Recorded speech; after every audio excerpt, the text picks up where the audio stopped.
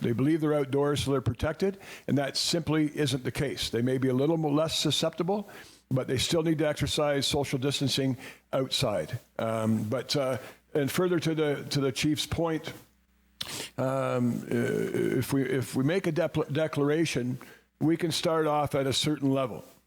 And then we have the ability to stage that to bring in additional measures if we find that people are not reacting the way they should and not protecting or increasing the safety of the community. So even if that wasn't something that was done initially, that certainly could be contemplated. Tim, I have you online from at home. Thanks, Steve. Can you hear me all right? I certainly can. Okay. I have a question. I guess it'd be for Brent. As I read through the report, I'm sorry, I'm hearing an echo, but I'll just forge ahead here. Tim? In the report, it refers to the fact that if you declare an emergency, then automatically volunteers who you may engage are covered under workers' compensation, health and safety, and all those good things. Does the provincial declaration cover that as well, or do we have to do it as a municipality to do that? And the reason I'm asking this is there was an issue today that the mayor was working on that may have required a relocation of the homeless service into one of our facilities. I think it was a large enough project that it may have involved volunteers to do that. So I'm just wondering, that was a possibility. It looks like it's going to be ironed out in another way, but if that had happened, would any volunteers we had used for that effort, would they have been covered under the provincial legislation? Thank you for that, Tim. I believe I know the answer to that, but I think I'll let our resident expert weigh in on that.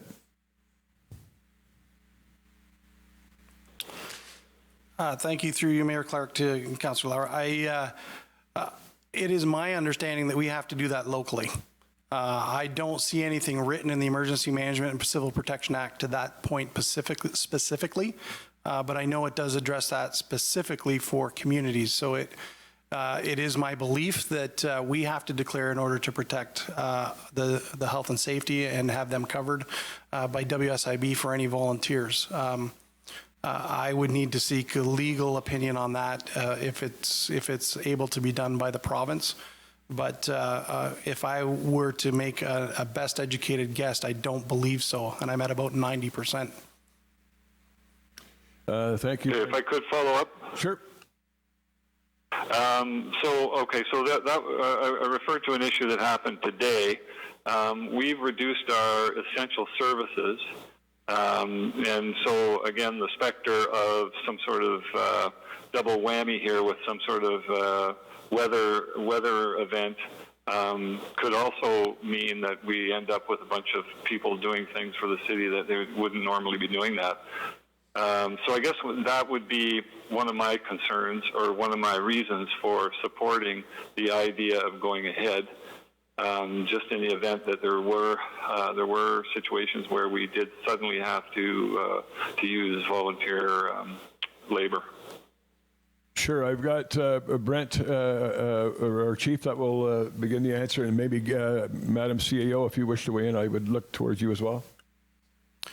Through you, Mr. Mayor, to the members of council, the reason I am almost positive that we need to, because it is incumbent, if we are going to accept volunteer help, we have to provide them with health and safety training and the appropriate PPE for whatever work they're going to do. So that's why I'm almost confident 100%, but pretty sure that it is our responsibility. But again, I can get that answer fairly quickly through our field officer, but it is our responsibility to provide appropriate health and safety training and PPE for anyone who volunteers. Through you, Mr. Mayor, can you hear me? Indeed.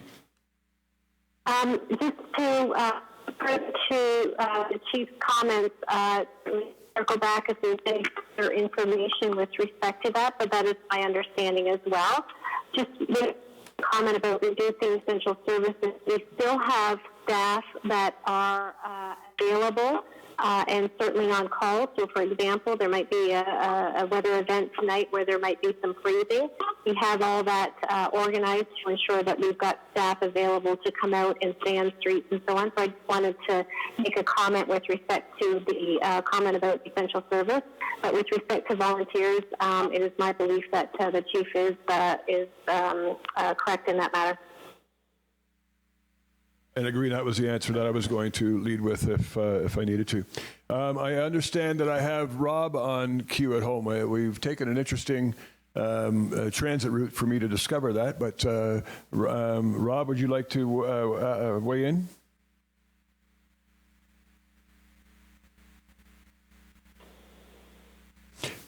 Rob, if you're hearing this, I'm assuming you've hit your mute button or unmute button. But I'll give you another few seconds to attempt to weigh in. Yes, through you, Mayor Clarke, if you can hear me. Indeed. Yep. Just a question regarding some of our outside contracts and some of our consultants that we have on board. Do we need to look at maybe postponing some of those contracts or canceling some of them just to make sure we have a little more funds available for the city, that maybe there's some things we don't need to be spending money on right now? So that's a good question, a good suggestion. When we get into the second report from our Treasury, I think Mr. Lang's going to be able to shed some light on that, and so I think I believe that he will. I know that he will do that, and then I would ask you. For example, as well, like we have some brochures coming out for our spring and summer made fun. Are we going to be delaying them? Are we committed to those contracts right now as well? So if you I understand the relevance of the question, because we're going to be spending some money potentially in an emergency situation. But if you're okay, we are going to get into the financial picture in the second report. If you're okay holding on to that until then, I will make sure that it gets brought back up, if that's okay with you, Rob. Okay, thank you. Thank you. Anybody else? I know I have Jay and Q, but anybody around the table? Okay, with Ralph, and then I'll go to Jay. Thank you, Mr. Mayor. I guess when you mentioned the park, having people in the park, my question is, and somebody brought it up to me, with the kids being out of school and that they're using the playgrounds and the playground equipment, it's not sanitized or any of that. So I think it becomes a really danger that the child or the young person that's working on those handlebars or whatever it's called can transmit, or the parent can transmit it and everything else. So I'm just wondering if there's a way that we can, and I don't think staff is able to sanitize them every half hour or every 15 minutes, but that's one of the things that maybe signage or blocked off and that. So I'm not sure if that falls under the emergency, but you mentioned that, Mr. Mayor. I was going to bring it up at our financial stuff, the implications of that. So I'm just wondering if you want to comment, or maybe the chief can comment on, can we close off those playground areas only? I think the answer is we probably could do that. I'm going to play a little bit of as a devil's advocate, not to enter into debate, because I think there's merit to the question. But businesses are closing, recreation is shut down, programming is shut down. We have movie theaters are closed. We need something for kids to do, and I'm going to tell you, if I'm taking my granddaughter to the park, for example, to the swing, I'm going to have a bottle of this in my pocket, and I'm going to be sanitizing anything that she or anybody else is able to touch. So certainly I think there's an onus on any caregiver to ensure that. Doesn't mean it can't be considered, Councillor, but we have to have some activities for some people to do to get through the next weeks and months. But I do believe that you bring up a very important safety issue.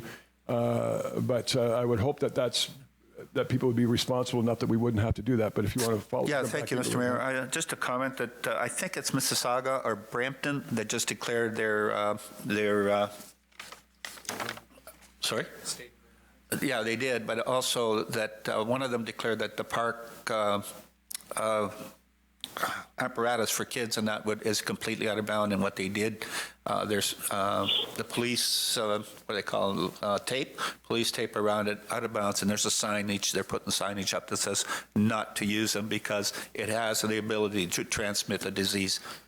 Well, certainly we'll take that under advisement. Secondly, as I say, if we go into that emergency situation, we have the ability to add to it. So, but I think if it's okay with you, I'll gladly take that conversation back with the chief and others and have that chat, because I think there's certainly there's the ability to transmit on any surface if it's a high touch point, especially. I think there's a way to make it safe. But if that can't be the case, then we would have to do that. Thank you. Thank you. Councillor Jay. I got it. Thanks, Steve. I just wanted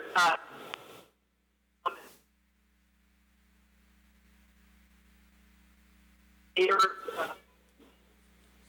my position on this is.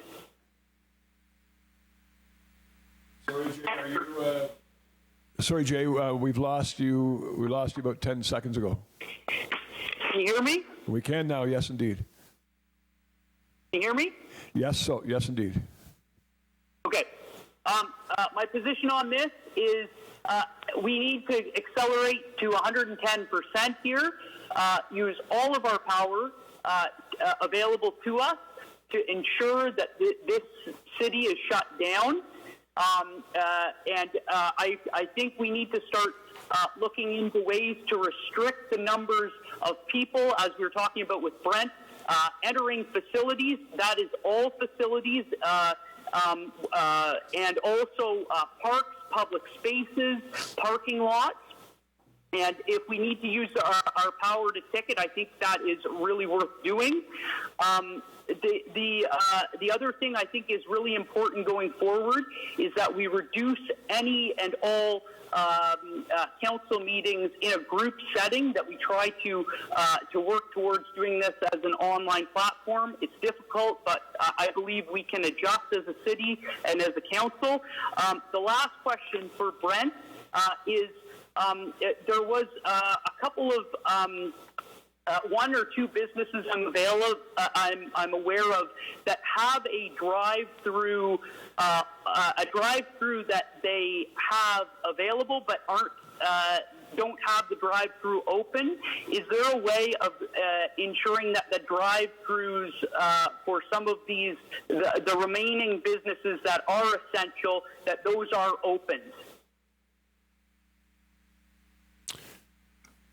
Oh?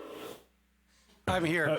Sorry, Jay. You've asked a question that has elicited some great pensive ability. So I'll ask the chief to respond first.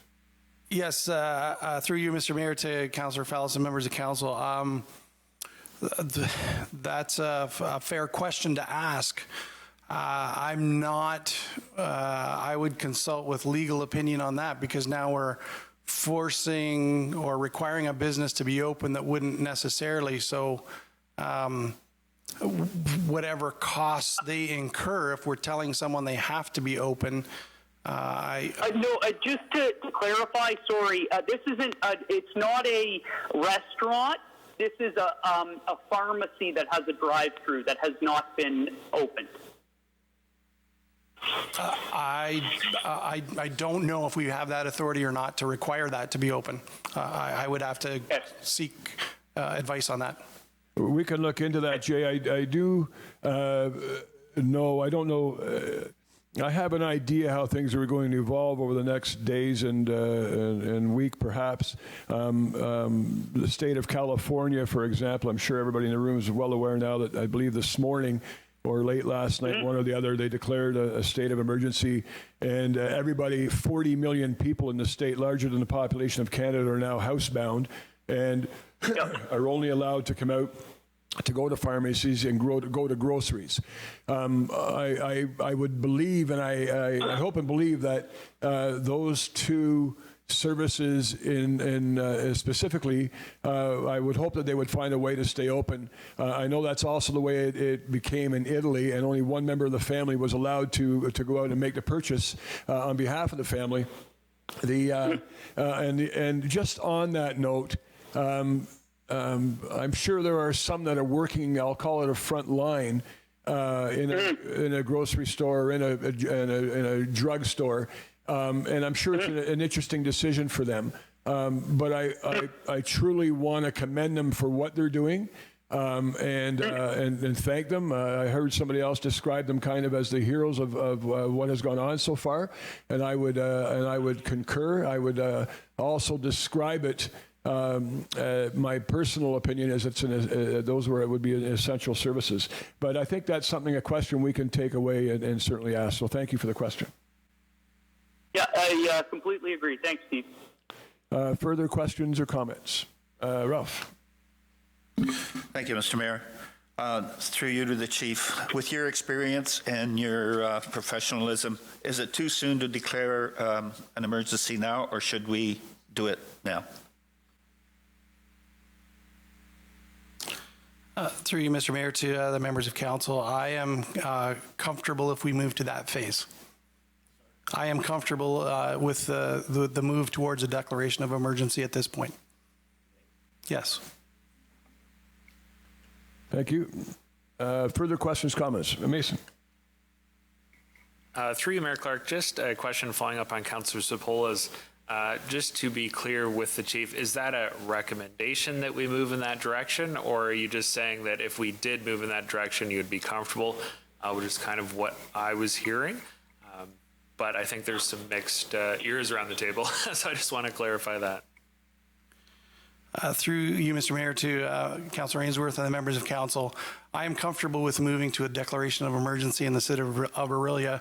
On a couple of things, I'm slightly concerned. I'm very proud of members of the community who are taking the appropriate action, but I also do see some that are not. And based on everything I've read and studied and heard, proactive is better. And I'm also echoing some of the words of some of the local medical community. So based on that, I am comfortable with moving forward if that gives us the ability to up the ante, so to speak, to make sure people are listening to the recommendations of the health unit for the protection of all the citizens. And for that reason, I'm comfortable with moving forward with it. Thank you very much on that. Yes, thank you, Mayor Clarke. If we believe that the citizens of Orillia are not hearing or listening to the messages that are being put out by our health unit, by our this council, and by our provincial and federal governments, and are ignoring the advice of the behaviors that are necessary in the face of this pandemic, and that if a declaration of emergency is a step towards getting their attention, then I am fully in favor of that. However, the consequences of that are that we then are faced with a significant enforcement issue for those who still, based on ignorance or based on selfishness, are unwilling to adhere to the advice, the regulations that are in place, the things that we can do. I believe that most of us, most of our citizens, are concerned about the crisis. I think they're concerned about their fellow citizens. And I find more and more every day people are doing the things that are necessary. But if we need to take a step of this nature, then I can see us doing it. My reading of this is that we have the flexibility within the provincial emergency declaration and within our own rules and regulations that are in place to do the kinds of things we need to do to keep the citizens safe and to support them to the degree that we can. At least we're going to discuss that shortly. So I'm not necessarily in favor of that for that reason. But if we really do believe around this table that people are not willing or not able or don't understand, then maybe this would be helpful. Thank you very much, Mason. You want to weigh back in on that? Yes, through Mayor Clarke, just on that point, it seems that essentially the recommendation is to move forward with that. I'm comfortable with that in the future, but we'll mention, as it does show in the report, essentially that delegates that authority of council to that particular group. And I do think if we do move in that direction, it is important for council not to just kind of sit there and let the group look after that, but also if you do hear things or have ideas, make sure you forward those ideas to the group. Case in point is our second discussion today, which I think is something that's very important for us to all talk about. Thank you. I will make a comment on your comment or suggestion in a moment, but I have Ralph in queue, and then Pat, I have you in queue. But I'm going to go to Ralph, and then I'll comment on Mason, then I'll go to you, Pat. Let me go. Thank you, Mr. Mayor. To Councillor Eamons, and I have a lot of respect for Councillor Eamon, but I think we're kidding ourselves. I just got back from Barrie. I had to go to a meeting, unfortunately, and the traffic coming up north, because some people, and I talked to some people in Toronto that I know, they're going to their cottage, they're shopping in Orillia, Bracebridge and Gravenhurst and all that, so they're coming up here to get away from the population thing in Toronto and that. So I think if you can look at what's happening in Europe, within the last 24 hours, and I speak from knowledge, 621 people in the last 24 hours in Italy died from this virus. So we're not going to be immune from it. I think this is more serious than we anticipate. So I think I'm going to support the expertise that our chief of police has, or sorry, our chief of the fire department has, and support the emergency statement we want to make. I don't need to ever defend Councillor Iman, but he didn't say do not declare. He said if we need to declare, we need to declare. But if you want to speak.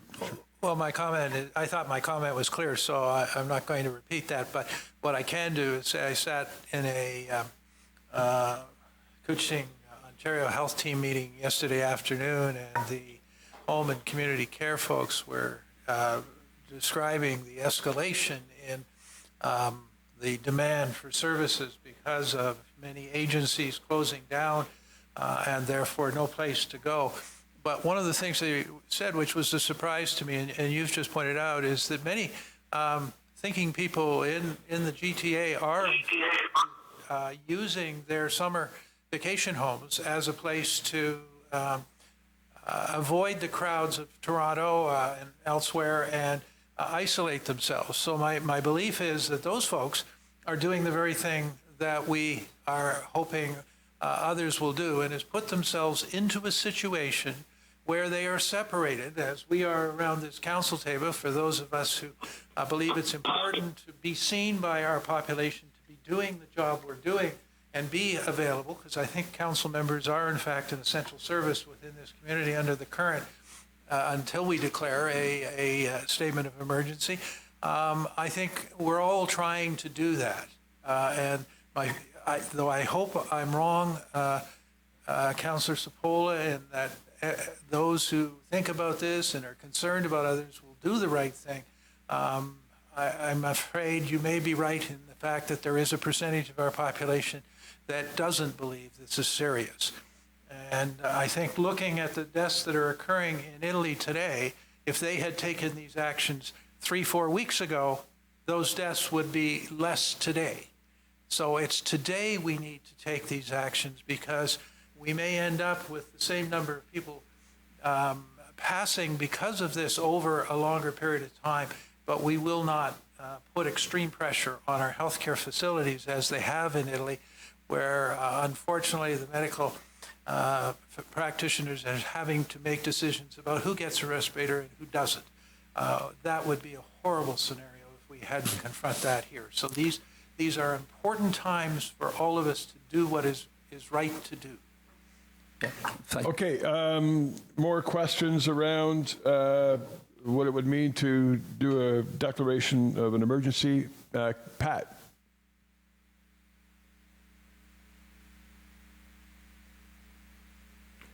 Pat, then Tim.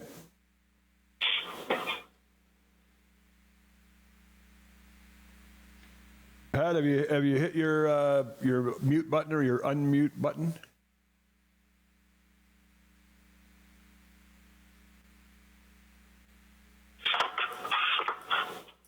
Okay, Tim, I'll give Pat a chance to figure out what's going on there, but if you want to jump in,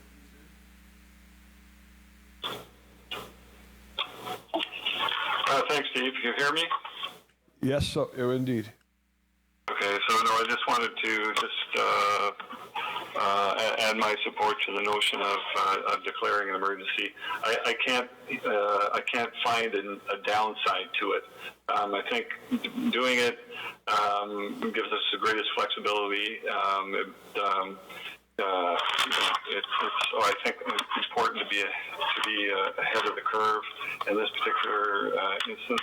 I think this morning's meeting, Carmen Stumpo made a great point that if you wait around for evidence, you're going to be too late. And so I'm quite comfortable with the idea of going forward.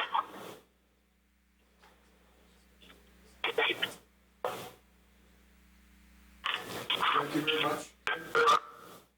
Ed? Thank you, Mayor Clarke. One point of clarification that I would like to have, if I may. It's my understanding if we declare a state of emergency, the decision-making that normally would take place at this council table is delegated to the team that is running that.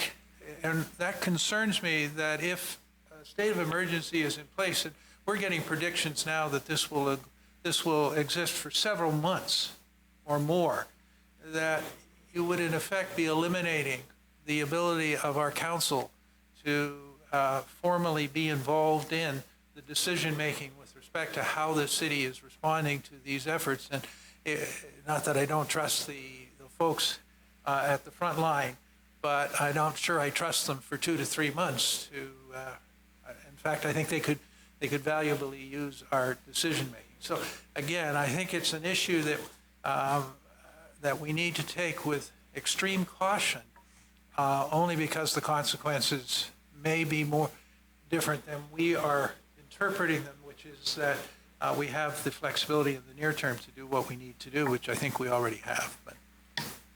Thank you for that, and that reminds me of Mason's comment earlier. If we get to, or when we get to a state of emergency, I think it is absolutely vital that council is involved in a number of ways. I hope council feels, first of all, that they have been informed, because I believe with at the end of each day they've had as much information than that I had as mayor, and that our chief had and our CAO had. Because you need the information. You need the information so you can answer questions in the community. I mean, you are the elected officials, or we are the elected officials. You also need to access to that team at any time. And every day I'm getting suggestions from members of council on different pieces. So you certainly still need to have the ability to weigh in and present ideas or solutions or comments. So I completely understand that. Ralph. Thank you, Mr. Mayor. But that group would not have authority to waive tax, waive the water sewer penalty, and any of that, would they? Yes, the decision-making for that would fall to that group. It is no coincidence that the report on community measures is in this agenda. And I thought it was very important that council weigh in on those community measures. And anyway, and Pat, are you available to jump in here yet? I'm wondering if we're able to reach out to her by phone, at least get her to articulate her phone or question to somebody, and we can have it repeated. Steve, can I comment? Sure, Ralph, Go ahead. I'm just wondering, with what Councillor Lehman has said, if we can delay it for a week, maybe till Monday, Tuesday, or Wednesday of this week, and get back to this table or whatever, whichever way we want to do it, through phone or teleconferencing or whatever, and delay it till next week and see what happens with the province, because I think, it's just my intuition and people that I've talked to at Queen's Park in Toronto, is I think there are other things coming forward. So I'm just wondering, through you to the chief, would that be appropriate for us to delay it for till Tuesday or Wednesday to make that decision? It can certainly be taken under advisement, but Chief? Yeah, through you, Mr. Mayor, to the councillor, I will frame this very, very carefully because it's not just my decision at all. I do tend to agree that the sooner, based on the science, that we can make this and have some sort of control, the better. And not meaning control over finances or anything else, but through the lens of what's best for the citizens of Orillia and our community. I think that the ability to do that sooner than later is something that should be the most, the highest on our decision scale. We've talked about what this would look like and necessarily take a step approach, somewhat like this, the health unit has and the province has, reacting to it. We're not saying that we would need to, go to the highest level of what we would do for enforcement and all that kind of thing, but we would have the ability to require people to do things instead of just saying, please, please. And if they're not compliant, we can go to the next step. So with that lens of public safety and community safety, given the pandemic that we're in, I would like to see this sooner than later. That's my consideration to give. Thank you. Thank you very much. I've got Mason and Cuba. Pat, are you available yet by any chance? All right, Mason. Yes, through you, Mayor Clarke, I just wanted to reiterate that essentially council doesn't have a say in if we go into the declaration of an emergency. That is the mayor that decides in consultation with some of the other staff with that CCG group, as it does point out there. So even let's say we did want to postpone that, that's not our decision to make. And I just want to make that quite clear, and I'm in support of it. It seems like the chief does want to move in that direction, and I think that, I trust him and I support that decision. If the mayor decides to move in that direction, I will support him 100%. Thank you very much for that. Other questions, Dave? Thank you, Mayor Clarke. Just a comment really through you. As I read through the considerations for a declaration of an emergency, so many of those boxes are currently ticked, and the ones that aren't look like it may not be long before they would be. One thing that a declaration would do is give decision-making speed, which City Hall is not known for. Let's be honest. I mean, there's processes that are in place, and they're in place for a reason. Declaring an emergency would allow decisions to be made very quickly, and we need to be able to respond quickly given the situation that we're in. Thank you for that. Pat, are you available? I'd hate to end this discussion without your input. Mason, on that? Yes, sorry, through you, Mayor Clarke, I just thought of a question, actually. Sure. I know that the chief mentioned earlier that sometimes, emergencies can, maybe even if they finish in a decent amount of time, that the repercussions financially can last sometimes, months, if not longer. I know that, potentially that the premier or the lieutenant governor can declare that declaration for a municipality. Can they also, in the other direction, let's say it, went on for too long, let's say, God forbid, 2 years down the road, is that something that they can do as well, or how does that process work? Interesting question. Chief? Yeah, through you, Mr. Mayor, to Councillor Ainsworth, yes. The Premier or the Lieutenant Governor and Council can declare an emergency over. Sorry, Christine, you said something about Pat? Oh, okay, Rob, you're, yes, go ahead, Rob. Yeah, thank you, through you, Mayor Clarke. I think we need to move in the direction of as the chief is saying, with getting into the emergency situation. We could be in a situation here where we might not have an opportunity to act on this right away, because there's areas around us that are going to be dealing with flooding. We don't know what's going to be coming down in Orillia, and I think we have to move toward this sooner than later, because if we delay it, things could get worse. We don't know what's going to come down. Knowledge impacts behavior. Ontario is backlogged. We don't want to be complacent. People aren't staying at home, and we need to influence that we have to do what we're told. We have to get the tests into the hospitals. We have to get things moving, and I think this is the direction we need to go forward in. Thank you. Thanks very much for that, Rob. Pat, I will keep trying, Pat, until I can't try any further. Pat, why don't you text a member of council, why don't you text Ted your question, and if that's acceptable, and I will admit that through the chair, unless I'm breaking some sort of protocol. It is electronic. I think Marcia's in contact. Oh, okay. Oh, Marcia, you're in contact with Pat? Okay, can you just give me the thumbs up if you get through? If not, I would ask her to call Ted, and he can articulate her question. And in the meantime, I think I have Jay in queue for a comment. Or was that earlier? Thanks, Steve. Yeah, I just wanted to, can you hear me? Yeah, yes, indeed. Good. I just also wanted to reiterate my support for declaring a state of emergency. I'm sure that was clear with my previous statement, but just wanted to reiterate that. Yeah, any action we can take is worthwhile. Thanks. Thank you, Jay. Okay. Pat, I don't know if you can hear me, but if you can't contact Marcia, please either give Ted a call or send him a text right away. I'll give you about 60 seconds to weigh in here. Ralph. Thank you, Mr. Mayor. I will support the chief's recommendation, but question, how do we as council that are responsible to the citizens, how do we get the information? I guess that goes out the window, does it?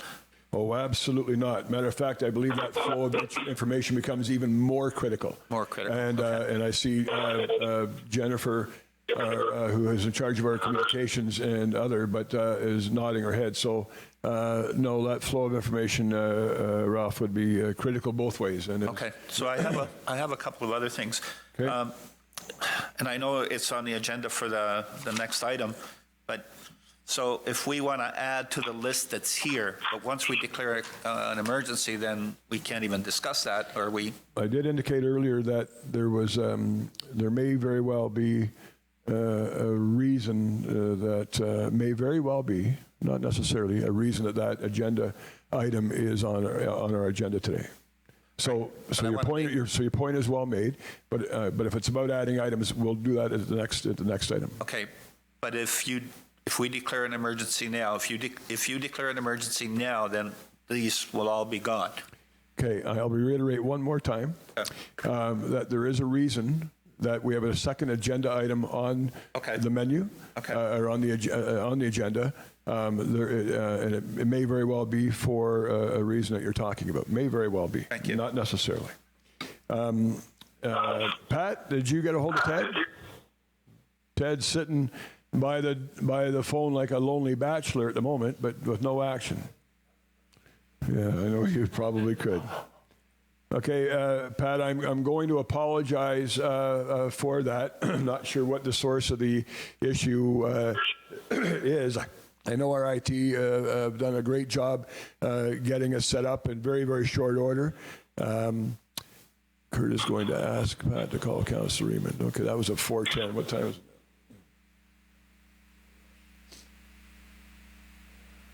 Okay, so we will give you a few more seconds.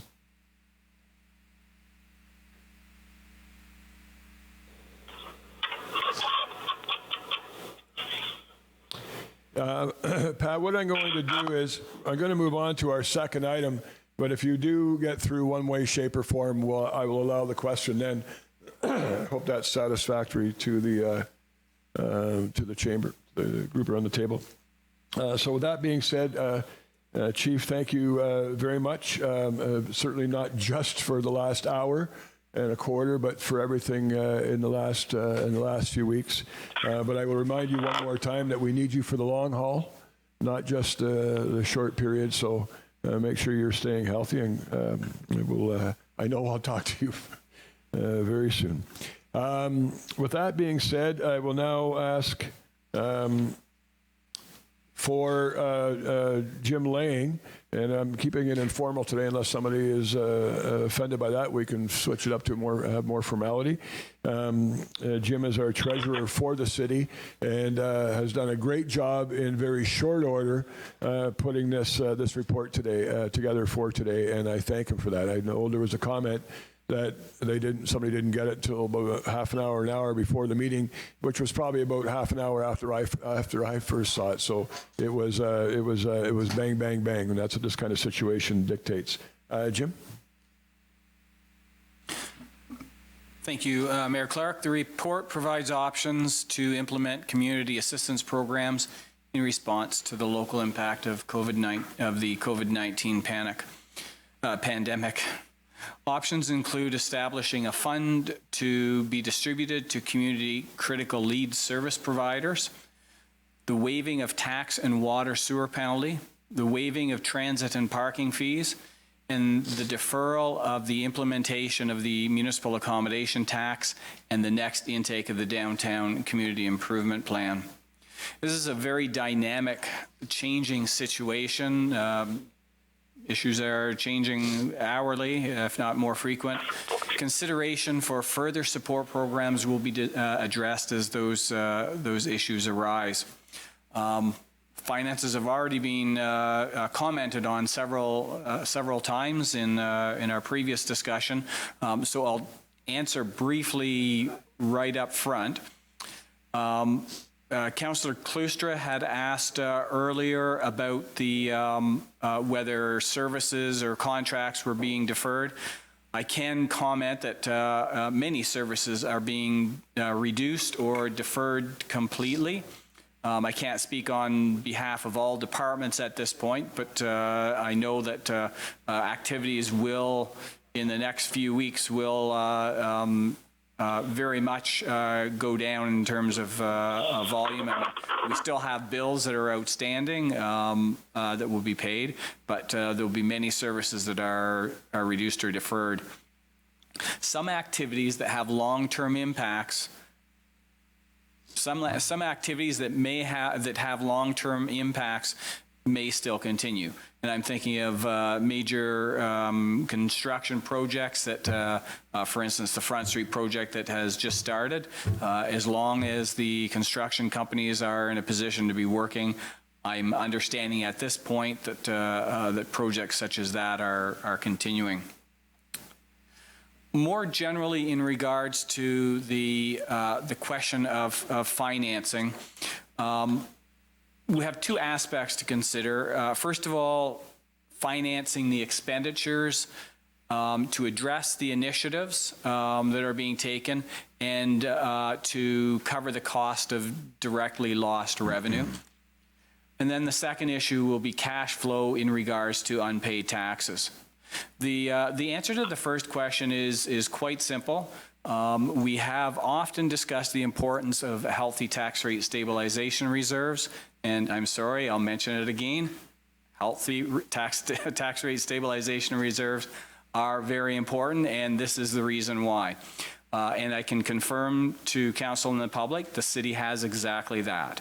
The city has a healthy tax rate stabilization reserve that will allow for these unbudgeted expenditures and furthermore allow for short-term unbudgeted lost revenue.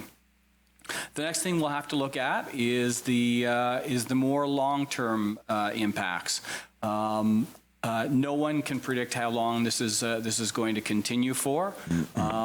When we get into a longer range issue, and that is several months down the road, the city and all municipalities in all jurisdictions around the world will be faced with obviously more dire concerns. And the one major concern that we will be looking at is if the issue goes on for an extended period of time, obviously our residents, our property owners will not be able to be paying their paying taxes. The city will continue to use the tax rate stabilization reserve to finance the initiatives, and the city's cash flow situation, which is currently in a good position, will absorb outstanding taxes for a length of time. Difficult to suggest how long that time period will be. The city has a significant cash flow to finance capital projects that are in the books that very often are going to be on hold. The city currently has $19 million in the in an operating bank account to be used to finance activities and also to cash flow the lost or the temporary deferral of taxes.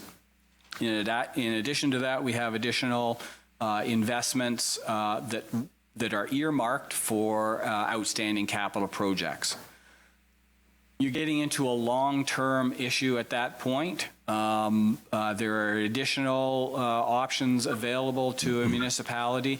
The city has a $10 million line of credit with the bank. We have, I believe, once in the last 20 years we have used that. If we are at that point, it is not just the city of Orillia that's going to be in a financial situation. We will be sharing the same issue with all municipalities.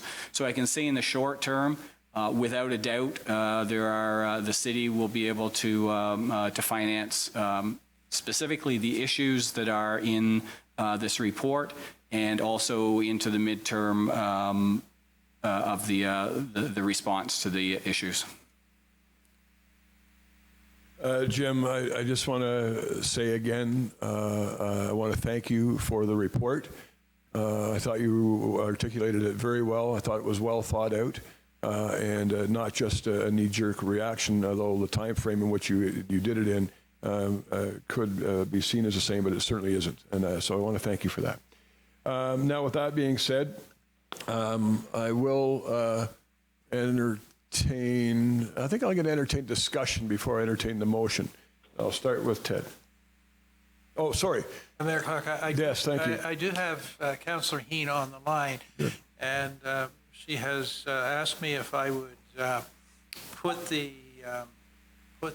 my phone to my microphone here while she asks a question. Okay. And we'll see how that works. Go ahead, Pat. I'm sorry, the question is it working? She's working on it now? Stop. What? Just hit mute on, well, no, it won't mute, I won't do it because it's loud. Is it working? Yeah, it's working now. Your voice is coming over the speaker. In stereo. In the council chamber. So this way we're hearing it twice in one ear and the other. So I'm going to hang up and you can just go straight ahead. Go ahead, Pat.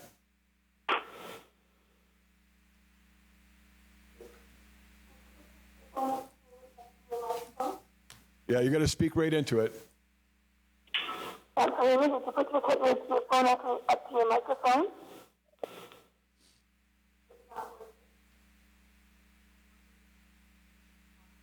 Didn't work after all then. Go ahead, Christine. Yes. It's probably helpful. So if I do it like this? Perfect. But he hasn't put his phone up to the microphone. No, you're on. No, you're not. You're going through the system now. Is it working now? Yes. Go ahead. Can you hear me now? Yeah, yes, Pat. I can hear you, Pat. You're free to Okay. go ahead. I'm sorry to go way back to the fire chief, but my question actually was about declaring emergency measures, and I had my concern was about if we did that. And we were using volunteers, it might be a really good thing, because then they would be covered by the WSIB, which I think would be something that would be really beneficial for them. And I know it would entail registration, but you do have some really good trained volunteers in Brent, as you know, as I know that you're now on the group board, and they have taken the training that you were speaking of, and so that's a group that you could access quickly. And the other thing is that they would be that they'd be covered for liability, and perhaps you could speak to this. So I usually like to pride myself on my ability to paraphrase the question or the comment. It's a little more difficult this time, but I believe you said there was benefit to having a volunteer during this crisis, covered by WSIB, covered by the city's umbrella, but also that there are some trained volunteers out there that perhaps we can tap into. And I know you know some of them from Vickers, of course, an organization you started and ran for a number of years. So if it's okay with you, the chief is now not here, but so bad timing, Councillor Heen. But I will indeed pass that or make sure that's part of the conversation, because I think that would be a wonderful resource if indeed we're able to tap into that. So thank you. Okay, thank you. Just on that, to close that out, at the beginning of every council and every couple of years it's revisited, I deploy with your blessing members of council on different committees. Well, a number of years ago, and then Tim re-upped this time, so I do have responsibilities on the emergency control group as articulated by the chief, but should I not be able to fulfill my duty, or should I need assistance, Councillor Lauer or Tim is my stand-in. And in fact, the last couple of days actually the last couple of weeks have been extremely busy, and I had a task that I think sort of alluded to earlier with respect to building, with the lighthouse that I've asked him to tackle. So I may do that again with Councillor Lauer, but I also may do that with members of council. And if we need help, I will maybe bothering you to task. So that's one way the communication may happen. But I also, as I've had over the last few days, on this particular item specifically, ideas from members of council on whether it was deferred taxes or whether it was on free transit, whatever it happened to be. I did get suggestions from council. So that conversation or even that flow of ideas, I hope will continue to flow as well, despite whether or not we declare a state of emergency. So back to the community assistance report from Jim in front of us. I will entertain questions and comments. Yeah. Thank you, Mr. Mayor. I'll start off, and thank you, Jim, for the excellent report. I have about 4 suggestions that I'd like to include in this. And I wonder if we have the authority, time of use for the hydro, between the hours of, I think it's up till, correct me if I'm wrong, Jim, there's certain times that the hydro bill, or that the hydro is more efficient cost-wise than others. Do we have the authority to make that completely right throughout the day for 24/7 for say the next 2 months? There will be answers that we will have today, and maybe some we will not. That's a very good question. I do know, and if Gail has any ideas, I would ask her to weigh in. I do know that there was mention of this from the province as But late that's for hydro, not for Orillia Power. Well, yes, I know, but the OEB also made some announcements, and that goes across the board, no matter who the deliverer is. So unless somebody around the table has some information on this, that's something that we will definitely look into, though. Ted? Mayor Clarke, I believe under the current legislation, the province dictates the fees that the local utilities can charge for power, and that the local utility has no discretion with respect to how much we charge for the various levels of power use, the commercial versus the residential.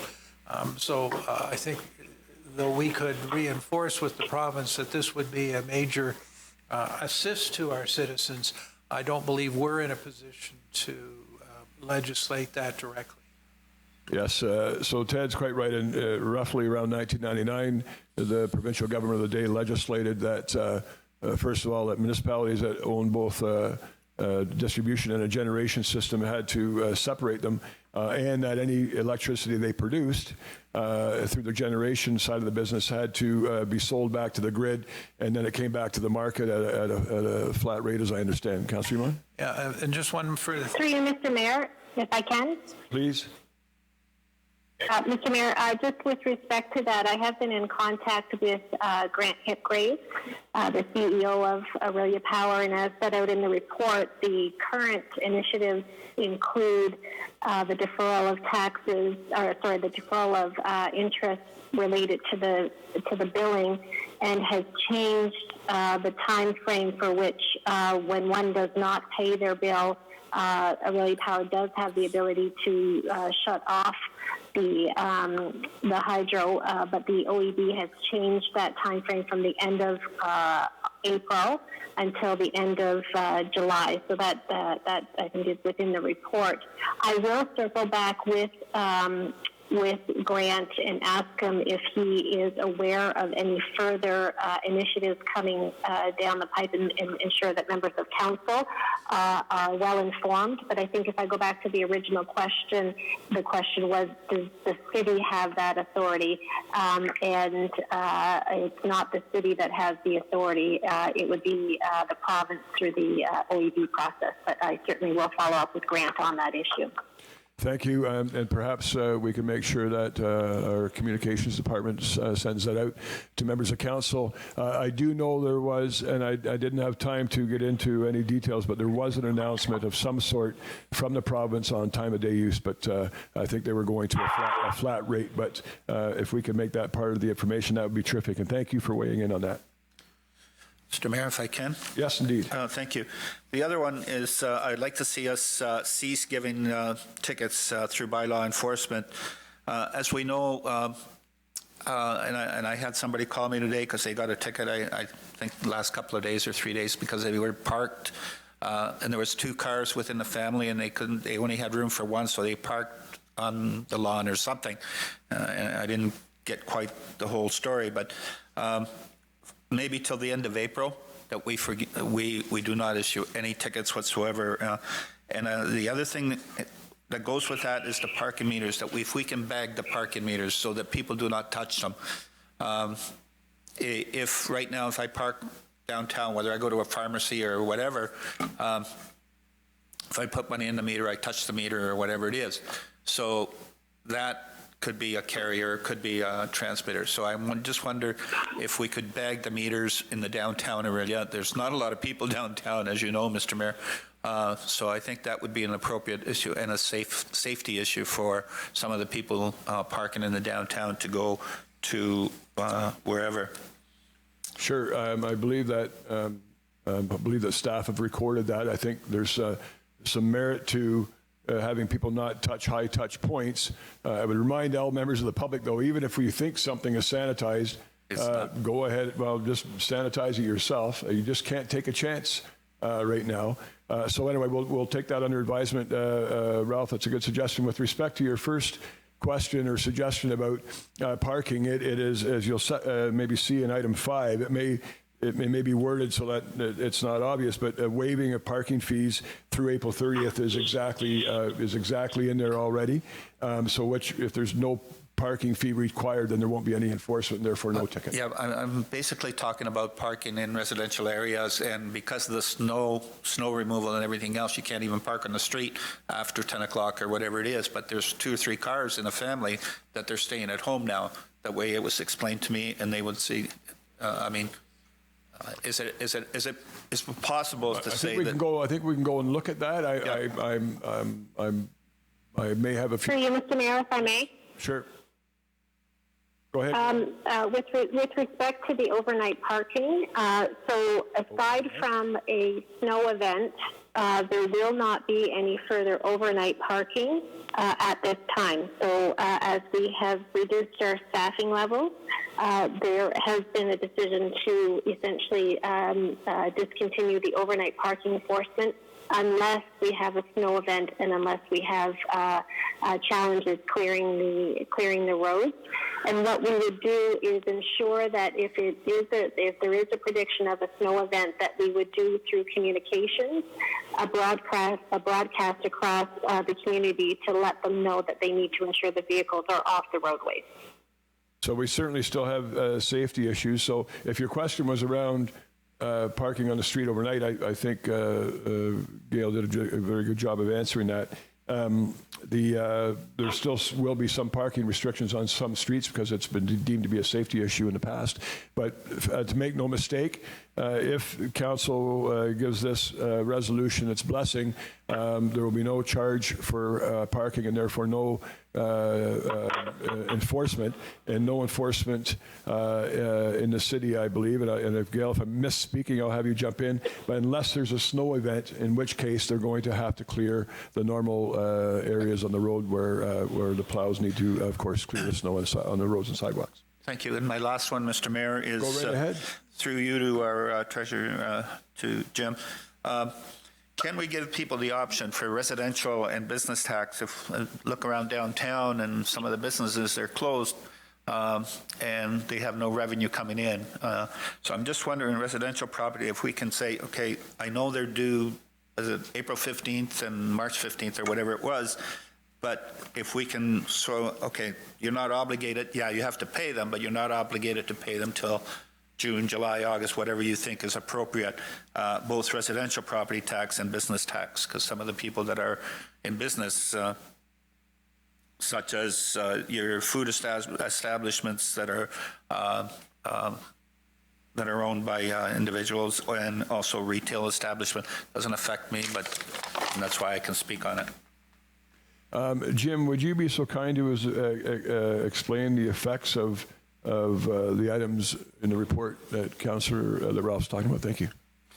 Yes, thank you. Through you, Mayor Clarke, the staff are definitely recommending exactly that all penalty on both tax, which includes both business and residential, all penalty on taxes and water and sewer bills be waived until through to June 30th.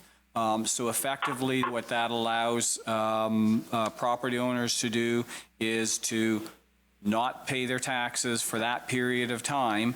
As the councillor has indicated, that doesn't get rid of the taxes, it just waives the penalty, which is a direct financial impact, and it delays the time that they need to pay those taxes. To be clear, taxes and water bills are still billed. They just will not incur penalty, and so property owners have the option not to pay for that period of time. And again, the time period that's being recommended is June 30th. Right. We will be looking at this as we are looking at all measures, depending on how the response to the issue develops. I will point out one challenge will be that property taxes are the responsibility of the owner of the property. Quite often, businesses are tenants, residents are tenants. So the challenge will be the tenants will not see the direct effect of holding off on those issues. Property owners may still be collecting on an ongoing basis to pay those taxes, and whether they pay those taxes immediately or hold on to into their bank account, that is a challenge. And under the provincial laws, it is the property owner's responsibility to pay taxes. Long-term council members will recall back before the year 2000, where there was a separate business tax that was taxed to the business owner. That is no longer the case. It's all through the property owner now. And if I can have one final comment, Mr. Mayor, I just want to thank... You go right ahead. Thank you. I just want to thank our CAO and our staff for the excellent suggestions on the 7 and plus, if I can incorporate mine in there, that I just made suggestions. I think it shows that we are responsible leaders in our community by allowing people to do this kind of thing and by improving the status of our residents so that they can cope with the emergencies that we have today. To be clear, Ralph, the suggestions you made are already captured in that. Just so that you like I said, don't take an easy amendment. Or we hadn't read this till 2:30, so I didn't know. I just want you to. I just want you to know it doesn't need an amendment. That's the effect of the material in front of you. Ted de Mason. Sorry, Tim Ted Mason. Sorry, Tim. Oh. Sorry, Tim. Sorry, everybody. Tim. Oh, sorry. Come on, you're my backup man. Sorry. Are you there? Yeah, you are. Oh, okay, great. Good to know that I'm here. Just a quick question on the transit waiving. Reading through the report, I get the point they're making about contact and tickets, et cetera, et cetera. Is there any concern that free transit may produce crowds in buses that are just as much of a problem as some of the contacts? This has the effect of doing a couple of things. One is if you don't have to produce a fare when you get in the bus, you can go in the front door or back door, so that can create a natural separation, therefore a version of social distancing.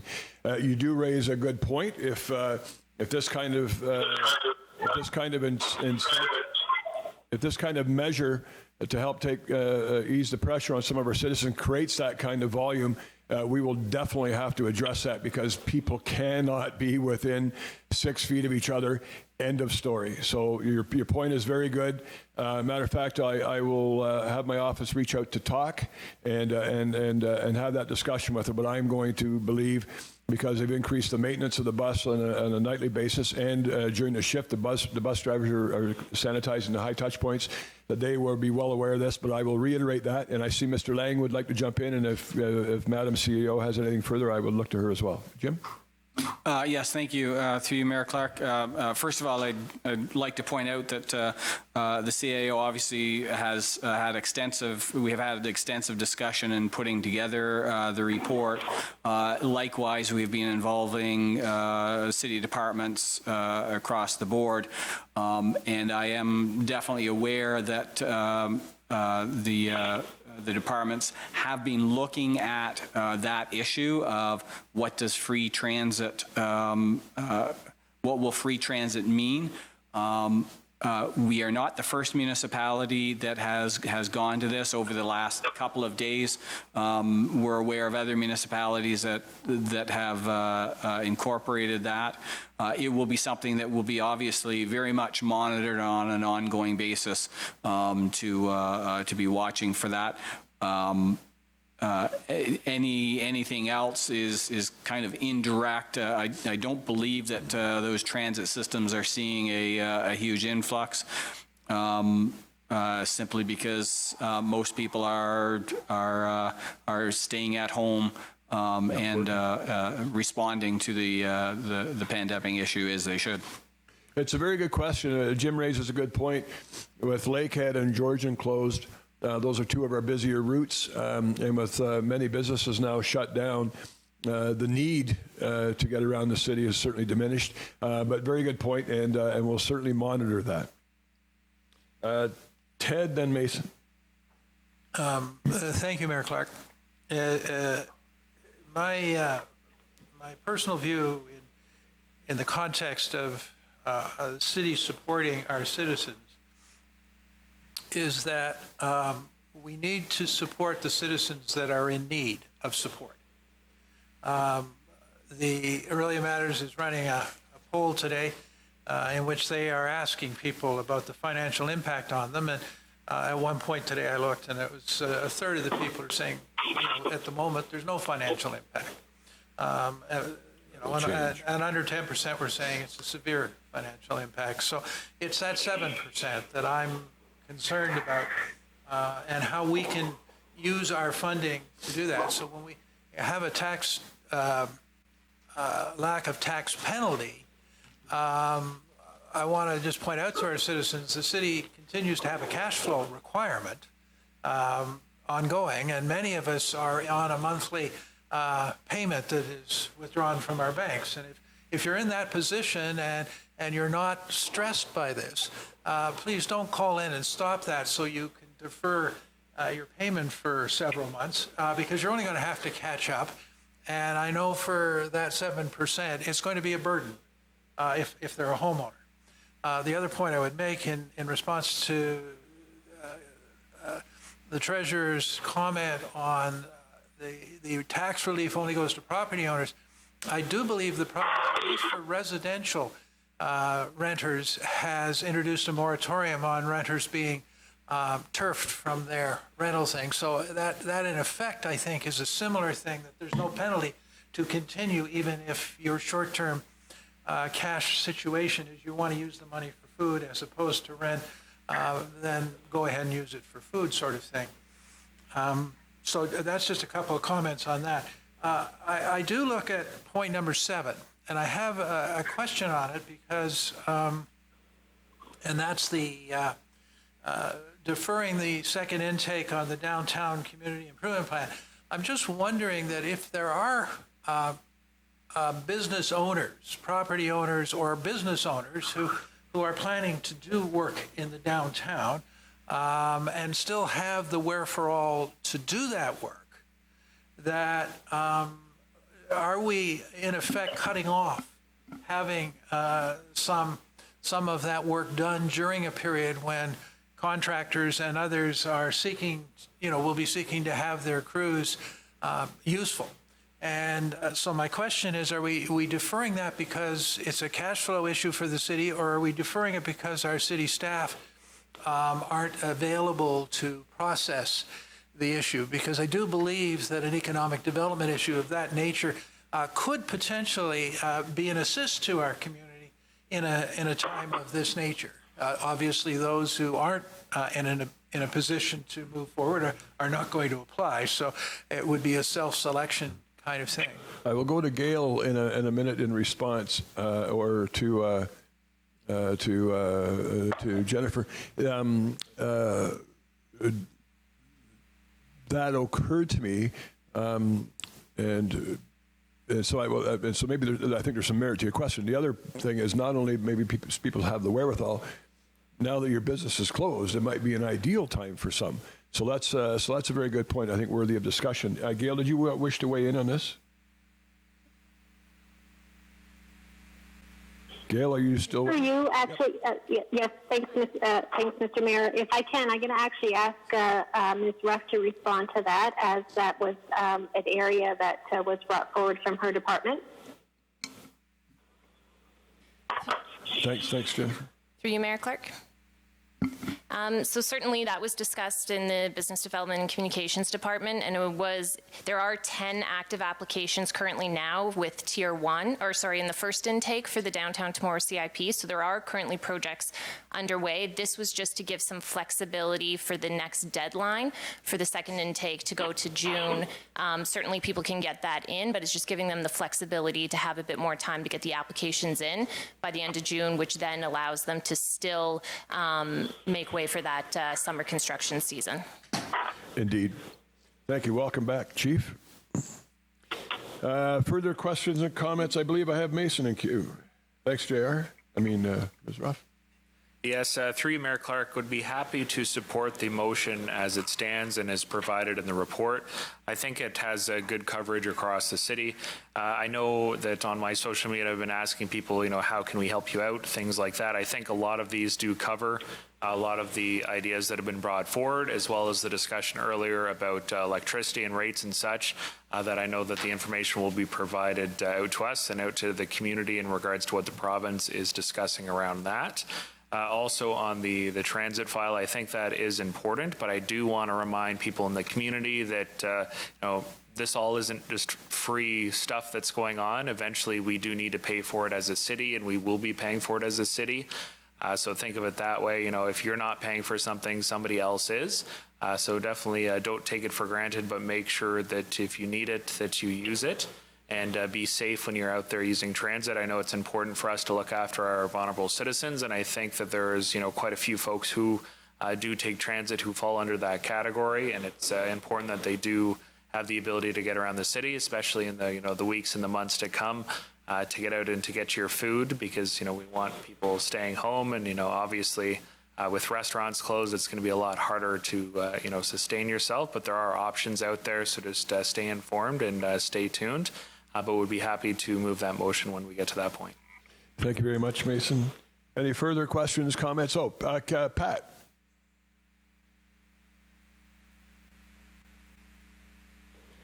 Okay, Pat, you can. You're up. If you can hit the appropriate button, the floor is yours. Is this working now with Ted's phone? You're good. Yep, you're good to go. Okay, is this working now with Ted's phone? No, Ted took his phone and put it at the front desk of City Hall. You're coming through the system, and the system is working well. So you could just talk like you're talking right now. It works well. Okay, so this part's working well. My comment was to do with the buses, and we were concerned about overcrowding. The biggest users of our buses, as you all remember, are the Lakehead and Georgian College students, and of course they are now doing most of their classes online. So those big users are no longer using the buses, and I believe a lot of them probably have gone home. So that should mean that should do away with a lot of the overcrowding. And as we know, the grocery stores are now doing special times for seniors early in the morning, so that should spread out to the users somewhat as well. So I think that probably the users will be spread out, so that should help with crowding on the buses as well. So I think that hopefully the crowding should be spread out throughout the day, and so that we shouldn't have to worry too much about the crowding on the buses. Good point. Thank you. Good points. Thank you very much for that, Pat. Ralph? Thank you, Mr. Mayor. Item number 6, I'm wondering if we could agree to change that date till June 30th, and then maybe the emergency group can look at it and extend it if they need to, but it might be over by, keep our fingers crossed and pray that this thing will be over by June 30th. And most of the accommodations that are owned through national and international franchises. So I'm just wondering if it's feasible for us to change that date from September 1st to June 30th on the municipal accommodation tax. So interesting question. I'll look to Ms. Ruff in a minute. I have a couple of comments. One is just that a franchise is generally a locally owned business. Even if it's a national franchise, if it's a national corporate store, you're right, it's owned by the corporation, but if it's a franchise, it's usually owned by a local individual. Right. But anyway, but regardless, so Jen, if you'd be so kind of just to speak about the potential switch of dates or the rationale for the decision. Thank you. Through you, Mayor Clarke, certainly as staff, we had the debate as well as to what the appropriate date would be. We had June 1st flagged and September 1st flagged. The reason for going to the September 1st is that we just didn't want to put an added pressure on local accommodations with the additional 4% tax if they're looking to attract people to come. Certainly, we do not want to defer it much later because we do see these funds as being necessary to help rebuild and attract people to Orillia as a tourism destination. But we just thought this September 1st may just give that extra cushion that would support local accommodations. But certainly as staff, we too are having that debate between June 1st and September 1st. Supplementary to that, Mr. Mayor, I don't disagree. Sure, go right ahead. I don't disagree, but I think let that decision be made later in case things change drastically for the better.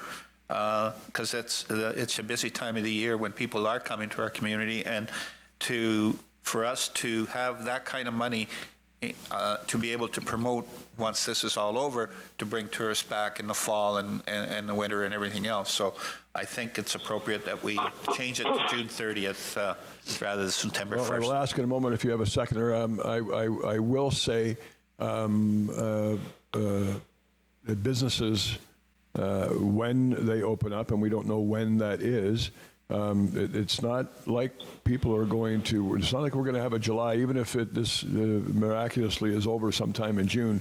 I firmly believe we're not going to have a July like normal Julys. I think things are going to build. It's going to take a while for their trust to build up. So I'm quite comfortable with the date. But Ted, you want to weigh in? Then JR wants to weigh back in. If not, I will see if there's a seconder for this suggestion. Well, Mayor Clarke, my comment on this one is somewhat like the one number 7, and that is, how does this directly help those who are laid off and are in need of assistance in our community? The traveler is the one who pays the tax. If the traveler in the short term is listening, they're not going to be traveling because they're being asked to stay at home. Once we get moving, it may be that a deferral of this tax this year would help to create incentive to visit our community. But in the short term, I'm not quite sure how this addresses the issue that we're really trying to issue here. It doesn't help our hotel folks particularly because they're not paying it. And theoretically, people shouldn't be visiting from out of town at this point in time. So we don't want to encourage them to do that in a period when they're not supposed to be traveling. The only thing I would add is if indeed we think it's not a deterrent to coming and staying in a hotel and therefore perhaps an incentive and therefore potentially increases business, there would be a potential benefit for that business if it indeed. I'm not sure how much it'll impact it, but JR, any further comments? Certainly the reason to get this before council as well is that the bylaw was set to have it put in place for April 6th. So certainly we wanted to see some sort of delay for that type of measure. We looked at it as a benefit to some of our smaller operators as well, such as local motels, who may have a harder time to rebounding from this more than the larger chains. So as noted, staff did have the same debate, so we would not be opposed to the June 1st. We certainly did reach out to Ontario's Lake Country and they are supportive of whatever measures council and staff deem put in place to assist through this time. But certainly if it's the will of council, we can certainly do a June date. We are just looking to give the utmost flexibility for an industry just looking to get back on its feet. As well, if it is the will of council, we can certainly come back and revisit this, whatever the decision-making group is at any time. So it doesn't mean it can't end up at September if it does go to June or July. Okay, so I do have a suggested amendment on the floor. Councillor, do you have a seconder? Sorry, thank you. I don't have a motion on the floor yet. So I think I've heard enough debate to at least get the motion on the floor, and I won't cut debate off. Here it is right here is our mover. I think Councillor Ainsworth indicated a desire to move this earlier, and it's seconded by Dave. From Mason and Dave, that is recommended in report TRES 2020 G05, G05, dated March 19th, 2020, from the Treasury Department. Staff be authorized to implement the following special assistance program. Thank you, Megan. Special assistance programs in partial response to the economic impact of COVID-19. 1. Establish emergency fund of $100,000 funded from the tax rate stabilization reserve to be distributed to critical lead service providers. That's critical lead service providers on an as-needed basis, to be determined and administered through a review process of a review panel consisting of the Mayor, Councillor Lauer, the CAO, City Treasurer. 2, waiving of tax penalty through June 30th, 2020. 3, waiving of water and sewer penalty through June 30th, 2020. 4, waive transit fees through April 30th, 2020. 5, waive parking fees through April 30th, 2020.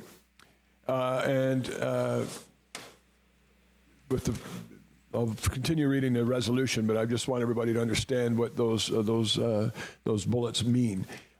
6, deferred implementation of the municipal tax, municipal accommodation tax until September 1st, 2020. 7, defer the annual intake deadline of the Downtown Tomorrow Community Improvement Plan, or the DTCIP, from the last day of April 20th, 2020 to the last day of June 2020, and that necessary policies be waived or amended as required. And that this resolution, in conjunction with the confirmation bylaws, serves as the requirement to amend the required bylaws. Further discussion. Ralph. Thank you, Mr. Mayor. Just some of the recommendations that I put forward, or whatever, what happens to them if they're not in here? Which recommendations? Bagging the meters and okay, so whatever. we're not charging for taxes. We're going to go back and discuss that. I think there's value to other. I don't know whether it's best to put signage or bags, or in some places signage, some places bags. But I think the message has been received. Madam CAO, do you want to weigh in on this? Can we take it as some sort of direction to be contemplated? Mr. Mayor, what I will do is take that as direction. I am not certain whether we have enough bags, so that is one of the questions I'll have to ask Mr. Crawford. I know that we can bag the pay and display machines. That's not a problem. I just don't know if we have enough bags to bag all of the meters. So I will speak with him on Monday morning with respect to that. I'm going to suggest the first minute that the first person finds out that parking is free, that the whole city will know. But I'm being a little facetious. Was there anything else? Just on that, Mr. Mayor, I'm not worried about the free parking or whatever it is. I'm worried about people touching the actual meters. We understand. Yeah. So, and I think, Gail, you understand that, correct? It's about creating safety on the high touch points? Madam CAO? Yes, Mr. Mayor, we understand that. Okay, thank you. Thank you. Further questions or comments? You want to do your amendment? Yeah, just if I may, I'd like to amend item number 6 to go to June 1st as our June 1st director. or July 1st? June 1st. Okay. I think that was the recommendation that staff had earlier. Well, I don't think it was a recommendation. I think it was a paraphrase of your wills, but Jennifer. Through Mayor Clarke, certainly in conversation with our manager of tourism, if there is an appetite to change the date, it would be preferable to be July 1st, and certainly the first of the month over an odd date, which we July 1st then would be okay with me then. Do you have a seconder for that? A seconder at home? Okay, and I will call the question on the, sorry? Oh, did we get a seconder? Oh. Okay, Jay, just to confirm verbally, you're willing to second that amendment? Okay, so I suppose this is an electronic meeting. I can take that, but I don't need a verbal confirmation. Jay, your mother's not touching your keyboard, is she? Don't type no. Okay, my attempt at humor. Oh, okay. Well, we still have to at least attempt to infuse humor every once in a while. I will try to be more successful in the future. So I do have an amendment proposed by Ralph, seconded by Jay, that the motion now before council be amended to delete the following from bullet number 6, September 1st, 2020, and replace with July 1st, 2020. Any further discussion? Ted. Mayor Clarke, just to make sure that we are all on the same page on these things, I request a recorded vote on this amendment. On the amendment as well? Yeah. Okay, thank you. We got to practice for the main motion. Fair enough. So staff, any further discussion on the amendment to the main motion? Staff, I'll ask you to prepare us for a recorded vote. And again, protocol, Madam Deputy Clerk, are the folks on the phone supposed to verbally respond by yes, yay or nay, or do they do it on the chat line? From the chair, I would much prefer have a verbal confirmation. Through you, Mayor Clarke, yes, that's correct. So what will happen is I will read each councillor's name, and then I will ask you to declare yes or no for your vote. Verbally? Verbally. Jay, you hear that? Don't type yes. Yes. All right. Thank you. Megan, if you want to take control here. Thank you, Mayor Clarke. I will begin with Councillor Ainsworth. No. Councillor Emond. Councillor Fallis.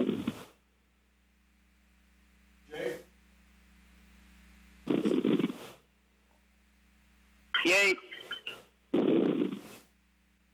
Councillor Heen. Yes. Was that a yes, Councillor Heen? Yes. Yes. Councillor Cipolla. No. Councillor Polar, was that a yes? Councillor Campbell. No. Yeah, it's a yes. Sorry, I didn't know if you heard me. Councillor Klustra. No. Councillor Lauer. No. Mayor Clarke. No, sorry. Mayor Clarke, there are 3 yeas and 6 nays. The motion is lost. Thank you. The amendment to the main motion is lost. We'll go back to the main motion. Is there any further discussion? And I will get a recorded vote going, but Councillor Iman, you want to hop in here first? I would, just to help get a little bit clarification on the item number 1. I'm totally comfortable with the amount. I'm totally comfortable that we have a subcommittee, a small committee that is allocating.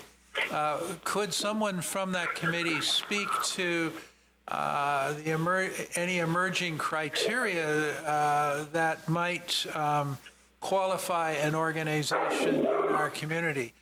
Is it as broad as the regular criteria we have for out of our grants committee, or is it really being narrowed down to those that are providing a social service in support of the individuals who are laid off, who are struggling in this time to accommodate themselves? As we know that, for instance, the Sharing Place is expecting a surge of interest. We know that the Lighthouse is expecting a surge of interest, of demand. So I want to make sure that these funds are directed to those agencies, and I only use those as an example. That's not an exclusive list by any means, but I use them as an example of the agencies that are, in fact, directly able to support. That's a great question. It was well contemplated. I will let our CAO or our treasurer weigh in. I will say that the measures taken today, and certainly in this particular part of the motion, is to do exactly what you just described. And conversations, oddly enough, have taken place with those 2 organizations that you have referenced. I believe that might have been referenced in the report. But others, such as Salvation Army, St. Vincent de Paul, or the type of organizations that would fit the critical lead service provider definition. But Jim, do you want to maybe start off from a staff perspective, and then maybe Gail? If I can, Mr. Mayor, just if I can start, and I apologize, I'm kind of only getting every second word or so it's difficult to hear. But if I can just maybe start, and then Jim, you can fill in what I've missed. And perhaps I may even actually be repeating what's been said, so I apologize for that. But we have been in discussions with several, what I'll call sort of the critical lead service providers within our community to talk about how they're doing, what's going on, what do they need, those kinds of things. And so the intent of this type of fund is just for those types of agencies, like the food bank, St. Vincent de Paul, potentially Salvation Army. We've been in discussions with Greenhaven as well.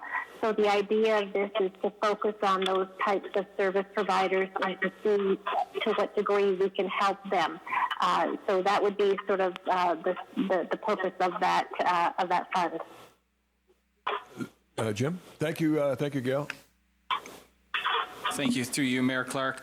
We did ponder how to structure that for a considerable amount of time. And the three words that I'm using in describing the need is, first of all, critical. Second one, lead. So the major partners, and the third one is community. So it's not a national organization. It is the critical lead service providers that work directly in the community that we would be targeting. Circling back to the question, the general grant program criteria would not be applied to this. It would apply to exactly what has been discussed. The other issue, of course, is the general grants program has a very limited financial amount that can be granted through the general program. This would deal one by one agency depending on their needs. I think that's my comment. Thank you very much. Ted? Thank you, Mayor Clarke. Just to follow up on this is, we all know that the County of Simcoe is responsible for social services within the City of Orillia as part of our contract with the county. The City of Barrie likewise has that contract. I know Mayor Clarke has been in touch with both the City of Barrie and staff have been in touch with the county on this matter. So I don't want these funds to be an opportunity for the county to abdicate their responsibility, to step up to the plate and provide additional services. They may in fact do that, and it may in fact cost us as a city an additional levy from the county at that point. And I appreciate that would be again another opportunity for us, but they provide services of a very specific nature for the homeless and for rent support and things of that nature. So these are monies that I hope will be used to address those individuals who either fall between the cracks or for whatever reason are not receiving funds from our regular social services investment. And as the citizens likely know, we send the county a check for about $6 million or thereabouts every year to support those services for the City of Orillia. So my point is we're certainly going to continue to be in liaison with them. I'm sure Mayor Clarke and staff are. I think you raise a good point, Ted. And yes, we've had conversations with the county yesterday and today, and actually after this meeting as well, trying to sort out one issue for Lighthouse, for example. And yes, it is the county that provides that. They have been all ears. And when it's come to our suggestions, and I believe as this thing evolves and the needs change, they certainly I think they're hearing loud and clearly that there is a need, and they are certainly appear to be responding. And it remains to be seen in the end, but certainly they're headed in they've been wonderful to work with, and they understand the need, and they understand that there's an extraordinary it's an extraordinary time, and they'll have to reach into different sources to fund some of these needs. The other thing I'll add is, on a daily basis, we're hearing that funding sources are evolving. Yesterday, we had a brief discussion around Greenhaven, for example, and then this morning, the federal government announced a $50 million fund for women's shelters. So we need to, we need to put the money where it's needed. If another funding source is going to step up, just like you mentioned with the county, then we can, and it's going to cover off some of these requests, then certainly we could allocate that money elsewhere. But that's just one example. Go ahead. Thank you, Mayor Clarke. Just one further comment, if I may, which is a supplement to what we're doing here. Our ability to assist is primarily a fiscal ability to respond. But again, yesterday in the meeting of the Cushing, Ontario Family Health Team, it was brought to the attention around the table that one of the rising concerns amongst the professionals, healthcare professionals, is the social isolation that is being experienced by many of the seniors in our community. Not only those in our seniors' residences, the institutional residences where visitors are very much limited, but there are many, many seniors who are living in their own home who are taking seriously the fact that they are more susceptible because of underlying conditions and just the fact that we're getting on in age to this virus. So they're doing the things they should be doing, which is staying at home. And so my plea is that there's not much we can do fiscally to help that. But what I would suggest is that every citizen who knows of a neighbor or a relative or a friend in our city that is in that situation, taking the time to make a phone call, taking the time to send a text or an email if they have that technology, I think would be very much helping to address that rising anxiety, which contributes, interestingly, to those folks being susceptible to the illnesses that the seniors face. So I mention that not because it isn't something that is important, but because it is, but it's not something that we as a city can do other than individually can do that kind of thing. Your point about isolation or loneliness, especially with seniors, but I'm sure with everybody, is fast becoming one of the major concerns for the health of a senior, and certainly leads to early mortality, and whether it's susceptibility to disease and then mortality.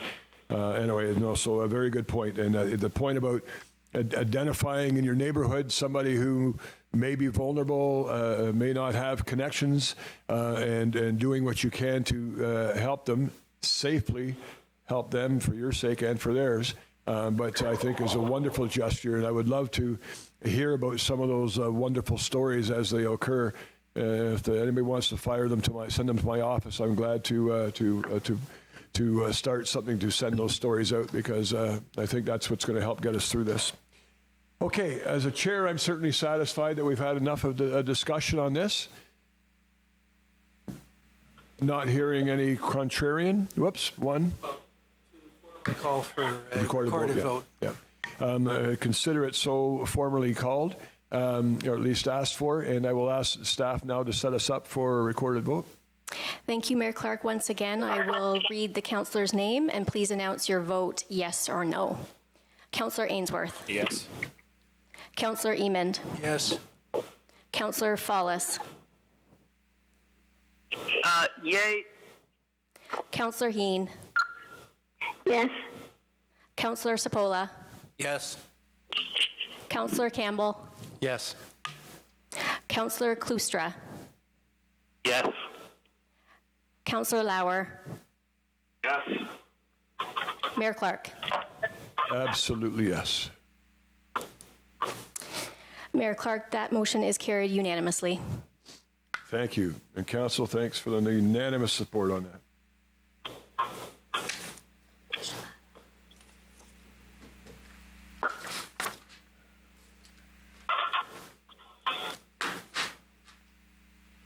as we do, sometimes I need to be reminded of this, of course, but at the end of any council meeting, we have bylaws to enshrine the actions that we've taken. And there's one on the screen, if somebody would be so kind as to be a mover and a seconder, moved by Mason, seconded by Dave. That bylaw number 2020-21, a bylaw to confirm the proceedings of council at its special meeting held on March 20th, 2020 be enacted. Thank you, Megan. Any further discussion? I will now call the question. All in favor? That is carried. Yay. Thank you. Yay.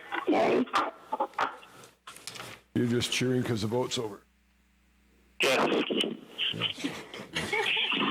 All right. Just in closing, I'm actually kind of getting tired of trying to find ways to describe this issue we're in, this period we're in. Make no mistake, it's going to get worse. The medical officer for the province the other day said the next 2 to 4 weeks are absolutely critical. So I expect to hear more about this in the next couple of days. I just want to remind people at home that you need to wash your hands religiously with warm soapy water or sanitize. Wash your hands like Lady Macbeth, or like you're peeling a jalapeno and replacing your contact lens. Do not touch your face, especially your eyes, nose, or mouth. If you have to sneeze or cough, do so into your sleeve. If you feel like you're being sick, go on the provincial website and do a self-assessment. They've got a great tool there, a self-assessment tool. Subsequently, if you feel a need, you can go to the assessment center, now open on the west side of Soldiers Memorial Hospital. You enter off of Mississauga Street onto Volunteer Drive.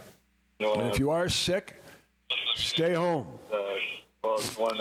And for goodness sakes, stay 6 feet away from everybody else. Wash all surfaces.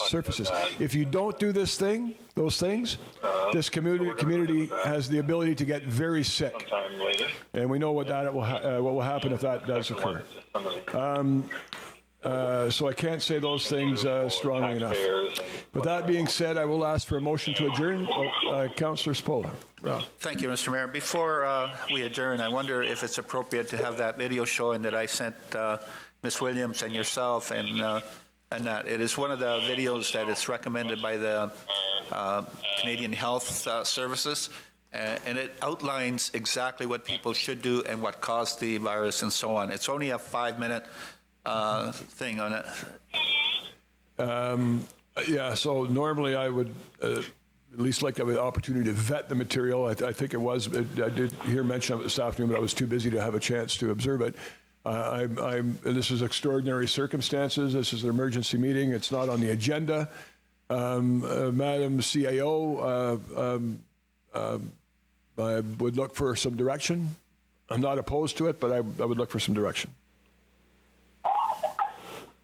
Through you, Mr. Mayor, if I may just ask for clarification, exactly what is the subject, what is the documentation? Because I could only hear part of that. Or perhaps Ms. Williams, you can chime in. Well, the other thing we need to make sure it's from an absolutely valid source. I don't know, is it SMDHU, Ms. Williams? Through you, Mr. Mayor, the video, I believe, is from the Canada Health Agency, and it is a video definitely on preventative measures, how the virus works, and I believe intended to be educational. I'd ask the fire chief also to weigh in. Canada Health Agency certainly sounds legitimate, but Chief? With all, through you, Mr. Mayor, with all due respect, given my previous comments at previous meetings and earlier, information needs to be vetted first, and absolutely no disrespect to the member of council. I'm sure it's probably good, but it would probably be appropriate for us to just have a view before we do post the link. I'm sure we could probably post the link once So, yeah, once so we why do have a look. why don't we have you vet it, and then if it's okay with Councillor Cipolla, if at that point we can, we'll have the option of putting it out on all our media sources. I did vet it through Dr. Gardner, and he supports it 100%. So, but I'll vow to the experience of our chief. Thank you very much, Ralph, for the suggestion. Okay, with that being said, I will now call for a motion to adjourn.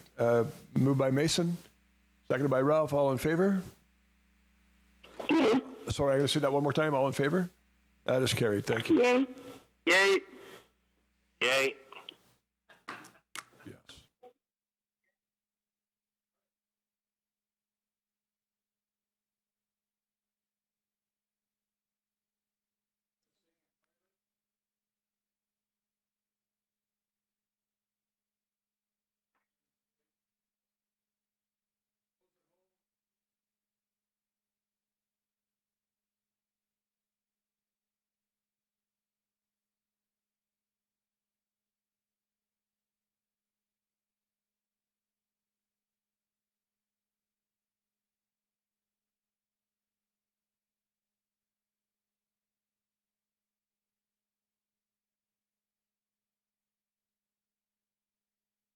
These are designed to keep our city operating, keep all those essential services operating, and rest assured, water, wastewater, police, fire, ambulance, we're continuing with our transit service. These services are all still being provided.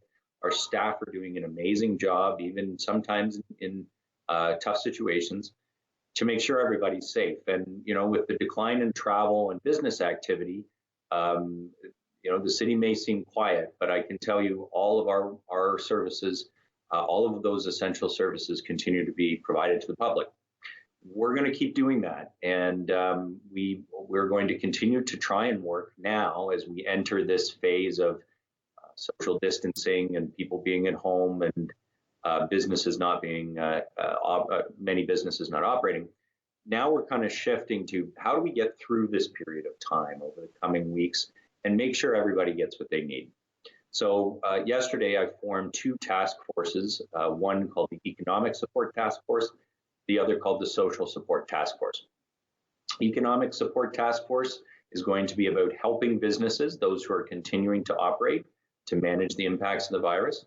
For those that have shut down or have to shut down for a period of time, we're going to help them obtain support. The federal government has just announced a huge package of support. We want to connect Barrie businesses to that support as soon as possible. And if there are things we can do locally, helping businesses get online, helping delivery services expand what they do, we're going to do that to try and help people, try and help protect jobs, try and help minimize the impact of layoffs. And ultimately, when we, in the weeks and months to come, as the situation continues, try and mitigate those impacts on the overall economy. The Social Support Task Force is about protecting our vulnerable populations and doing what needs to be done to address the impacts of the virus for those who may not have the resources to address it themselves. So we're concerned about things like the homeless population in Barrie, seniors in Barrie, low-income families who may not have the resources to try and work from home if they've been laid off, if they're self-isolating. So that task force, which consists of many of the charitable organizations and social services in Barrie, what we're going to be about is trying specific measures to both ensure those services keep being delivered, things like the food bank, but expanding them for people who need it and dealing with the unique needs of self-isolation, for example, in the homeless population. Both those task forces met yesterday. We are growing, or even today, we're starting to grow our activity. And in the coming weeks, we plan to expand those efforts throughout the city to try and help vulnerable populations. All of this to say, this is a very unusual time. I mean, we do prepare for these sorts of things. There are pandemic plans out there. The healthcare system has prepared for this. We learned a lot from SARS 17 years ago about how to protect healthcare workers and deal with quarantine measures. But COVID-19 is a little different. This is a virus that spreads very easily in droplet form and requires all of us as Canadians and as Barrie residents to follow the advice of public health. I guess the last thing I wanted to say by way of this sort of statement is, our healthcare system, our healthcare workers are working incredibly hard right now. I spoke yesterday with the head of our hospital. They have opened an assessment center here in Barrie. You should only go there if you're experiencing symptoms of COVID-19. The assessment center is not, unfortunately, we're not able today to test everybody.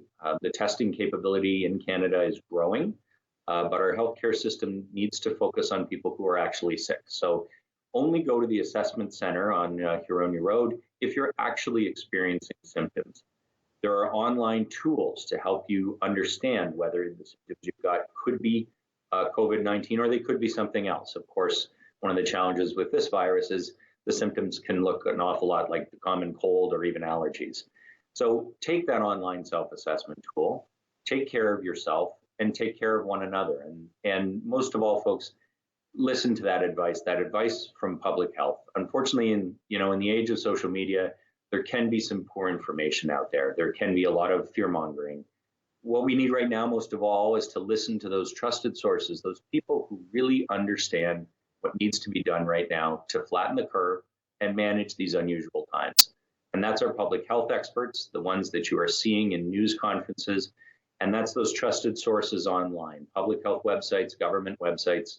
All of us in federal, provincial, and local government are committed to working together. And I can tell you we're working together all the time to try and mitigate this. But look for that good information, follow the safe practices, and we'll get through this together.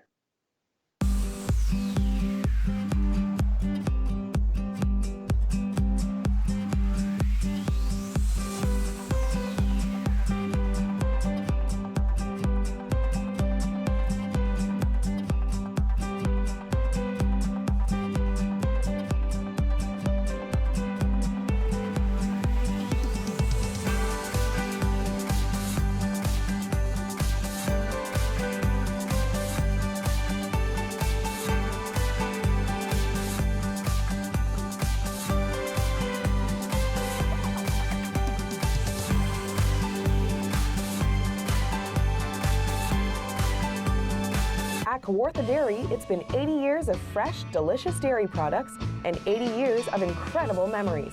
We've come a long way since 1937, and it's all thanks to our amazing customers. Thank you, Ontario. Here's to 80 more years. Call the Rogers TV viewer response line, email us, or connect with us on social media.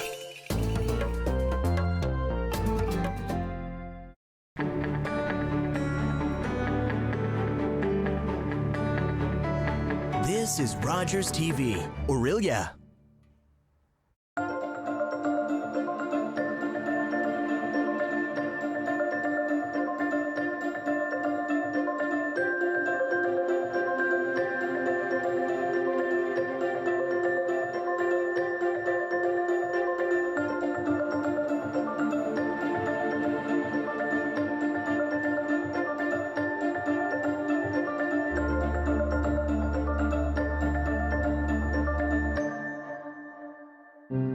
After involving Nuha in this program, she feels very confident. Here you have a lot of opportunity. I learned a lot of stuff, like being kind and I'm more open-minded.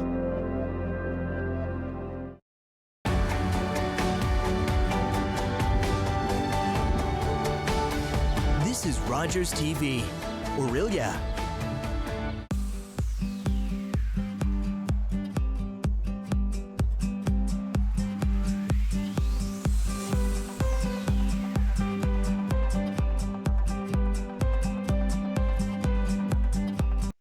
This is Stuart Strathern speaking to you from Midland Town Hall.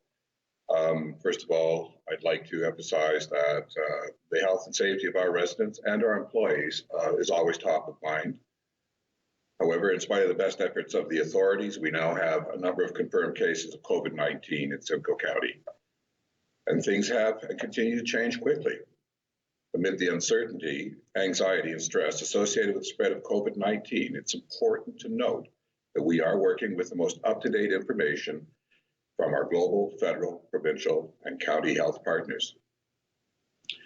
This week, Dr. Charles Gardner of the Simcoe Muskoka District Health Unit, Medical Officer of Health, at a media conference held on Sunday, said, "We are in the early days of this pandemic, and in particular, in this part of the world, in Canada, in Ontario, in Barrie, and indeed in Simcoe County. We've only just had our first cases this week. I fully expect there will be community transmission in the near future. For that reason, we are advising people to take protective measures that they have been hearing about." Now, I think it's important to bear in mind that efforts being put in place are geared to reducing the rate of spread of COVID-19, not eliminating the spread. Reducing the rate of spread will ensure that our medical facilities and staff are not overwhelmed. We are treating this as a marathon, not as a sprint where resources and people are exhausted before the finish line. Also remember that greater than 80% of people contracting COVID-19 experience mild to moderate flu-like or cold-like symptoms. The steps above are being taken out of an abundance of caution and in an effort to reduce risk. We want to do our part in the fight against COVID-19 in Midland, Simcoe County, Ontario, Canada, and indeed the world. We know these decisions will cause some disruption, and we apologize for that.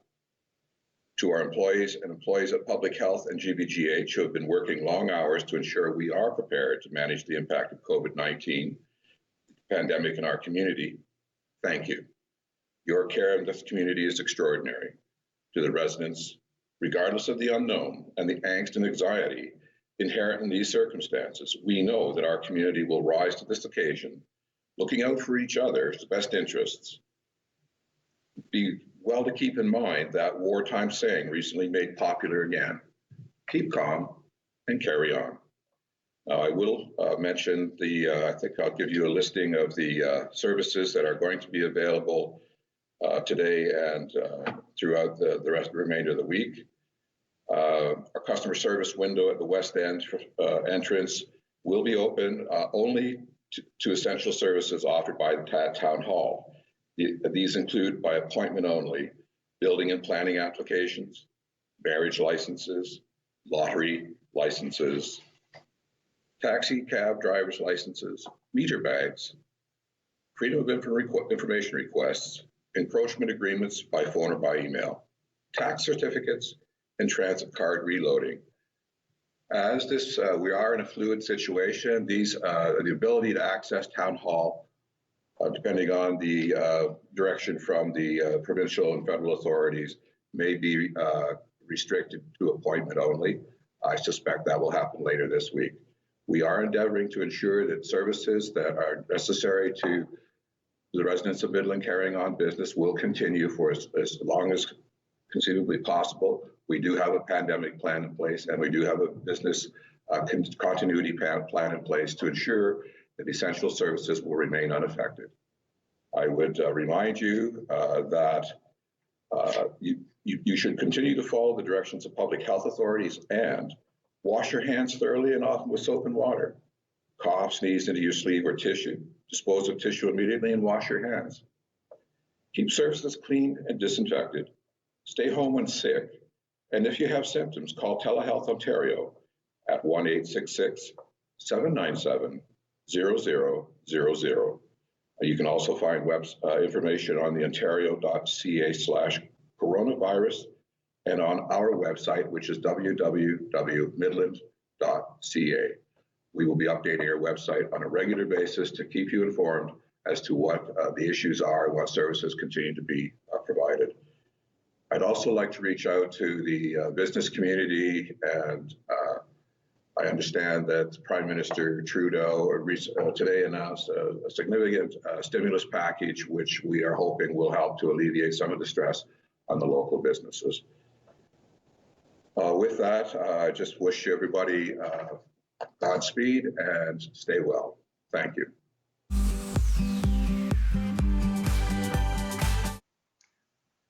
These are exceptional times for the residents of Collingwood, Ontario, and Canada, and we have seen our provincial and federal governments take extraordinary actions to reduce and combat and flatten the curve of the spread of the coronavirus. It is a powerful threat, and it is one that we are taking extremely seriously. We have seen the federal government suspend Parliament. We have seen our provincial government suspend Parliament. We have seen our provincial government declare a state of emergency. And this morning, we saw and heard as Prime Minister Trudeau unveiled an $82 billion financial aid package to help Canadians through this threat. And we at Collingwood are taking this threat very seriously, and we are asking our residents to practice safe social distancing, to limit your social contact as much as possible, to wash your hands for a period of at least 20 seconds, to use hand sanitizer, and to wipe down any handheld phones and devices, and do everything you can to protect yourself from the spread of this virus. We know that things will get worse before they get better, and we are doing everything we can at Town Hall to take steps to limit the spread of the disease in our community. We have closed our municipal facilities, and that includes the Eddie Bush Memorial Arena, the Central Park Arena, the Centennial Pool, the library, Simcoe Street Theatre, and other facilities to make sure that we are doing our part to make sure this disease does not spread as much as possible. And we are asking our residents, as a community that has a proud heritage and has been ranked 22nd best place to live in Canada, and is now partnering with the UN Habitat on Sustainable Goal number 11, which is to build safe, inclusive, and resilient communities. We are asking our residents to take precautions to protect themselves, to reach out to your neighbors, especially those who are prone to this illness. So they may be elderly, over the age of 70. They may have compromised immune systems, and they may have chronic health issues. And we would ask all our residents to reach out to those people in particular and make sure that we're doing everything possible to keep them secluded and isolated. So by getting them groceries, by getting them necessities, and making sure that they are healthy. We are asking people to shop responsibly. We do not need resources or supplies beyond a 2-week supply, and you do not need to buy water or stockpile water. All of Collingwood's essential services, including fire service, water and wastewater, and ongoing snow removal, should that be necessary. And as well, Town Hall is open to calls and emails looking for advice and information. We are not open physically, so you cannot get into Town Hall. All of these precautions are being done to protect our residents, but we are making sure that you have the best information available to you as this situation evolves, which is very quickly. We know that the Simcoe-Muskoka District Health Unit has been very active. We know that Collingwood General and Marine Hospital has set up an assessment center in their parking lot in a tent. If you are not feeling well, please do not go directly to the hospital. Please contact either the Simcoe-Muskoka District Health Unit or the CGMH, or go to the assessment center, but do not go directly into the hospital. Everybody is working extremely hard to combat this virus and to reduce the risk and to flatten the curve so that our health care facilities and supplies are sufficient. And we at Town Hall are working very hard to make sure that the residents of Collingwood have the best information and and that you are top of mind. The health and well-being of our residents is top of mind for this council. We have suspended our weekly meetings and meetings of local boards and committees pending further notice. Our next scheduled council meeting is April 20th. However, that does not mean that council is not working.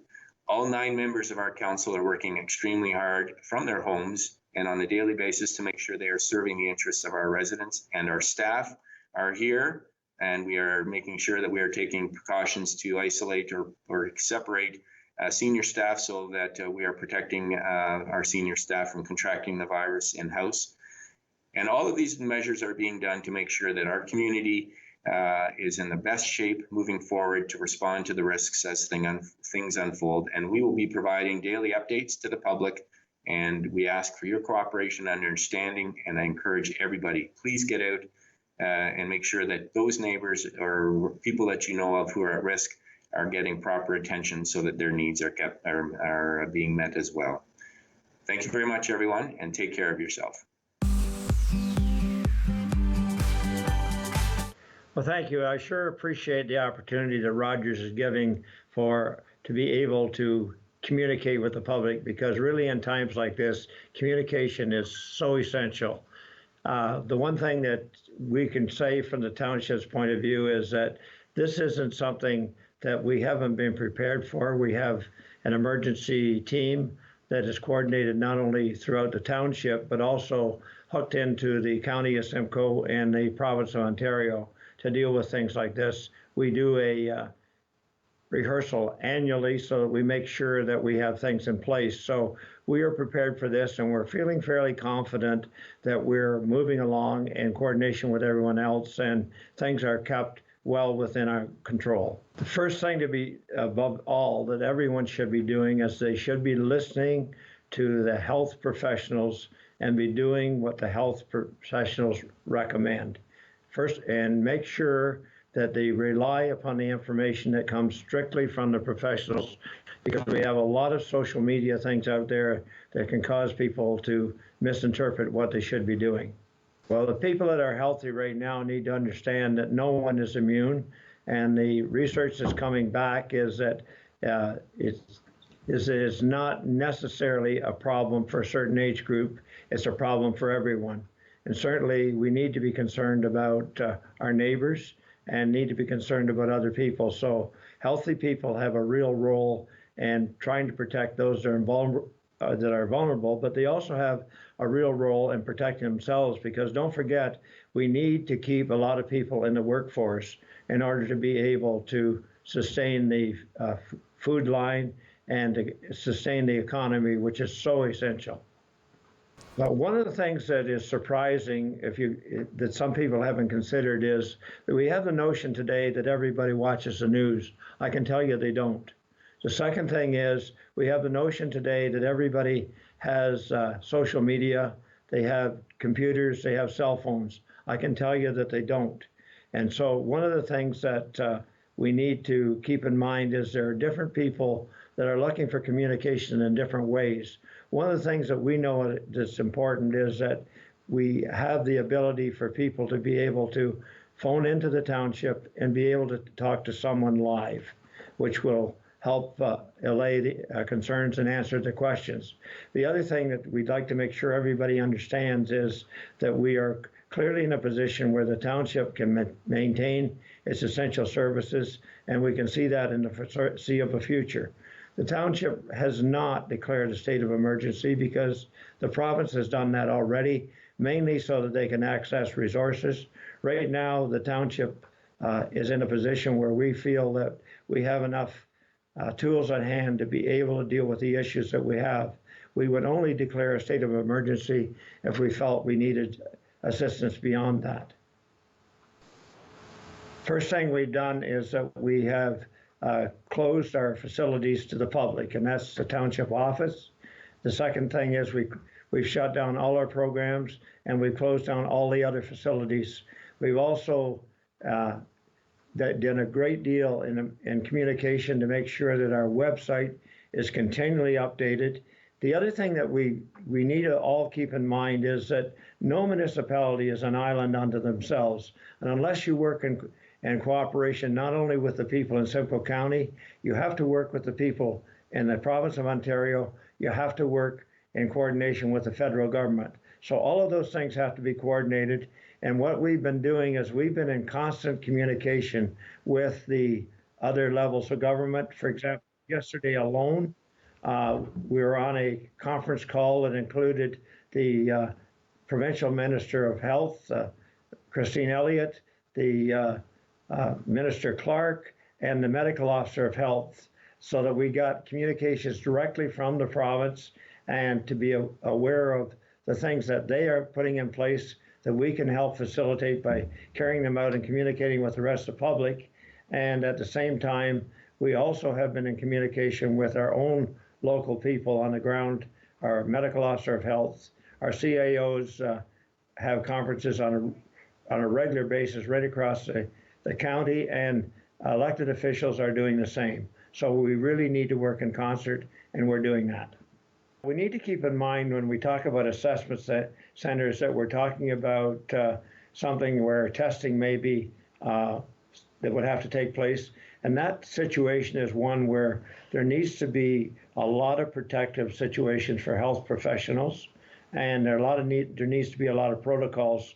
So that would have to be conducted in relation to the hospitals where they have that medical expertise to be able to do.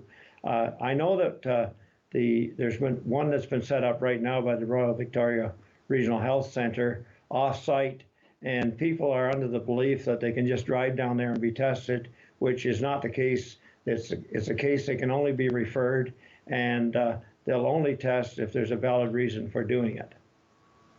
I think that where we're living in Simcoe County, and I'll say particularly in Oro-Medonte, how fortunate we are to have the health services that we have in place, and having all of the professional staff, both at the township level and right across the county and the province, who are well prepared and have anticipated these kind of things happening.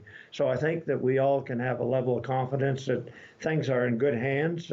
And at the same time, we have to understand that everyone has a role to take in terms of this. I've been really impressed with where some of the business leaders have stepped forward and their leadership. For example, hearing that the grocery stores are having a time when people with compromised immune system potentially, and people who are more vulnerable have a chance to go in a much safer environment.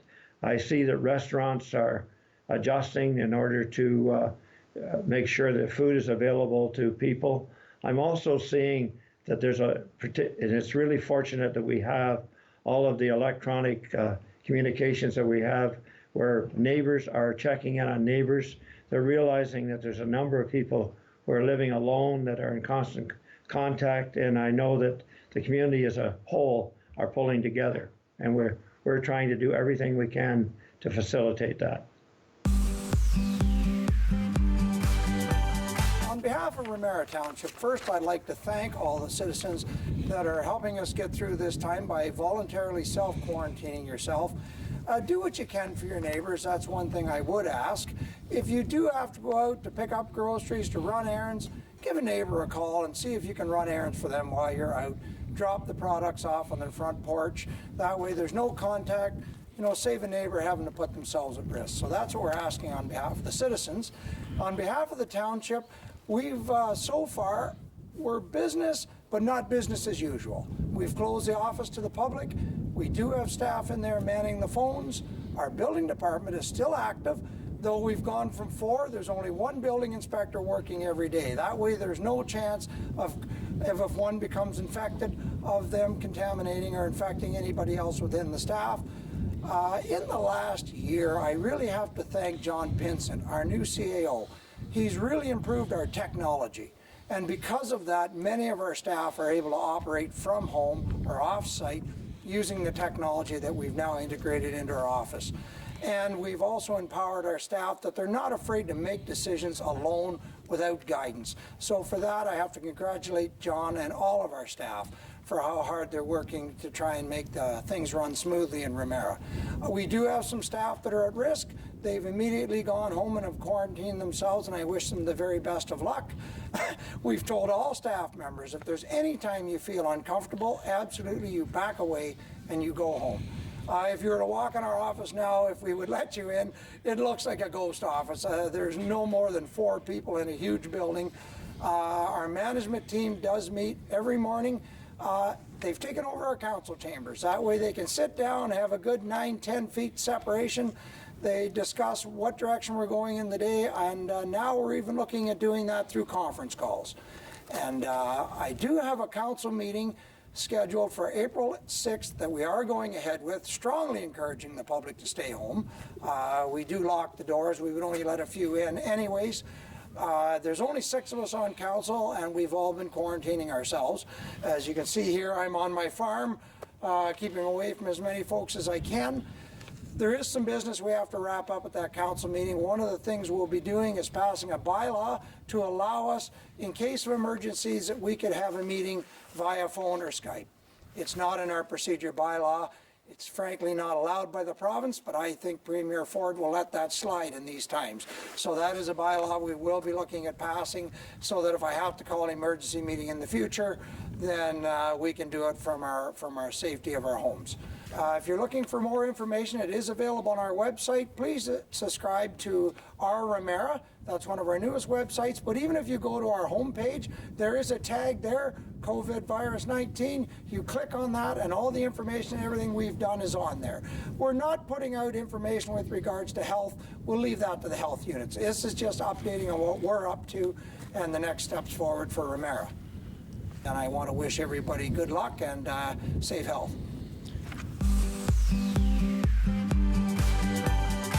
Good morning. My name is Mike Burkett, and I'm the Mayor of the Township of Severn. As the COVID-19 pandemic continues to evolve around the world and in our region, the health and well-being of our community is our top priority. We're working closely with the Simcoe-Muskoka District Health Unit, County of Simcoe, and our community partners to monitor and respond to the COVID-19. The situation is changing rapidly, and we're adapting to new information every day. Our emergency management team is meeting regularly to prepare. As mayor, I'm proud of the Township of Severn staff. They have stepped up to meet the daily challenges of COVID-19 brings. We have a plan to ensure all emergency and essential municipal services continue while keeping our staff safe. We appreciate that residents are limiting their calls to the office to essential items only so that we can keep our staff resources dedicated to keeping emergency and essential services running for you, our community. We are taking proactive steps to slow the spread of COVID-19 locally. Public health officials are recommending protective measures such as social distancing. In response, we temporarily closed our facilities to the public. We canceled our recreation and library programs and postponed our meetings of council. We're standing outside of the Township of Severn Administration Office, and even though it's closed to the public, staff are still available by phone at 705-325-2315 and by email at info@townshipofsevern.com. We also have a drop box available 24/7. We all have a responsibility to take actions to stay healthy and slow the spread of COVID-19. Help protect your family, your neighbors, and your community by following the recommendations from the public health officials. Wash your hands with soap and water thoroughly and often. Cough and sneeze into your sleeve or a tissue. Avoid touching your eyes and nose and mouth. Keep surfaces clean and disinfected. Stay home if you're sick. Avoid contact with people who are sick.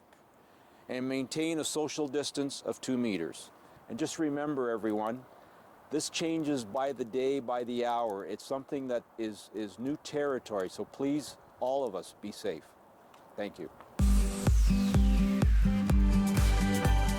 My name is Rob Keffer, and I am Mayor of the town of Bradford, West Gwillimbury. I'd first like to thank the residents of our community for pulling together and doing their part during this difficult time.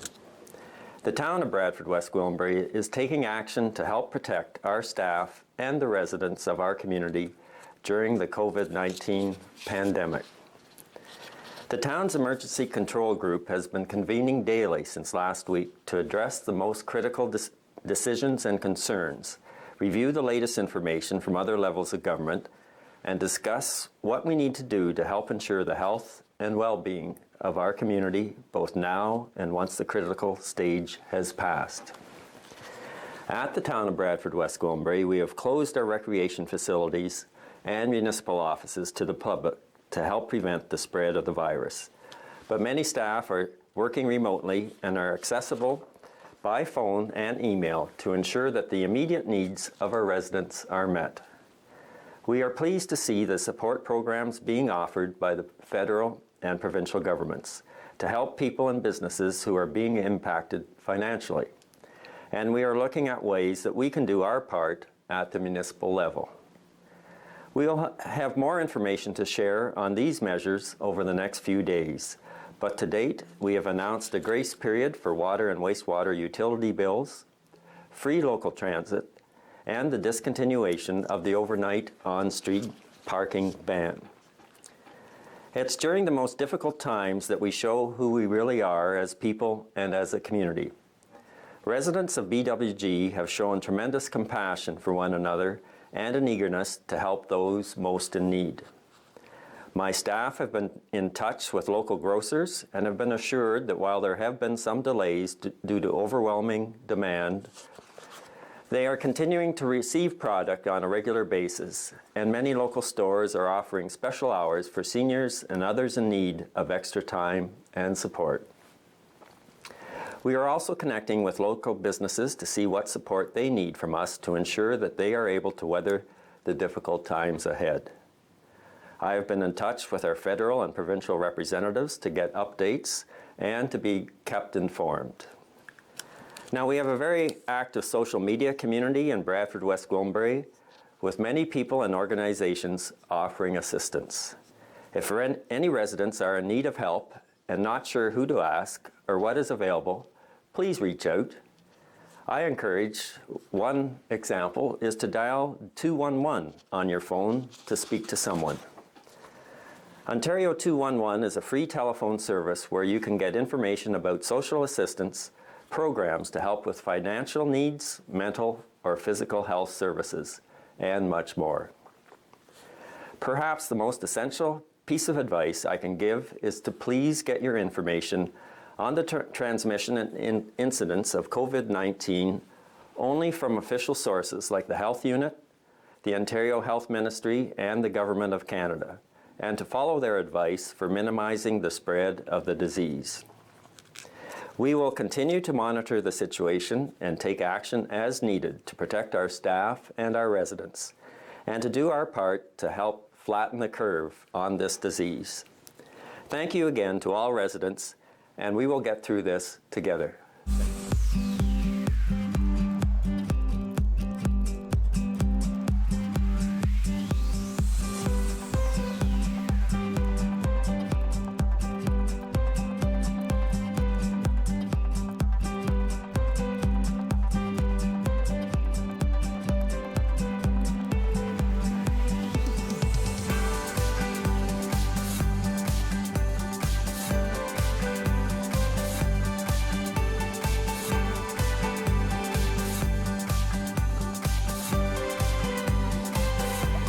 At Kawartha Dairy, it's been 80 years of fresh, delicious dairy products and 80 years of incredible memories.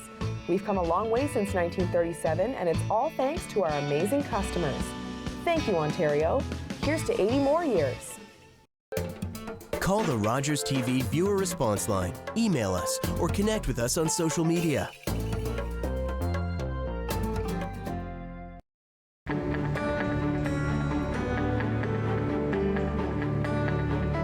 This is Rogers TV, Orillia.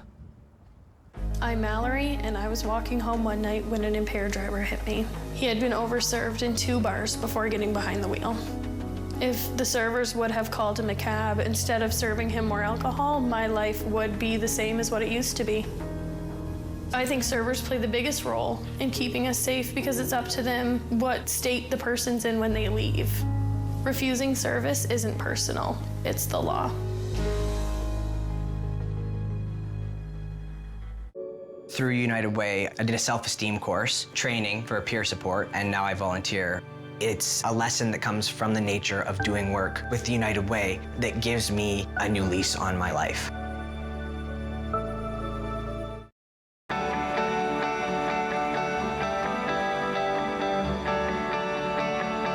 This is Rogers TV, Orillia.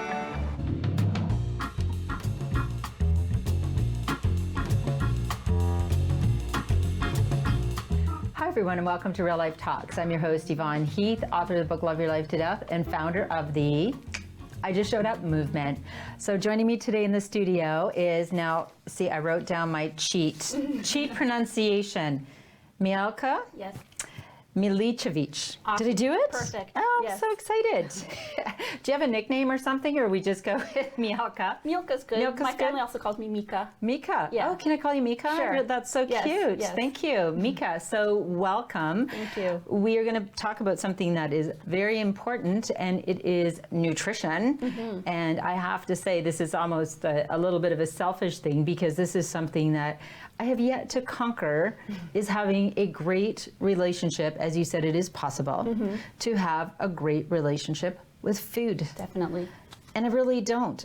I kind of see it as something I have to do, and Yes. I want to reframe that. Yes. So I'm so glad you're here, and I'd love to hear about your journey and what brought you to this being a holistic nutritionist and a keynote speaker, because that's a new journey for you in the last many years. Yeah. So so share with us how you got to this place. Sure. I was always an avid cook and baker since I was a little kid, always in the kitchen watching mom and grandma cook. But I also was the typical Canadian kid, so I had a lot of the junk food and McDonald's, all of the Sure. fast food stuff. And, I just kind of didn't really think about nutrition too much in my life. I just did what I did and kind of kept going. And so I went the usual university route, finished business school, and then went into market research. So I was in that for a number of years. And it was good, but I came to a certain point where I was feeling something was missing from my life. Yes. But I didn't know really where else to turn. Plus, I finished university, so I had that kind of mindset that, this is what I'm supposed to do, this white-collar office job. And then a big turning point came when my mom was diagnosed with breast cancer. Okay. And wait, sorry, when was that? That was in 2014. Okay. Yeah. So about 5 years ago. Yes. So that was a big shock, as you could imagine, for the entire family. Absolutely. And so I took some time off to be with her, to take her to her treatments and just help her through everything, give her some moral support. Wonderful. And at that time, that's when all those big questions started to come to me, kind of like, what's the meaning of life? Why am I here? What's my purpose? And through all of the turmoil and grief and everything, I really was praying hard. And suddenly this peace came over me, and it just said, everything's going to be okay. Just, stay with your mom. It's fine. And so I really realized market research wasn't for me anymore. Right. So I ended up quitting. For a while, they're just helping my mom get back onto the road to health. And good news, she's made a complete recovery. She's all better now. Amazing. Yes. How And wonderful. so during that time, I was helping her, and I started discovering more about nutrition. And we started eating a lot better, and for her and for the rest of the family. And I really started to see good effects on myself too, better energy. I was just feeling happier, better about myself.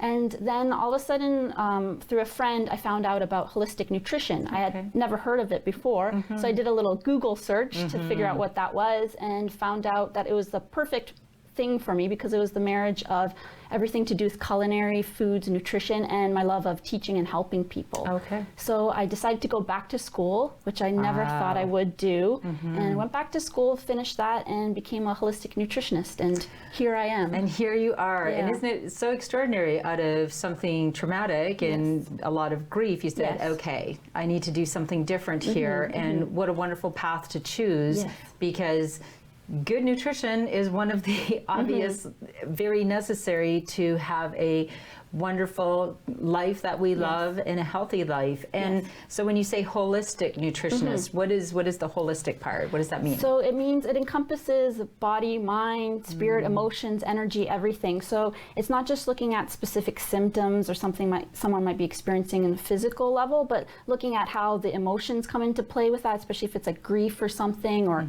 anger, sadness, whatever it is, and how that has an effect on your physical self as well. So just really looking at all of those interconnections and how we can bring health to the entire picture.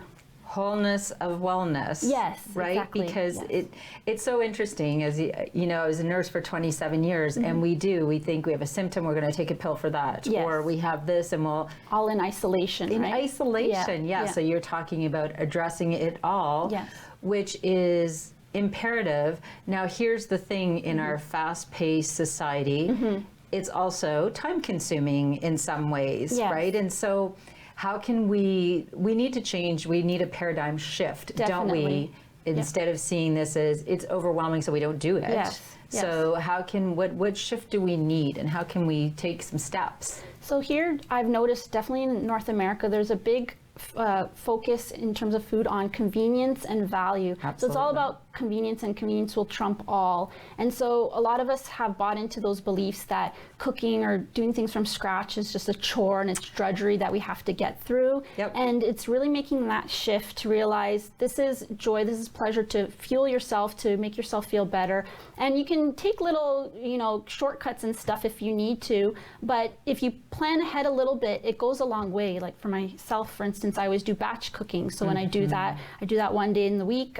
It takes me about 20 minutes or so to plan the menu, create the grocery list. I go shopping, do that all at once, and it makes it faster during the week because obviously we have different things to do, but I'm still making sure that I'm eating some home cooked meals that are healthy, that I know what's in them, and it makes all the difference, really.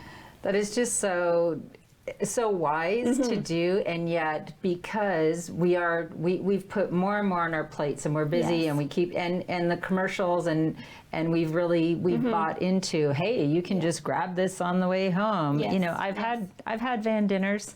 Yes. I've had van dinners, and I'm saying, what are we doing here? And I'm glad that we chatted a little bit where you said, you can have your pizza nights, and you can have but not every night. But not every night. But it's when we deny ourselves those things, then we feel guilty about it, and it keeps us stuck in that cycle where, we feel bad, and then we can go for a while depriving ourselves, but eventually the pendulum will swing the other way, and then we'll binge on a bunch of junk food, and then we'll feel bad about ourselves, and then it continues like that. This vicious circle. Yeah, so having that pizza once in a while, and like enjoying it and being satisfied by it, really just having fun with it, being in that moment of taking pleasure in it. There's nothing wrong with having pleasure in your food. I think here we've gone too much away from that, like where we need to feel deprived and in order to eat clean or something. So we don't need to do that. We can take pleasure and enjoy our food.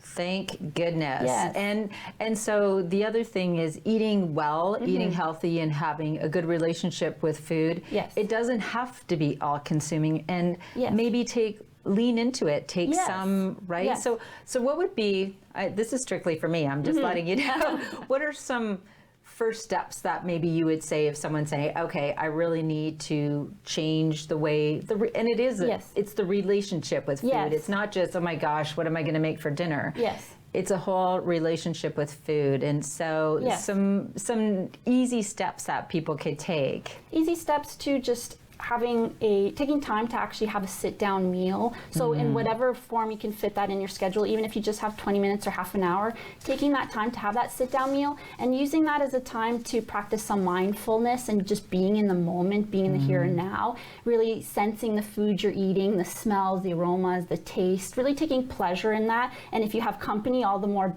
better to socialize and share in that meal, that eating experience. That really helps change and shift your relationship with food from one of guilt and maybe drudgery, a chore, into one of pleasure and enjoyment. And oh my goodness, okay, we have to eat supper, like let's just do this and let's just get through this. And I am totally guilty of it. And it's funny because you do have people who are foodies that love to eat, and they love, and for me it's just, I treat it as a chore. Like I've just, a lot of us do. I am just, confessing. Yes.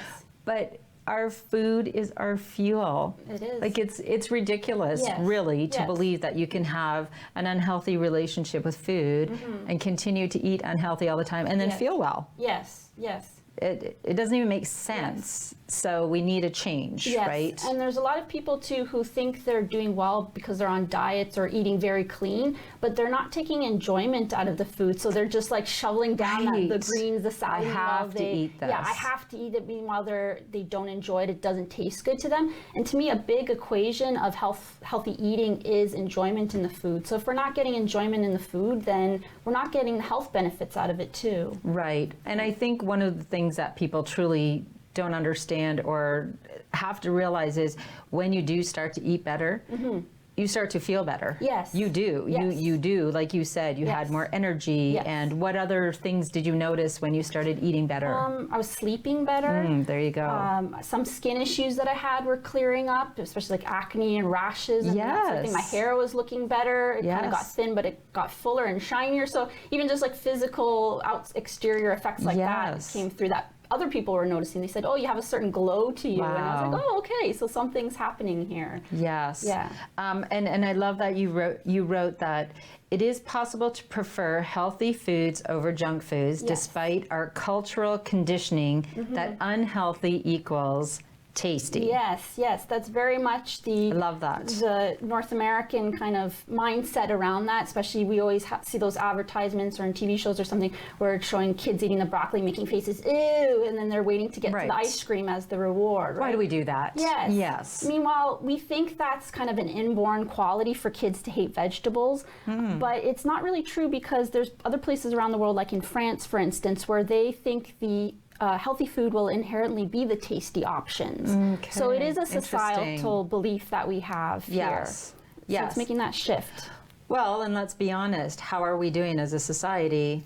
Obesity Yes. is rampant, and we are unhealthy Yes. as a society. Chronic illness, chronic conditions, and whether our lack of nutrition causes them, it's certainly going to make them worse if it's not the cause. Yes. And I've heard many people say they had certain health issues. They changed their diet and it changed their life. It does. It changes your life. It does. I mean, oh my goodness, Yes. that is certainly worth investigating, isn't it? Yes.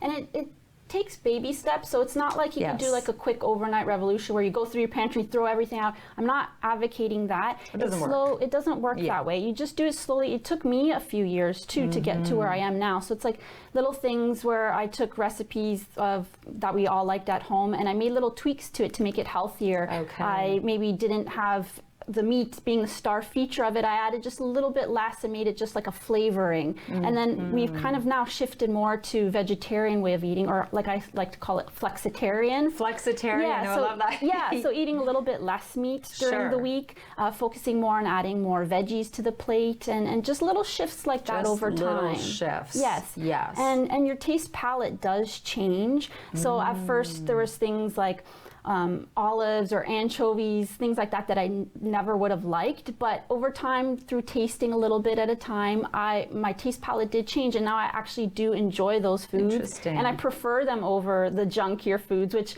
seems strange to some people. They're like, oh, you can't really believe that you like the donuts, or you don't like the donuts over, the olives or something. But it's like, no, I really do prefer the olives and the healthier options, whole food options versus the junkier stuff. Well, I'm not a junk food junkie every now and again, but whether I prefer it at the time or not, I know what it makes me feel like after. Yes, that's the thing too. I feel awful. Yes. I feel awful. Yes. And if people start to pay more attention, Yes, tap into that. you feel, Yes. I mean, if I eat a great big, whatever from a health or from McDonald's or some, I do not feel well. Yes. And they are changing actually the paradigm, the education with kids, because my children, we have an older son, but 14-year-old twins, and a couple years ago they came home and they gave us this whole big spiel about the fast food industry and how, oh my goodness, I am not eating here, and here, and I thought, thank you, really, that's wonderful. That is. But again, back to the fact that we are so busy and we have kids have things going on in the evening, and what are some of the things? So batch cooking, you do it once a week. Once a week, and you freeze stuff. I freeze or put it in the fridge, depending on what it is. Yeah. And sometimes you just make maybe the sauce for it, and then if there's any kind of grains, whole grains or something, you could do that the day of, or even freeze the grains. So there's different little shortcuts that you can take. And if you have kids, definitely get them involved in the cooking too. Yes. They can, if they don't know how to chop, or don't want to do any of the nice stuff, they can always stir things, mix things, fold. Just there's be a all part sorts of it. Just be a part of it. Just be a And part of it. when they're part of it, even planning the meals or creating whatever recipes they want to use, they'll be more likely to actually try it if they're involved in That's the so process. true. Versus if you just force them to eat something. If you said, you made this too, they'll definitely want to try it. It's so funny because our son Tanner, one of the twins, he loves lasagna, and I said, if you want a lasagna, why don't you make it? Yes. And he made it. I mean, he did 90% of it, which is funny that he hadn't, but that was me, Yes. right? Not involving him in the cooking and everything, because I'm always just, running. Yes. And he was so proud of himself. Yes, exactly. I couldn't even believe he was so excited. He's like, Dad, I made this lasagna. Now then he ate lasagna for the 4 days, and I don't even know if anybody else got any. But then I said, well, maybe we could make a double batch and freeze one. Yes. Right? Exactly. Like that's just the and kind that's of a great so skill. happy. Yeah, that's a great skill for him, and he'll always remember it. And that's just, it's really super, for kids to get involved like that. Well, and then again, if we can change that for them, that they grow up saying this is something you do as a family, and it's not all on mom or dad. Yes. Because when mine are certainly old enough, they started chopping and peeling carrots. It does save a lot of time. It does. It does. Absolutely. Teamwork, right? Teamwork. And we've done this together as a family, and I'm so proud that we did this all together. I think it's just like you said, though, as parents, it's always go, go, go, and you don't stop to think, hey, my kid's old enough to actually start to help with this. You just said, oh, I don't have time to maybe watch them or whatever, so I'll just do it myself. And it's just saying, okay, no, I have the time. I'll make the time. Make the time. Well, it'll save you time in the end. Yes, exactly. And as our skills in cooking in the kitchen grow, then that'll save you a lot of time. That makes so much sense. Now, what about, you hear about the superfoods and things like that. Are there certain 5 foods that we should really try to get into our diet all the time? I think all whole real foods are superfoods. Sure. So focusing on specific ones, I think it's not so much specific foods that we need to be focusing on. It's more dietary patterns. So looking at the overall picture of the different combinations of foods. So just adding more veggies as much as you can to your plate, more greens. Also drinking more water. I find that a lot of times we're dehydrated. We don't even realize all of the symptoms if we're experiencing headaches or something like that. Keeping well hydrated, because again, our body's primarily made up of water. So we need lots of water. And again, just taking enjoyment in our food. Yes. Well, and it's funny because we really also tend to complicate things. Yes. We complicate life, right? And so when you say, take a 15-minute walk. Yes. Be mindful, do some meditation, drink some water. People think, well, that's not going to help. It's like, it does. Actually, it really will change everything. Yes. A 15-minute walk and making sure you're well hydrated all the time. For sure. And let's get away from, if you need a pill, that's fine, but we don't have to go directly to that. No. We're always looking for those quick fixes and the instant gratification solutions. But good health, it takes time, and these simple methods, they do take time, but they work. They do work. Yes. And in the long run, it is going to save you time because this is prevention. Exactly. Right? This is truly, when you look at holistic nutrition, holistic health, it is prevention because I promise you, as I always tell people also, if you ignore your health, you will break down mentally, physically, emotionally, spiritually, financially, some way. Yes. And how do I know? Because I've done it. Yes. Right? I'm not perfect. Yes. I've done it. Yeah. I've ignored my nutrition. I've ignored exercise. Yes. Oh, I'm too busy for that. Yes. And then you become ill. Yeah. And it's more time consuming. Yeah. I'm guilty of that too. Yeah. Right? And it isn't a perfect world, and it isn't, but the leaning into it and taking steps. And we have to, we're also very hard on ourselves. Very. Aren't we? Yes. Definitely. And especially when it comes to nutrition, there's so many things about being like moralistic, like right and wrong. And so we get very fixated on being right or being wrong, eating clean, all of those things, which can just lead us into that downward spiral. Yeah, and maybe some more, again, positive self-talk. Like, you know what, I'm trying here. Yes. And again, I'm speaking to myself because I forever am saying, oh, yes, food, I need to get better at this. Well, no wonder I don't have a good relationship with it. I'm always telling myself how awful I am. Yeah, exactly. Right? And that's like an aha moment because it's like exercise or anything. The more you say, oh, I'm really terrible at this, the more it's like a self-fulfilling prophecy. It is. See, I did it again. Yes, yes. And just learning, just using every moment as a learning experience. So even if you give in to a craving, let's say I used to have really bad sugar cravings. So just even if you fall into that temptation and give into it, it's okay, you know, learn what you can from it, maybe try to figure out what triggered it, what prompted it, if you're having a really bad day at work, or, you know, if someone who's a bad influence on you came over with a whole cake or something, you know, dove right in. Yeah, so, you know, just learning the triggers and then moving on from it, not staying stuck in that moment and feeling so bad, that negative self-talk, just being like, you know what? I gave into it. I ate the whole cake. It's okay. I don't feel so good now, but I'll do better next time. I'm learning. And it's so true, because like you said, as we beat ourselves up for things, and then we wonder why we feel terrible, and we wonder why we avoid that subject, because it's like, oh no, there's food. I'm not great at this. Yes.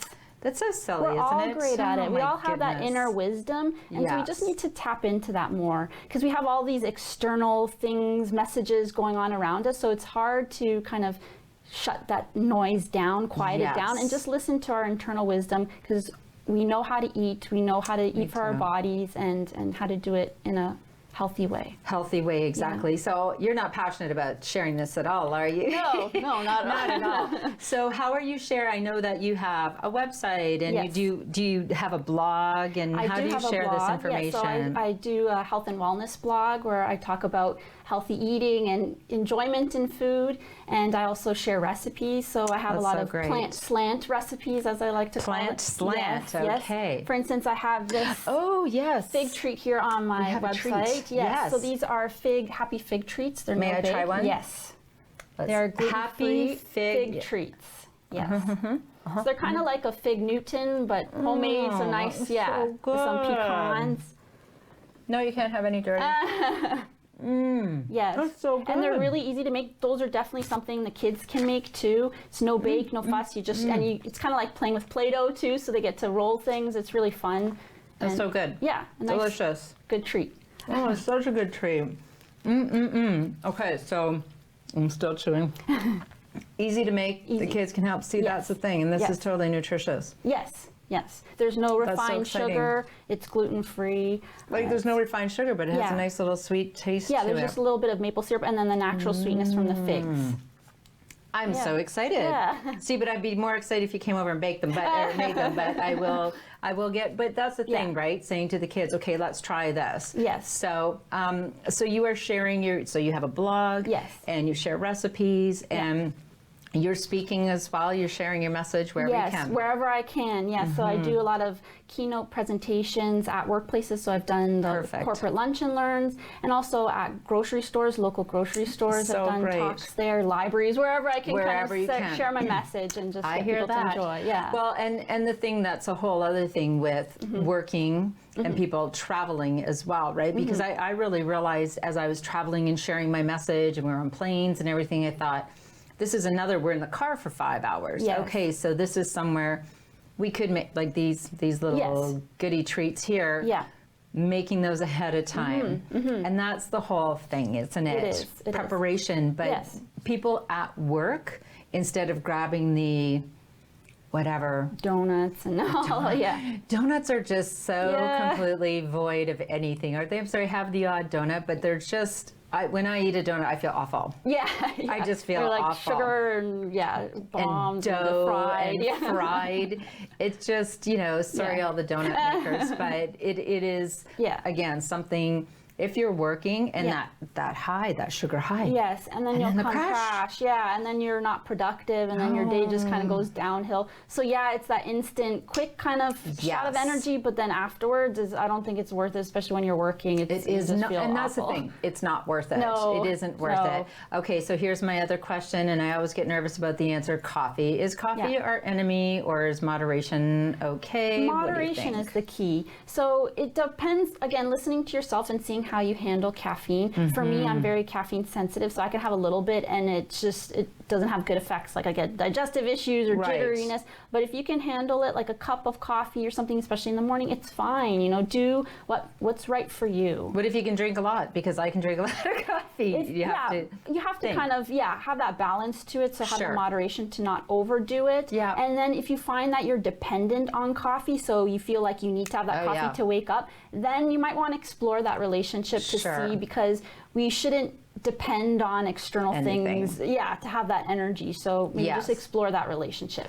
That is very fair, because the truth is, then what if you're somewhere sometime and they don't have coffee, the power goes out. I mean, if the power went out at my house and I couldn't have my coffee in the morning, and you're like, it's that'd be a disaster. That would be a disaster. So to have that dependence is something you want to kind of, you know, get away from that. And if you just enjoy that, the ritual aspect, you know, having that morning cup of coffee, that's beautiful. That could be a nice quiet time in your day just to kind of unwind. But again, if you're feeling like you depend on it, then maybe explore that. Yeah, but I love that you're saying lean into it, and that you did this over a couple of years. And even like hearing that, for me, I think, oh, over a couple of years, because I mean, I've been doing it this way for many decades. So if it takes a couple of years to lean into it and slowly change, that's okay, because then maybe it'll stick. Exactly. Right? Yes.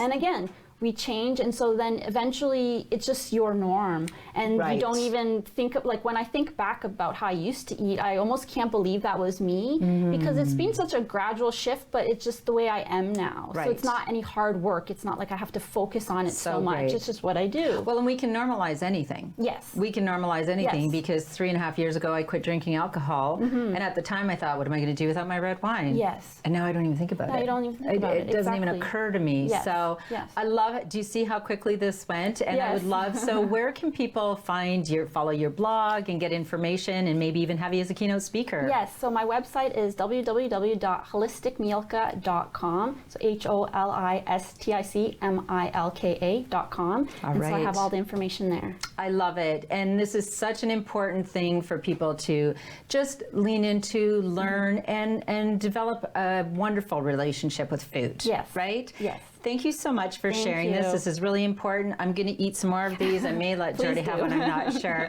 Thanks for everything. And I definitely am following your blogs, and I will lean into trying some of those recipes. Yes, thank you very much. So thanks for joining us for Real Life Talks. This is a show about learning how to just show up for yourself and just show up for others, and embrace holistic health and nutrition. So my call to action is always, if you want to be empowered and resilient, plan your life, plan your death, and then just love your life to death. And always bring your own tambourine to the party. Bye for now.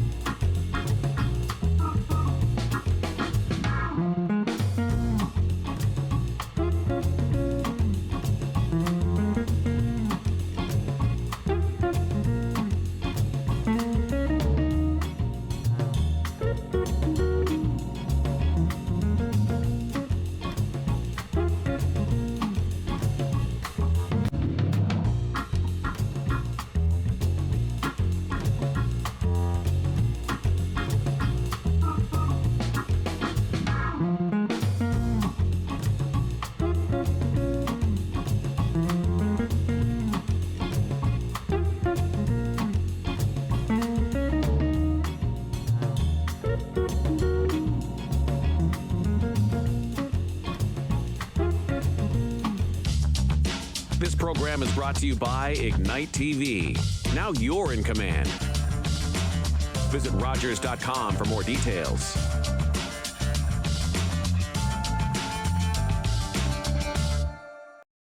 Call the Rogers TV viewer response line, email us, or connect with us on social media.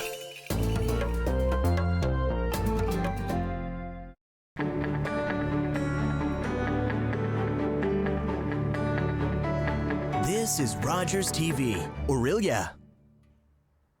When you don't have the people there to support you that you know you should, your world kind of like spirals. But United Way has been the biggest change coming into high school. Having the ability to help kids succeed is so important.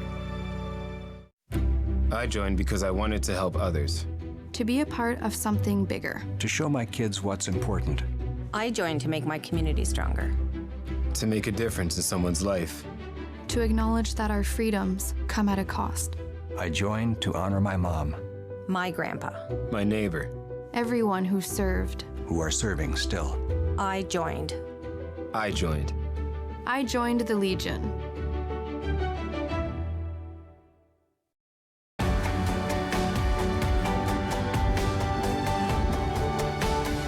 This is Rogers TV, Orillia.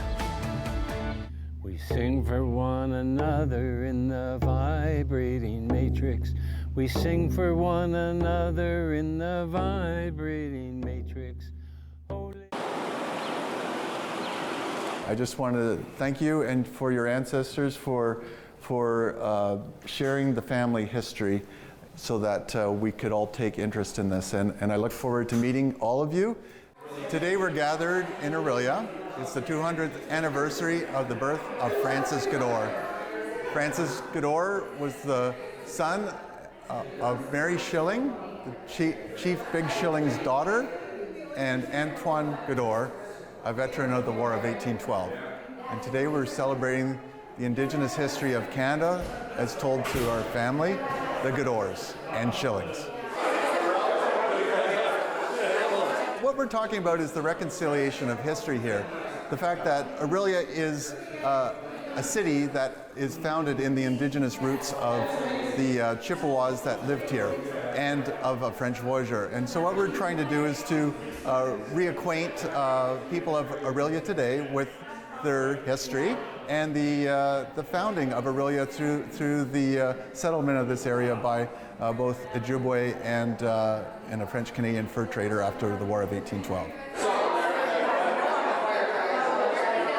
I would like to see Orillians understand that they're part of a unique part of history and that they were a linchpin in the defense of Canada and the formation of Canada. And a lot of what we benefit from today came from the contributions of people who met here in Orillia and developed this early community, such as Antoine and Mary and all the people that followed them. Stephen, I just wanted to say thanks for coming down here. Frank's mom over there. We all know who Stephen Leacock is, Canada's most outstanding humorist. And several years ago, my parents went on a search and found a first edition book which contained a story entitled Fishing for Bass on Lake Simcoe with Jake Godore. It's a wonderful story. A story relating how my grandfather in his latter years would take fishing parties out into Lake Simcoe, his most famous client, of course, being Stephen Leacock. It was a wonderful story that captured a moment in time, a moment in history of this area. And when my own dad was very ill at the end of his life, a few days before his passing, I read him that story. And the story concluded by Leacock saying, at the end of a long fishing day, there are always young boys waiting on the dock to see what the catch of the day had been. And my dad said to me, Jackie, I was one of those boys. And there were tears in his eyes. It puts tears in mine as I recall that moment. My grandfather spoke of his fondness for the water, and to be at this site, which is on the water that he rode and he grew up in, is quite meaningful and appropriate. Jake Godore was a friend of Stephen Leacock's, and the two of them, well, he would take them out fishing, him and his friends, and they'd go out there in the water, and he had uncanny ability, apparently, to find a spot. It might be a mile out in the water. He could find the bearings, and he could stop right on that spot, and they dropped their lines down, and he knew where to fish. And yeah, they had a wonderful time there together. My mom was the senior guide for the new Leacock Museum, which was started by Dr. Curry. And as such, she was well acquainted with Stephen Leacock's legacy because her family was intertwined. And the reason for her existence was because of Stephen Leacock, because through the employment under Stephen Leacock, both my grandfather and grandmother met. So, you know, it's a personal history. The reason why I exist is because of Stephen Leacock. Leacock over there, he died in 1944, but my brother used to cut grass for him on there, and he was 14. There was no such a thing as a power mower. Everything was a push mower over there, and the brother could talk me into operating the push mower here on a regular basis here now, and he could take a rest. Also, Leacock was at our house on not too regular a basis, but my mother worked for him. She was a quasi-secretary and typist here now over the years, and he wasn't known as a famous person or anything like that at that time, not to people our age.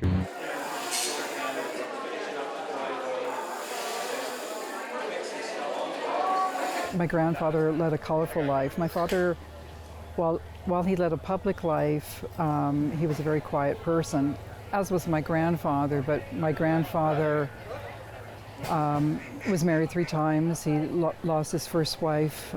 She died in her 30s of illness. Remarried, and then he had a second family. And then when he lost her, he married my grandmother. He traveled all over the world.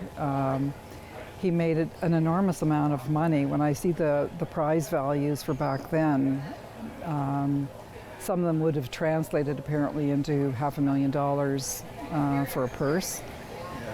And so the family question is, where did all that money go? And apparently he lost everything in the stock market crash. And that's why he became a fishing guide again later in life. So he worked up to the last years of his life as a celebrity fishing guide. My grandfather was a very famous sportsman at a time in our history when sculling was as important to the public as hockey would be today, or more currently basketball would be today. So yeah, there were many stories, and what stands out most often is his recollections of what a gentle, caring, self-effacing person he was. I recall Dad showing us old newspaper clippings where frustrated reporters had so much difficulty getting my grandfather to talk about himself, unlike most superior athletes of the day. I recall my father, I think the word he used was appalled at how hard his father worked late into his retirement years to support his family. This would be his second family, many of whom were youngsters and still in school. But it was hard to not remember my grandfather based on the number of wonderful artifacts my grandmother so lovingly preserved over the years. They were everywhere in our home. And Dad, being the kind of person he was, would allow us to touch them, in fact play with them. At some point the oars were in my home as a young adult for several years. That was okay with him. I never, as a child, understood what all the fuss was about. He was just Dad to us. And yet, when we would go out to the local mall, people would come up and ask him for photographs. He was so humbled by the incredible family from which he came. I don't think he ever fully understood why people were so impressed with him and his achievements. But certainly as a little girl, I adored my dad, and like his grandfather and like his great-grandfather, he was a true gentleman. We are awakening in the vibrating matrix. We are awakening in the vibrating matrix. Holy, holy, holy, holy, holy, holy, holy. We are awakening in the vibrating. This program is brought to you by Ignite TV. Now you're in command. Visit Rogers.com for more details.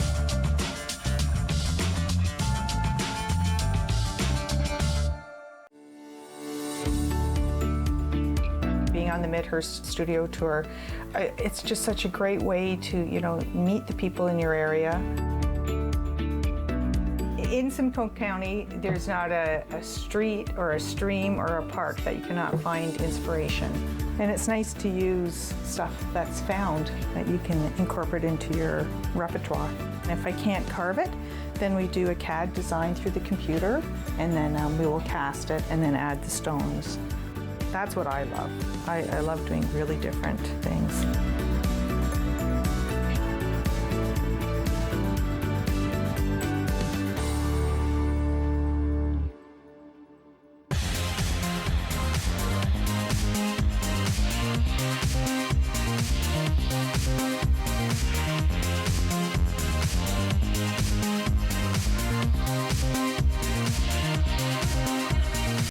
Through United Way, I did a self-esteem course, training for peer support, and now I volunteer. It's a lesson that comes from the nature of doing work with the United Way that gives me a new lease on my life.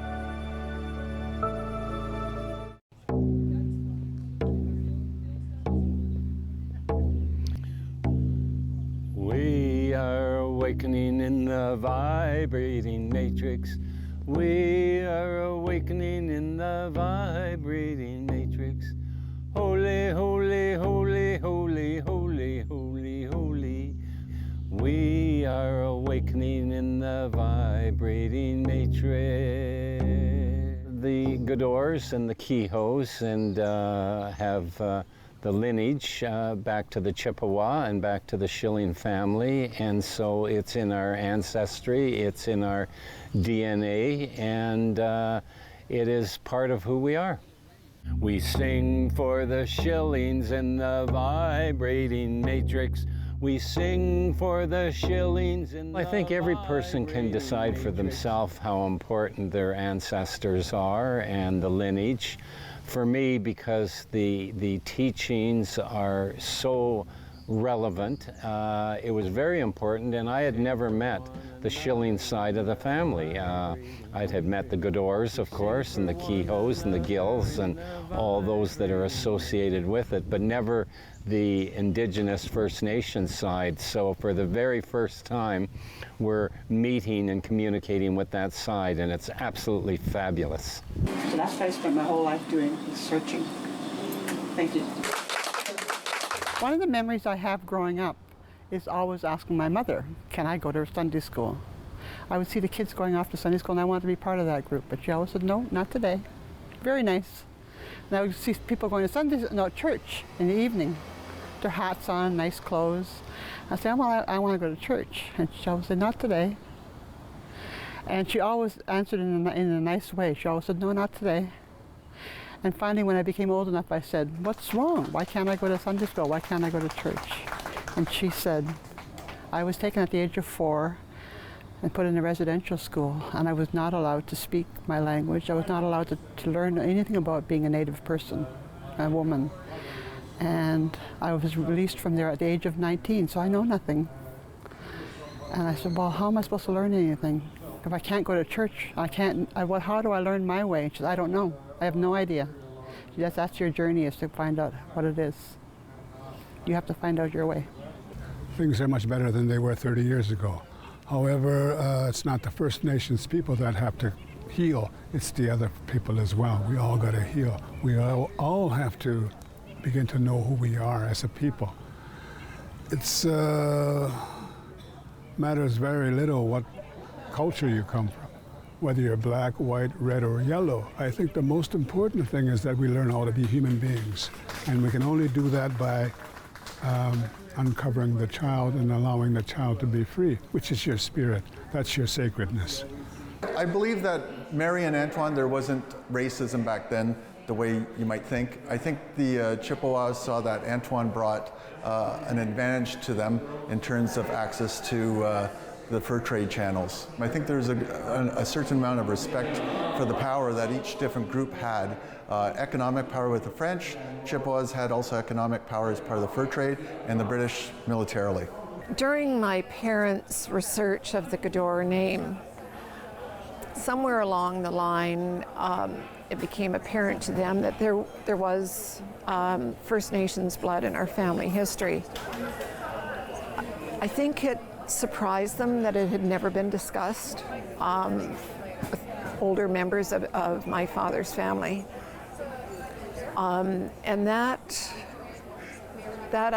my parents were very disquieted with that knowledge, and it just fueled their efforts to find out as much as they could about Mary Schilling, who is my 3G grandmother, I believe.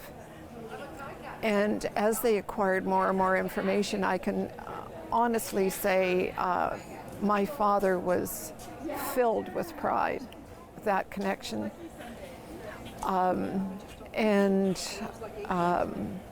worked very hard to ensure that her marker, which they discovered cast aside, I think accidentally in the cemetery, and which resided in our garage for 10 years, actually found an appropriate and respectful place for all those of us to come and honor her. My father had his Métis card for a long time. It's actually put away in a box at home. So he applied for Métis status decades ago, and he was very proud of that. And I wasn't aware of the heritage when I was younger, but certainly by the time I was a teenager, I did.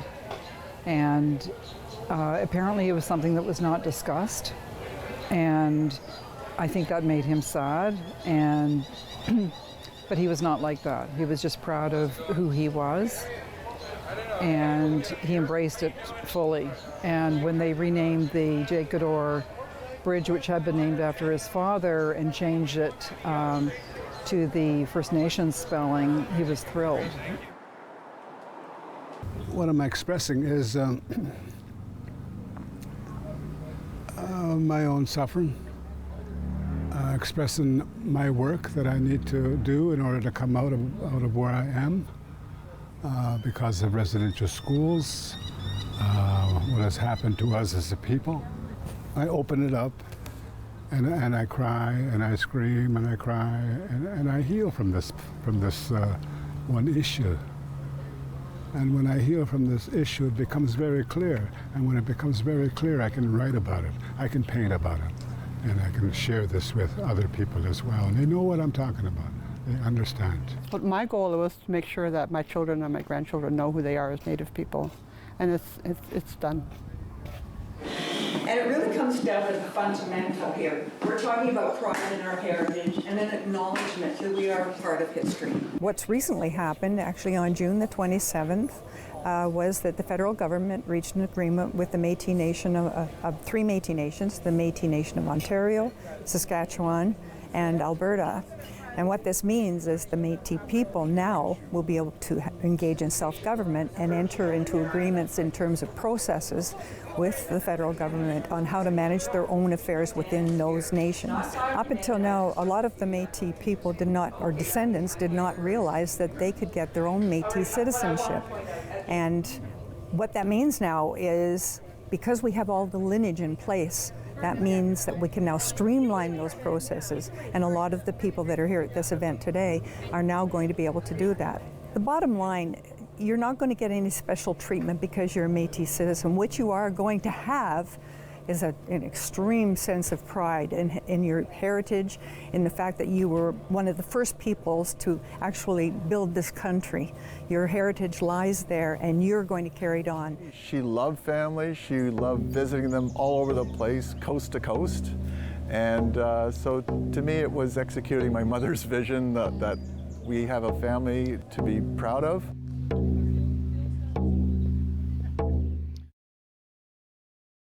When you don't don't have the people there to support you that you know you should, your world kind of like spirals. But United Way has been the biggest change coming into high school. Having the ability to help kids succeed is so important. Do you have something to share? Let everyone know about your next meeting, your need for volunteers, or your fundraising event on the Rogers TV Community Billboard. Send us your words and we'll bring them to life on Rogers TV and rogerstv.com. When it's time to spread the word, go to rogerstv.com to add your announcement to the Community Billboard. Sometimes, for a wish to come true, it takes a kingdom, because together is stronger. Tied tight, united we stand, in honor of one child's wish, to fuel the fire that will grant many more.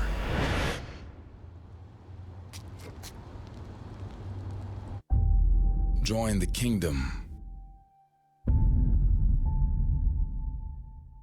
It's so inspiring to know that there's people out there that are willing to help people who've gone the situation that I've gone through. Because of United Way, I'm able to stand in front of you today with a good job that I can actually make something of myself.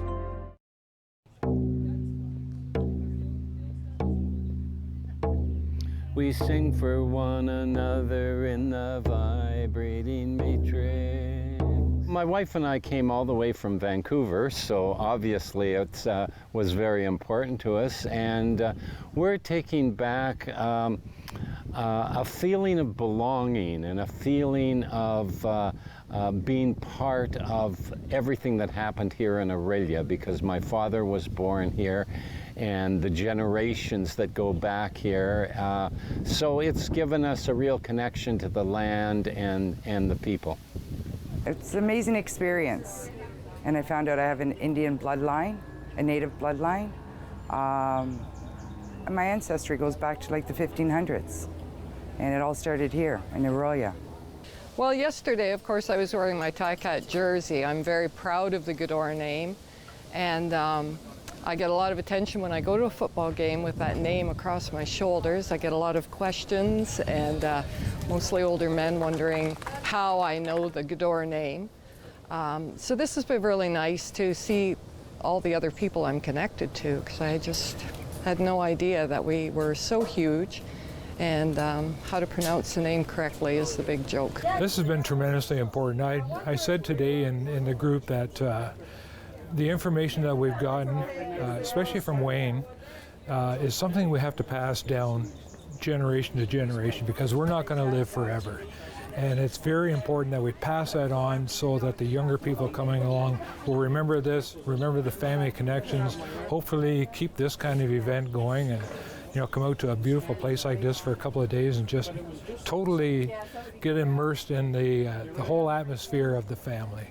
I thought it was just a great opportunity to get together with our cousins. We're all cousins by the nature of the name of Goodor. So yes, I think it was just a great opportunity, to meet faces that people that we haven't seen before, and to refresh good memories with those that we have.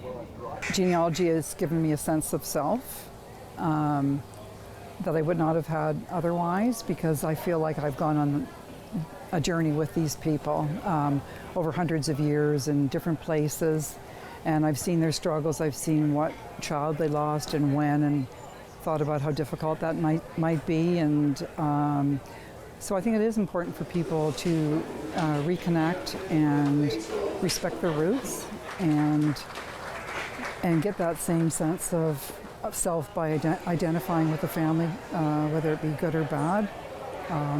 They are who they are, and I just think it has helped define who I am in a way that I can't even explain unless someone else has done research. It's just difficult to say why, but it does. Because I feel like I've been on a journey with them. My parents' original intent in doing their research was simply to assemble information on my famous grandfather, who in fact was a metaphor for sport. But what they discovered is Jake Gador and his family members became a metaphor for Canada, because there are so many different cultures who joined together to create family members that we see here today. Funny how we organized this. The Leacock Museum made their grounds available to us. They said it was because we're a special family to the Leacock legacy. And the other thing was we had this antique boat show going on in the background, which brought us back in time to Leacock era and our own family's connection to Leacock. This weekend was about my mom's dream that we were a big family. She loved family. She loved visiting them all over the place, coast to coast. And so to me, it was executing my mother's vision that we have a family to be proud of, and that we have a history to be proud of on both sides, going right back to Chief Big Shilling. And I wanted this to be something special for both the Shillings and the Gadors, to have that connection, to understand the history, and to feel the pride of being who we are as a family. We're part of Canada, and our ancestors are part of Canada, part of building it, part of creating it, not just with their hands, but with their ideas, with their spirit, with their energy, and that we are part of something great and proud to be Canadian.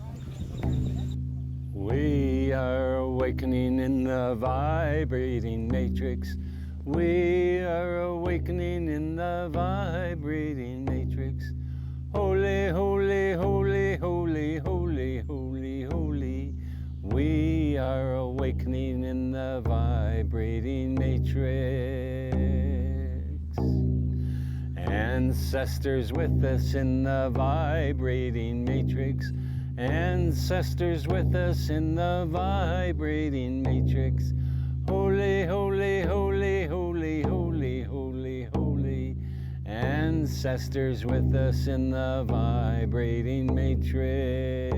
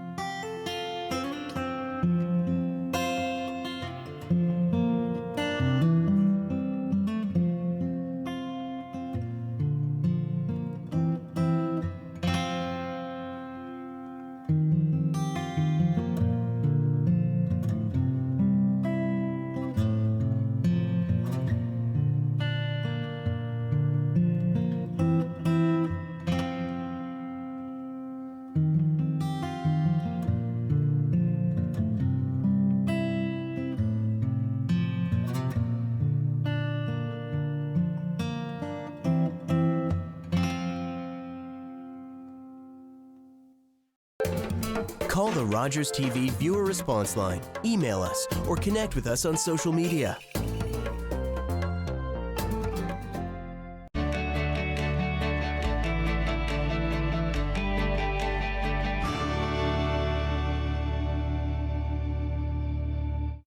Dear everybody, you'll see thousands of images today.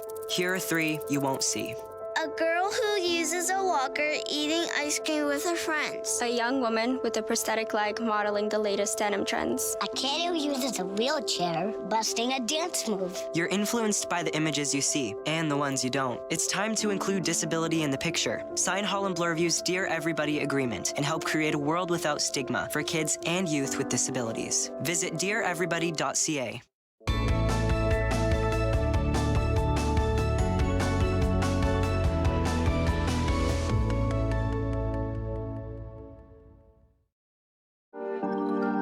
Was the perfect town to host a steampunk festival because it already is a steampunk village. We have the historic grist mill, stone library, we have the authentic historic main street, and we actually are the only festival that takes an entire village and steampunks it for a day. Steampunk is Victorian industrial or retro futurism, all based in a spirit of fun and play. There seems to be an abundance of local artists and very, very creative people in an idyllic, authentic, historic village.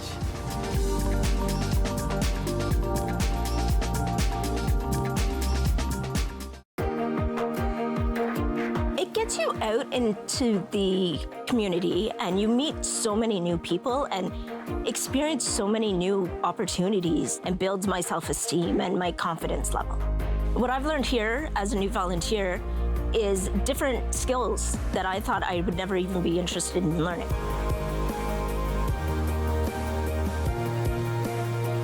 I'm Chantal McCush, and I am a Rogers TV volunteer.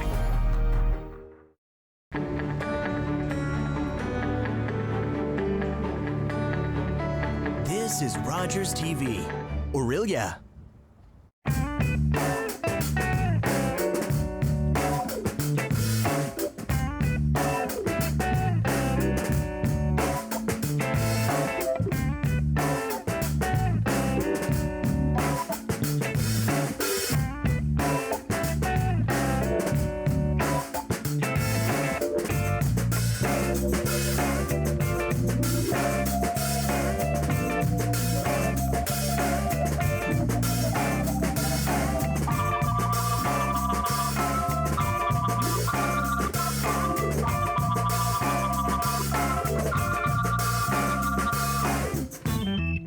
On today's show of At the Cottage with me, Chef D, I'm joined by a really great friend, Chef Christian Pritchard from Aurora Foods, where it's all about the apps and entertaining and making it simple and easy.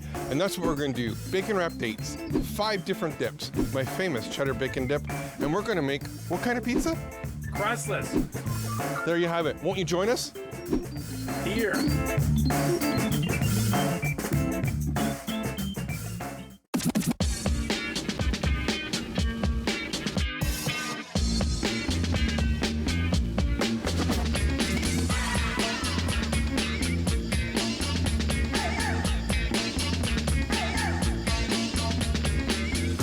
Welcome to At the Cottage with me, Chef D, and my great guest, Chef Christian Pritchard from Aurora Importing. Chef, good to have you back. I love being here. Come on, look at this view. I know, right? Why are we working? I don't know. That's what, you know, that's what I was thinking. You did say there was beer. Okay. And beer, maybe a swim later. Yeah, sure. 2 old fat guys. Oh, sexy. So, it's all about appetizers today. Yeah, you know, you're up at the cottage, you want to have some fun, you want to be spending more time down on the dock than up here. So what I'm going to make is we're going to teach you how to make a quick hummus, a baba ganoush with a twist. Beautiful. Using some of, again, the antipasto. Yeah. You know, we got some heat there, and again, with the vinegar, it just natural, right? Perfect. Kind of brings it together. Absolutely. A black bean. We might even get into a pea dip. Nice. And then, of course, famous bacon wrap dates, a cheddar bacon dip, and of course, we'll do some lamb and some shrimp as well. Sounds good to me. But what are you going to make? You know what? I've got something that's very, very simple. All the stuff I love to do is simple or easy. Yep. I'm going to make a crustless pizza. And this whole day with keto, and everyone's like, crustless pizza, why? Yeah. Well, you create, like, this is something that I picked up in Tuscany. Okay. And it's just, you got a cast iron pan, you got a hot fire, you got tomatoes, you've got some, again, antipasti, olives, cheese, throw it in the oven, or at home in the oven, fire, whatever. Set to go. I'm going to get started with our hummus. Beautiful. So I have chickpeas here, probably maybe 1 can. Again, if you want to soak them, you can, but you're at the cottage. Why? Right? Why bother? Take some tahini. Tahini. You know? Oh, I love tahini. So do Look, I. you're doing it right in the container, like right in the plastic. I love you, man. That's awesome. That's, like, again, why take more time when you don't have to? We're going to take juice of half a lemon. These flavors are so old school. I love them. Mm-hmm. So simple. And that's what's so great about living here in our area. Yeah. We're a melting pot of all these different cultures. Yep. And you get to have all this great food. So I'm just going to put a couple cloves of garlic in. Bit more. Come on. If you're going to have that, you got to, you know. Okay. There we go. How's that? Okay. Yes. And then we're going to take our brawn hand blender. The greatest tool that's ever lived. Exactly. Here we go. If I plug it in, it might be Plugging better. it in Can you is hold good, that? Chef. Sure, I can. There's a little bit of a lesson for at the cottage with Chef D when you plug in things. Awesome. Show number 10. That's okay. Look at this. So then you just kind of blend it all together. And then, you know, in a matter of seconds. You can smell that garlic. Oh, yeah. You will be making friends. Oh, yeah. Oh, I love it. Do you want to just throw a little bit of olive oil in here? You bet. A little Sicilian in there to make it complete. Tell me when, Chef. Well, we're good. We're good. There you go. Look at that. I think I almost need to try this soon. Chef. Okay, I think we're almost ready. Okay. Am I like the official taster for this? You stuff? are the official taster today. How can I do this? Okay, there you go. Yeah. Just dip it right in. I can dip it right in. Dip it right in. We're at the cottage. I know. Okay, here we go. Ooh. Right? How good's that?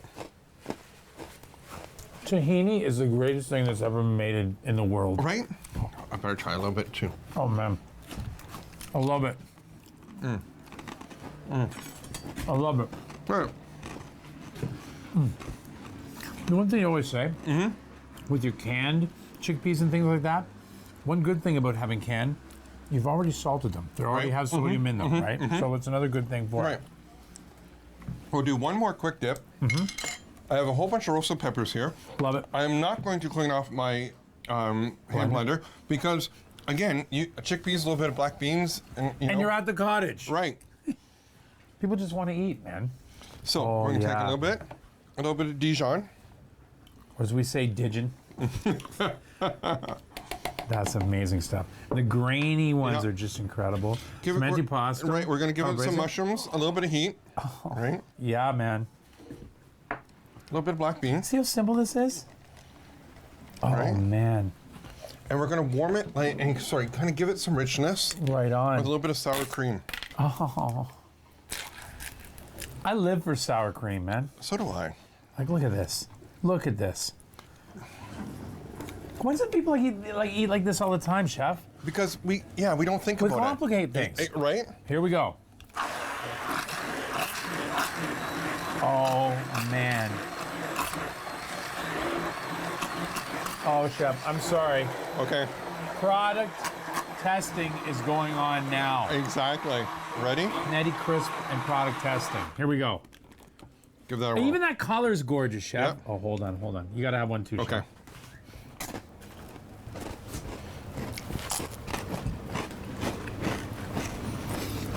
I love the heat at the end. Oh, love the heat at the end. I love it. I love it. 1, 2. Shall we do one more? Yeah. Okay. I have a whole bunch of roasted eggplant. I might have bought a little bit too much at the market the other day. Yeah, good problem to have. Right, though. right. Good problem to have. So I'm just going to give it a quick Excuse me, en français, aubergine. Right, so we're going to, again, put some more. You're digging my antipasta. I'm loving your antipasta. Because, again, not just use it for on the plate, but you can use it in so many areas, and it makes it so easy, right? And you know what? This is that part of the grocery store that when you're at the cottage, you want simple solutions to make great food quick. A little bit of your sun-dried tomatoes. Love it. Great flavors here. Lots of garlic. Lots of garlic. This one's going to be, a garlic dream, right? Oh, for sure. Some olio from Sicily, the Cucchiara. Look at that. Probably about half a cup, right?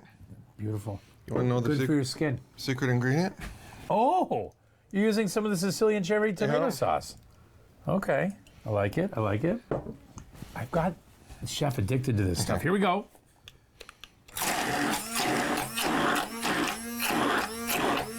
Oh, how easy is this one? No. Hard job. Hard job. Right. You're going to. This one's going to be a little bit thicker. I don't mind. A little bit crunchier. I don't mind. Okay. I don't mind because then you can put this. Like, if you're ready to go, put it right on there. Here we go. Hold on. Oh, geez. Leave that in there. Oh, hold on. Hold on. Just going to move this out of my way because I have that feeling that's going. What do you think? Oh man, that is wicked. Wow. Right? Yeah. Sun-dried tomatoes. So just double checking here. You get the Don't heat. touch Chef D how good this is. Right? 1, 2, 3 dips. Imagine you even got fresh bread coming off the barbecue, wipe that on there. Oh, yeah. Or you can take some of your... The crisps. Mm-hmm. 1, 2, 3. Done. Eggplant, black bean, and you got some great hummus, right? Okay. Beautiful. On our way. Yeah. Next one. These are probably the #1 requested appetizer we do in our catering division. Really? Mm-hmm. It's bacon wrapped date. Yeah. Wow, come on. You know what I love about this? Mm-hmm. You're doing old school cuisine, which is great. You're mixing salt, the fat, and the sweet, and the texture and everything. It's just, that is absolutely gorgeous. So, we grab our pitted date. You want a pitted date. Love it. Parmesan cheese, right? Oh. Parmesan cheese. Beautiful. We're going to wrap it. Like so. Parmigiano. Right. Pancetta. And then, again, this is how we do it. Yeah. And you just kind of do it over and over.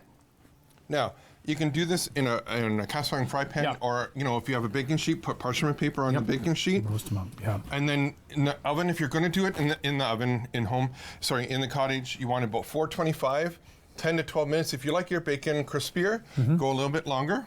If you don't like your bacon as crispy, then just, you know, cut it back a little bit, and away you go. And then people are going to look at you. They're going to look at you and go, bacon wrapped dates, and you're going to go, yes, these are so good and smoky, savory, and it's absolutely fantastic. How about on the cast iron on the barbecue? Oh yeah, exactly. And just remember, if you're doing it on the cast iron in the barbecue, put it on the top rack. Yeah. Right. Again, bring your barbecue down maybe to 350, because everybody tries to put it on high. You're going to do it 900 degrees. Like on most barbecues, it goes up to 900 degrees, and that's going to burn them, and you don't want that. So slow it down. Means you can have an extra beverage. That's right. And the fat that comes off of that. You've got bread at the table. You put the cast iron down. You wipe that beautiful fat on the bread. Oh yeah. How good is that? Perfection. Okay, so let's try a pizza. You got it. Okay, pizza's very, very simple. You're gonna love how simple this is. Like I said, this is a Tuscan recipe. Again, a lot of people are doing this keto thing, and they're gluten-free and all this stuff. They're not eating bread stuff. I've got this for you. Okay. So your favorite thing, which is almost everybody's favorite thing now, is the Sicilian cherry tomatoes.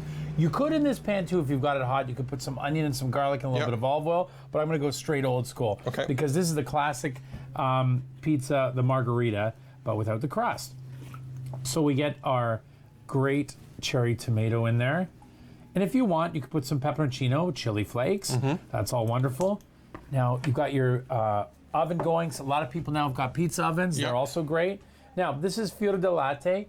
Otherwise, people know it's bocconcini or buffalo mozzarella. But this is a milk version of buffalo mozzarella. Throw pieces in just like so. Look at this. Chef, I mean, like, seriously. Right? And again, when I brought this to the company after doing some research and all the work I've done in Italy, everyone's like, well, it's just that. And I'm like, exactly. You're right. And that's the thing, right? Now, again, with the idea of having things on the side like your red peppers, olives, capers, anything, you can throw these in. So I've got some baked olives from Calabria that I'm going to throw in. That's going to give a nice saltiness. Baked olives. Baked olives. So they're slowly baked, and it just brings out that brininess and the flavor. Really salty. That's sort of like you would have a caper, but I think they're better. I love these, okay? So just a few in there to keep it really simple. You've got your oven all nice and hot. How about a little bit of red pepper? I've got some red peppers, so why not? Here we go. Don't need many. You know what? I think you need a little more cheese. You like your cheese, right? Oh, I love my cheese. Okay, so let's put some more in there because Chef likes that. When this all melts and it comes out of the oven or out of your barbecue, people go absolutely bananas. So on your barbecue, like medium high again, like around 450, why not? 500 Just let it go. You know, it's the same idea if you're doing a margarita pizza in an oven. It doesn't take too long. This will take a little longer. Now here's our friend, a little bit of olive oil in there too. You'll finish with that as well. That'll be delicious. And of course, our good friend, basil. Yeah, you know what? Can finish with that, or you can start with basil. it. Like, Me too. Of all the herbs, and there's a ton of them out there, you know, that this is totally my favorite. Like, it doesn't get much better than that. No, it doesn't, does it? So we'll do that. And as simple as that, I'll put a little more olive oil because I love you, okay? If I didn't, we wouldn't do it, all right? Okay. We got anything else you want to throw in your? How about a little bit of calabrese? Okay, sounds why good not? to me. There's no rhyme or reason. So you get your bread hot. Yep. If you eat bread, if you don't, scrape it out of there with whatever polenta. Okay. You know, these things, it's all really, really good. Yeah. So we're going to take that to the barbecue. Yep. Right? Yep. And then we'll put it in, we'll cook that. We're going to cook off some bacon wrapped dates. Beautiful. And when we come back, it's all about the lamb. It's all about the shrimp. And my famous cheddar bacon dip. Oh, man. Won't you join us? We'll be right back. Perfection.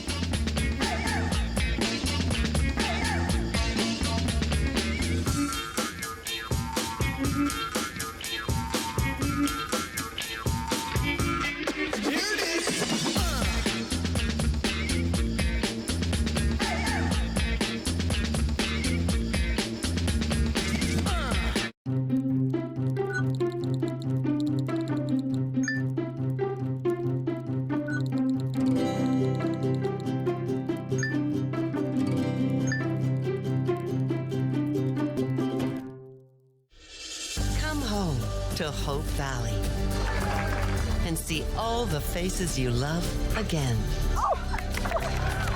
Scandalous. There he is. Here we all are.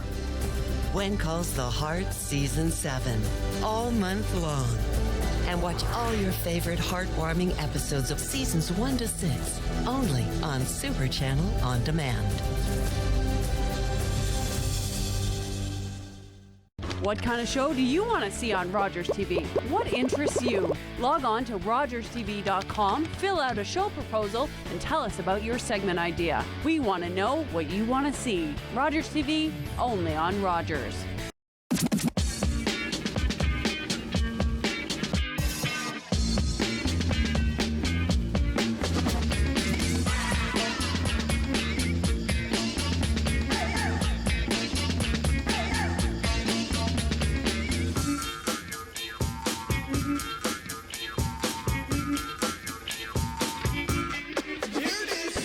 So I left Chef Christian looking after the pizza.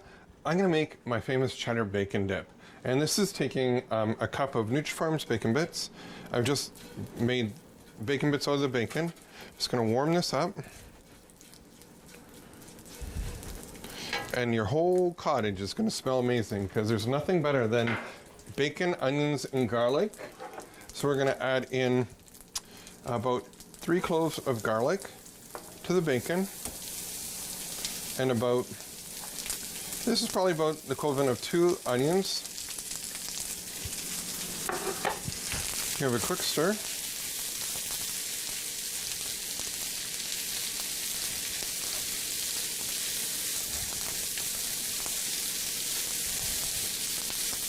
And we're going to stir this in and let the onions become translucent. And in real time, it's probably going to take between 2 to 3 minutes.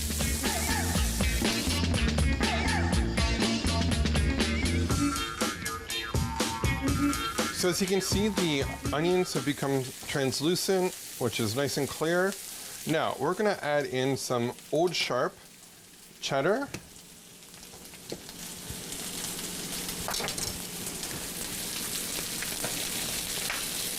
And the great thing about this cheese, it melts really nicely. It's a combination of 35% cream and cheddar. And I'm going to reduce my heat down.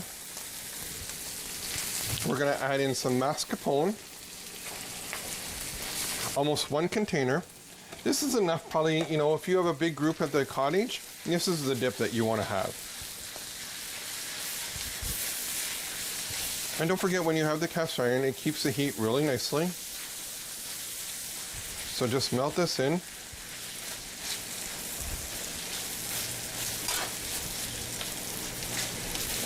Just like so.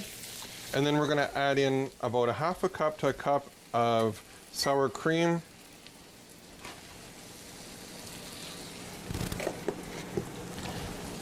I'm going to reduce this right down to low. And it's going to slowly melt. The whole cottage is going to smell amazing. And in a couple minutes, we'll be dipping some amazing breads from my good friend Christian into this dip.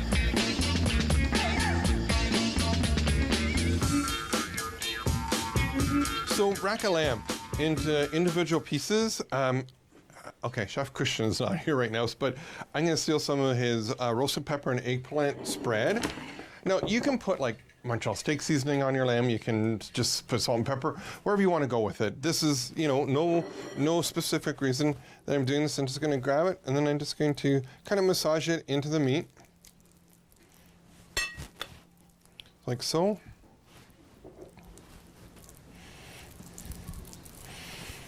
And we're almost done with our marinade here.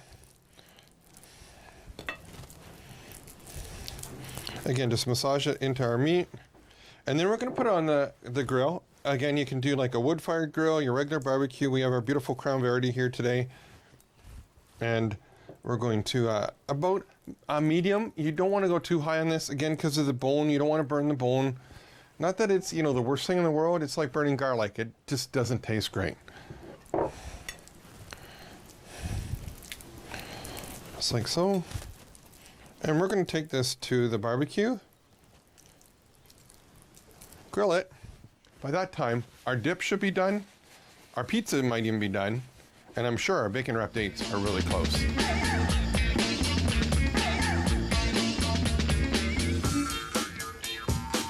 So we're going to do our shrimp in our pan. We're going to put a little bit of olive oil into the pan. I'm going to steal some of Chef Christian's oven roasted olives. Don't tell him, we'll tell him later. Again, we have some shrimp. We're going to put the shrimp in the pan.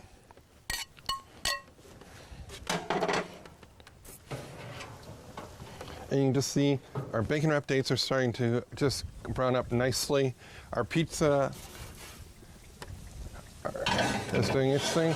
Now we're going to put our shrimp on. Again, just saute them gently with some olive oil, the olives, and then we're going to glaze it with a little bit of balsamic glaze. Now, as you can see, I've taken the lamb and I've taken the bone is at the end because you don't want to burn it because it's going to give it a really bitter flavor. So now we're just going to turn our lamb over. Look at that, it's just beautifully coming together. Okay, we're going to cook it to medium rare. Put the lid down, and we're going to come back to this in 5 minutes. And our shrimp will be done, our pizza will be done, our bacon wrap dates will definitely be done, and we'll be eating some amazing lamb.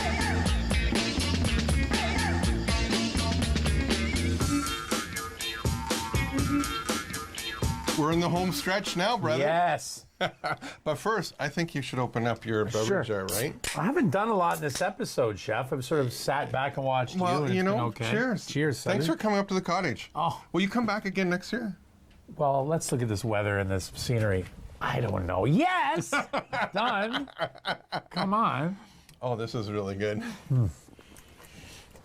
Okay, first of all, we started off with our hummus. Yep. We did our beautiful eggplant, with a little bit of sour cream in that.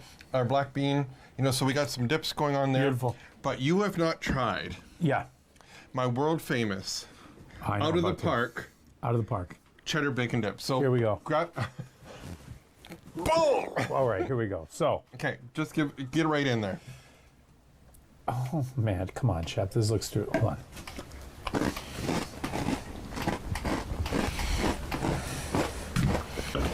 Continue. Come here. Oh yeah. So what do you think of the dip? Wow, that's awesome. That is awesome. That is awesome. Hold on, my heart stopped. Oh, there it goes. Beautiful. Okay, so we have our. I stole some of your roasted olives. Okay? Yeah, the baked olives, great. Put them with the shrimp. Beautiful. Now I'm going to grab some of your balsamic glaze. Right. Absolutely. And that's the Ponte balsamic glaze. Gorgeous. Nice. Right. Nice. Okay. So you got the salt, you got the sweet of the fish, you got the sweet of the balsamic. Exactly. Okay. Gorgeous. And I love when olives are warm. Oh, I know, they're amazing. It just really brings out everything. I could try the shrimp. Beautiful. Oh. Beautiful. Okay. Are you ready to eat something really cool? Yeah. So you ready? Do you want to try the pizza? Or want to try the lamb? Oh, let's do the lamb. There you go. Oh my goodness. This I live for lamb, buddy. I know, right? I live. Salute. Cheers.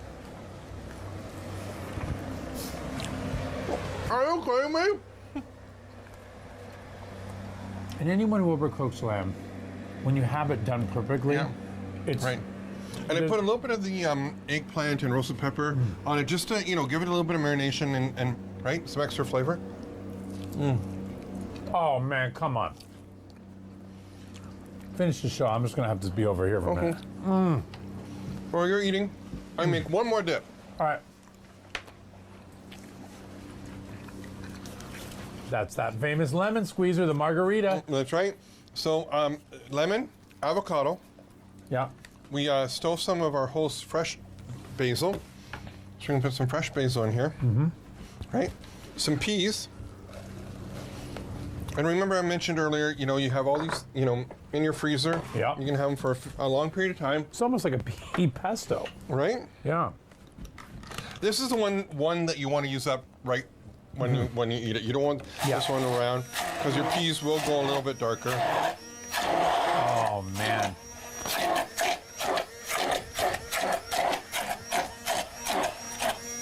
Is that for me to try too, Chef? Yes, it is. Oh, man. And you know what?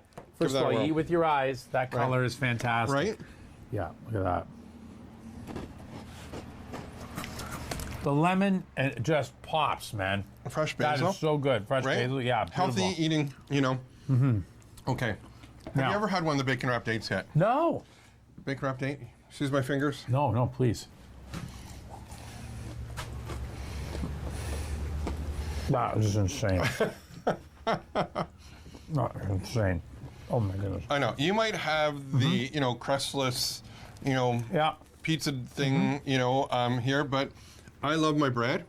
Go for it. I love my cheese. So there you go. You see it. There's the buffalo mozzarella, the Sicilian tomatoes, basil, olive oil. I do suggest put a little garlic and onion in there too. It's phenomenal. It's simple, but you can do anything with it. You got the olives in there broken up. And you know what? Sometimes if you overcook it, it's okay because it gets sweeter and sweeter and sweeter, right? And the cheese, the oil, it just slithers out. And what do you think, Chef? I have a moment right now. So do you miss the crust? No. Put that on a table and everyone goes nuts, especially with everything you've got here too, right? Simple. I would take the lamb bone and just put that through that. I had no shame, man. That's so delicious. Okay. 1, Yes. 2, 3, 4, 5 dips. Yes. Bacon wrap dates you can make anytime. That's like dessert, Chef. Right. And the great thing about this, you can make these at home, freeze them, bring them up to the cottage, bring them out. We did on the barbecue. Away you go. Our shrimp. Oh, love Try it with the roasted olives. Yeah. It just makes it. Yeah, you know? absolutely. Shrimp are great on their own, but that just takes it over the top. A little bit of balsamic glaze.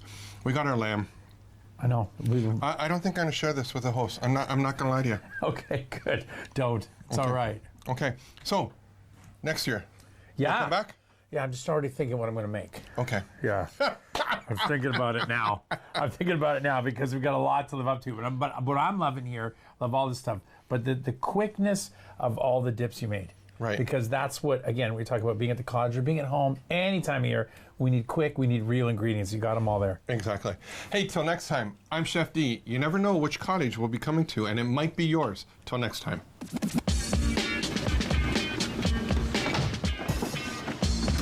Wow, look at that. Enjoy. Holy enjoy. Oh, bread. This looks fantastic. Those of us who can't.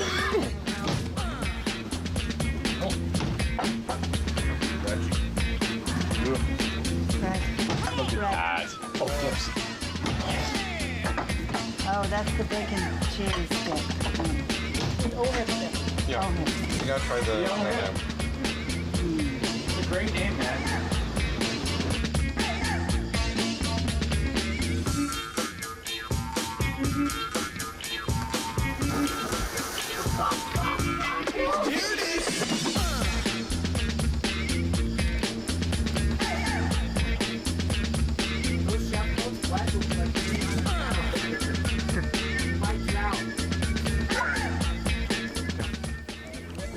On today's show of At the Cottage with Chef D, I am joined by a really great friend, Chef Trish. Fresh shish kebab. Want some fresh shish kebab? What the f*** is he talking about? Excuse me, everybody, for the foul language. But for sakes, I've been here for like all day, and he calls me shish kebab.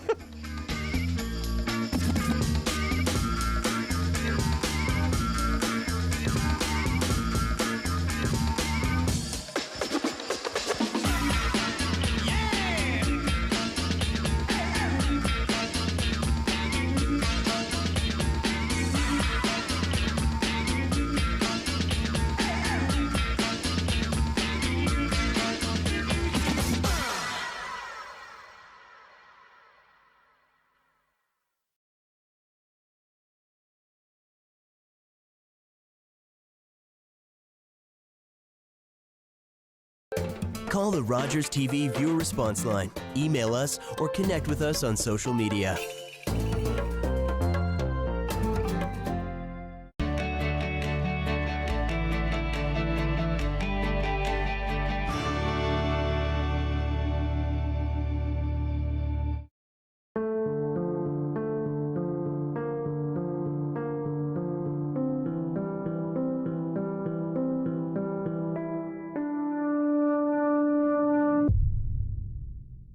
Blood in the urine is the most common symptom of bladder cancer.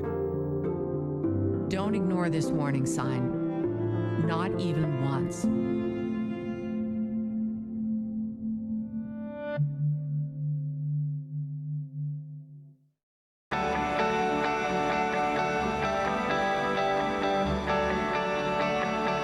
This is Rogers TV, Orillia.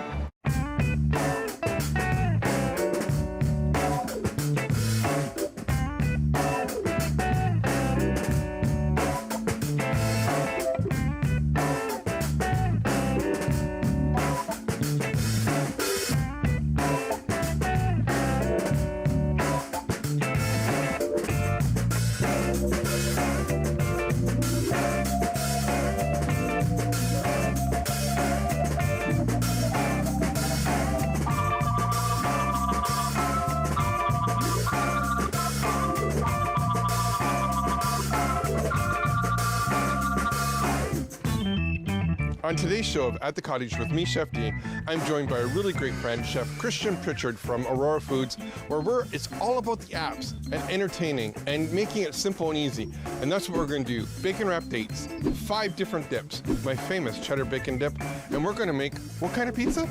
Crustless. There you have it. Won't you join us? Here.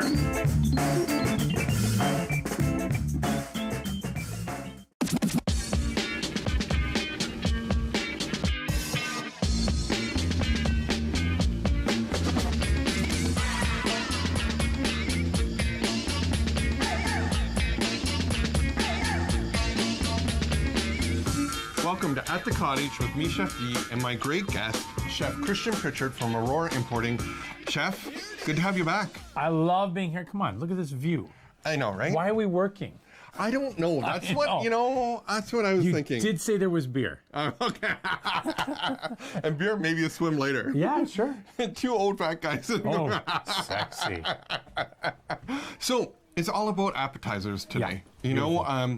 You're up at the cottage, you want to have some fun, you want to be spending more time down on the dock than up here. So what I'm going to make is we're going to teach you how to make a quick hummus, a baba ganoush with a twist. Beautiful. Using some of, again, the antipasto. Yeah. We got some heat there, and again, with the vinegar, it just natural, right? Kind of brings it together. Absolutely. A black bean. We might even get into a pea dip. Nice. And then, of course, famous bacon wrapped dates, a cheddar bacon dip, and of course, we'll do some lamb and some shrimp as well. Sounds good to me. But what are you going to make? You know what? I've got something that's very, very simple. All the stuff I love to do is simple or easy. Yep. I'm going to make a crustless pizza. And this whole day with keto, and everyone's like, crustless pizza, why? Yeah. Why you create, like, this is something that I picked up in Tuscany. Okay. And it's just, you got a cast iron pan, you got a hot fire, you got tomatoes, you've got some, again, antipasti, olives, cheese, throw it in the oven, or at home in the oven, fire, whatever. Set to go. I'm going to get started with our hummus. Beautiful. So I have chickpeas here, probably maybe 1 can. Again, if you want to soak them, you can, but you're at the cottage. Why? Right? Why bother? Take some tahini. Tahini. Oh, I love tahini. So do Look, I. you're doing it right in the container, like right in the plastic. I love you, man. That's awesome. Like, again, why take more time when you don't have to? We're going to take juice of half a lemon. These flavors are so old school. I love them. Mm-hmm. So simple. And that's what's so great about living here in our area. Yeah. We're a melting pot of all these different cultures. Yep. And you get to have all this great food. So I'm just going to put a couple cloves of garlic in. Bit more. Come on. If you're going to have that, you got to, Okay, there we go. How's that? Okay. Yes. And then we're going to take our brawn hand blender. The greatest tool that's ever lived. Exactly. Here we go. If I plug it in, it might be better. Plugging it in Can you is hold good, that? Chef. Sure I can. There's a little bit of a lesson for At the Cottage with Chef D when you plug in things. Awesome. Show number 10. That's okay. Look at this. So then you just kind of blend it all together. And then, in a matter of seconds. You smell that garlic. Oh, yeah. You will be making friends. Oh, yeah. Oh, I love it. Do you want to just throw a little bit of olive oil in here? You bet. Get a little Sicilian in there to make it complete. Tell me when, Chef. Well, we're good. We're good. There you go. Look at that. I think I almost need to try this soon. Okay, I think we're almost ready. Okay. Am I like the official taster for this? You are the official taster today. How can I do this? Okay, there you go. Yeah. Just dip it right in. I can dip it right in. Dip it right in. We're at the cottage. I know. Okay, here we go. Ooh. Right? How good's that? Tahini is the greatest thing that's ever been made in the world. Right? I better try a little bit too. Oh, man. I love it. I love it. Right. The one thing you always say, with your canned chickpeas and things like that, one good thing about having canned, you've already salted them. They already have sodium in them, right? So it's another good thing for it. We'll do one more quick dip. I have a whole bunch of roasted peppers here. Love it. I am not going to clean off my hand blender because, again, chickpeas, a little bit of black beans, and you're at the cottage. Right. People just want to eat, man. So we're going to take a little bit of Dijon. Or as we say, Dijon. That's amazing stuff. The grainy ones are just incredible. Some antipasto. Right, we're going to give it some mushrooms, a little bit of heat. Right? Yeah, man. A little bit of black beans. See how simple this is? Oh, man. And we're going to warm it, kind of give it some richness. Right on. With a little bit of sour cream. Oh. I live for sour cream, man. So do I. Like, look at this. Look at this. Why doesn't people eat like this all the time, Chef? Because we don't think about it. We complicate things. Right? Here we go. Oh, man. Oh, Chef, I'm sorry. Okay. Product testing is going on now. Exactly. Ready? Netty Crisp and product testing. Here we go. Give that a whirl. Even that color's gorgeous, Chef. Oh, hold on. You gotta have one too, okay.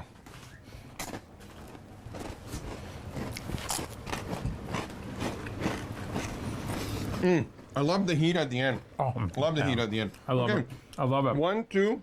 Shall we do one more? Yeah. Okay. I have a whole bunch of roasted eggplant. I might have bought a little bit too much at the market the other day. Yeah, good problem to have. Right, right. Good problem to have. So I'm just going to give it a quick Excuse me, en français, aubergine. Right, so we're going to, again, put some more. You're digging my antipasta I'm loving your huh? antipasta. Because, again, not just use it for on the plate, but you can use it in so many areas, and it makes it so easy, right? You know what? This is that part of the grocery store that when you're at the cottage, you want simple solutions to make great food quick. A little bit of your sun-dried tomatoes. Love it. Great flavors here. Lots of garlic. Lots of garlic. This one's going to be, a garlic dream, right? Oh, for sure. Some olio from Sicily, the Cutrera. Look at that. Probably about half a cup, right? Beautiful. You want to know Good for your skin. Secret ingredient? Oh, you're using some of the Sicilian cherry tomato sauce. Okay, I like it. I've got the chef addicted to this stuff. Here we go.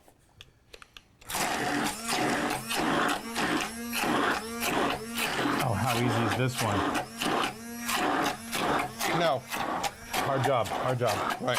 You're going to, this one's going to be a little bit thicker. I don't mind. A little bit crunchier. I don't mind. Okay. I don't mind because then you can put this, if you're ready to go, put it right on there. Here we go. Hold on. Oh, geez. Leave that in there. Oh, hold on. Just going to move this out of my way because I have that feeling that's going. What do you think? Oh, man. That is wicked. Wow. Right?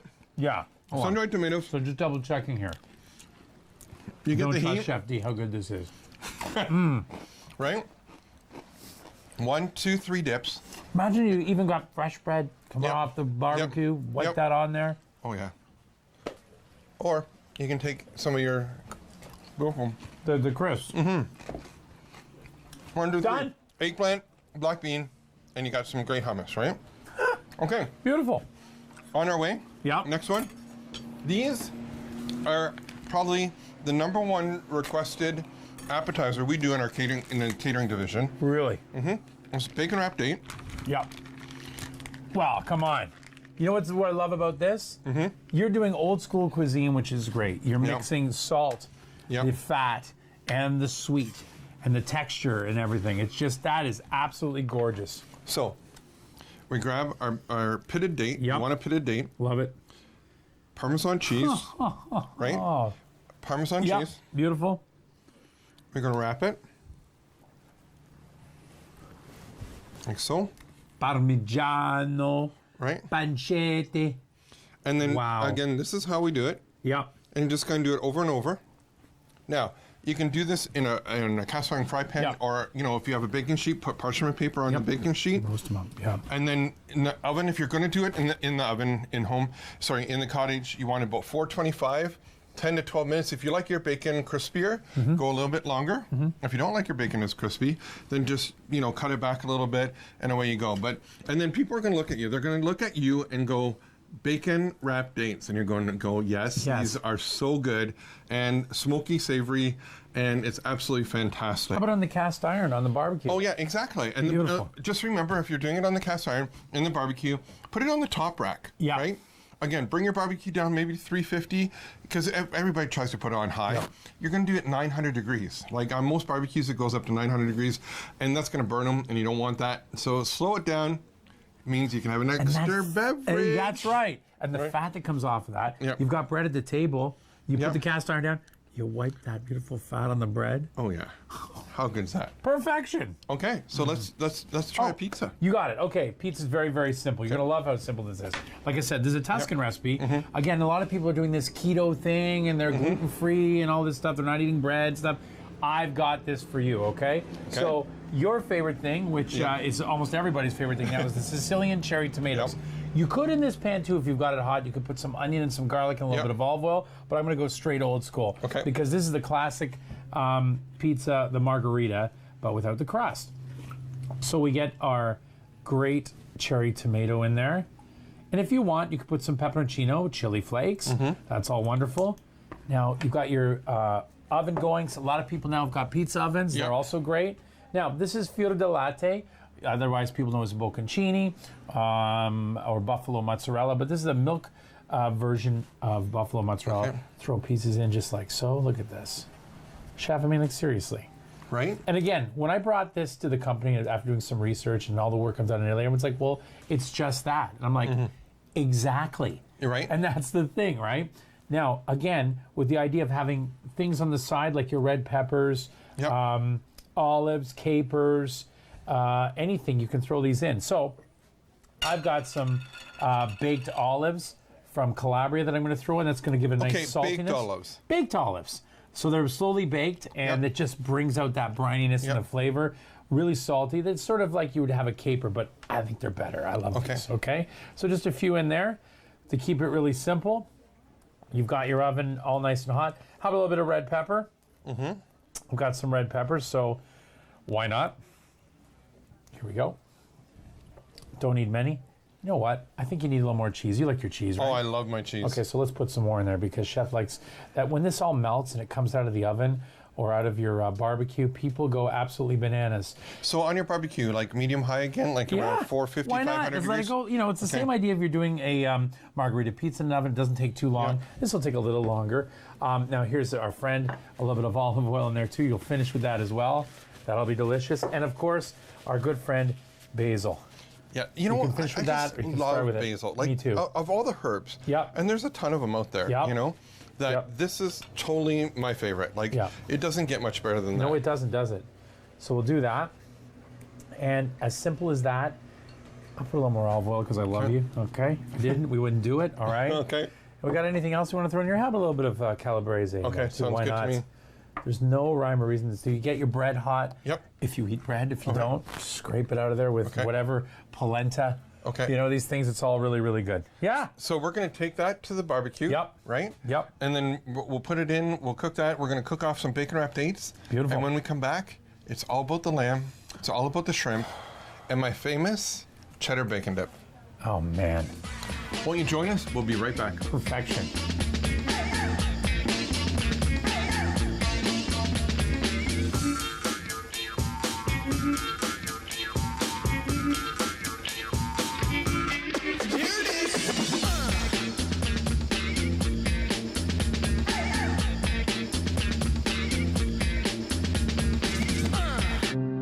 After involving Nuha in this program, she feels very confident. Here you have a lot of opportunity. I learned a lot of stuff, like being kind and I'm more open-minded. At a time when technology was transforming the world around us, Ted Rogers was creating a better television experience for Canadians. There was no cable. We created it the hard way. We built it. With the launch of Rogers Cable, he united us all to laugh, to cheer, and to witness the world around us. 60 years ago, Ted Rogers started our company to connect Canadians to the people, places, and things that matter most, and to make more possible for all of us. You can make more. Through United Way, I did a self-esteem course, training for peer support, and now I volunteer. It's a lesson that comes from the nature of doing work with the United Way that gives me a new lease on my life.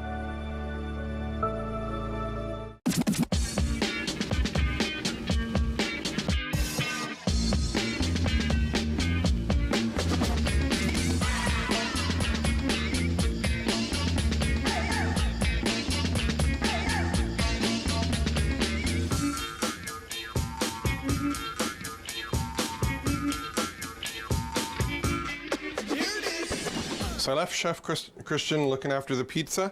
I'm gonna make my famous cheddar bacon dip. And this is taking a cup of Nutrifarms bacon bits. I've just made bacon bits out of the bacon. Just gonna warm this up. And your whole cottage is gonna smell amazing because there's nothing better than bacon, onions, and garlic. So we're gonna add in about 3 cloves of garlic to the bacon. And about, this is probably about the equivalent of 2 onions. Give it a quick stir.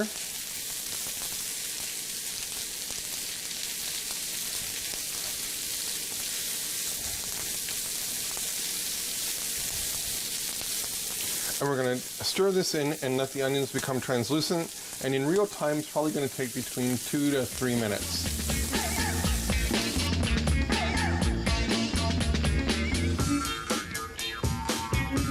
So as you can see, the onions have become translucent, which is nice and clear. Now, we're going to add in some Old Sharp cheddar.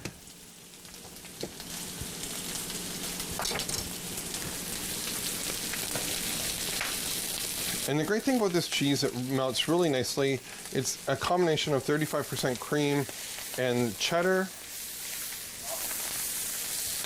I'm going to reduce my heat down.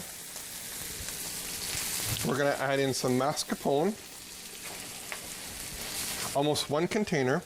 This is enough probably, you know, if you have a big group at the cottage, this is the dip that you want to have. And don't forget, when you have the cast iron, it keeps the heat really nicely. So just melt this in.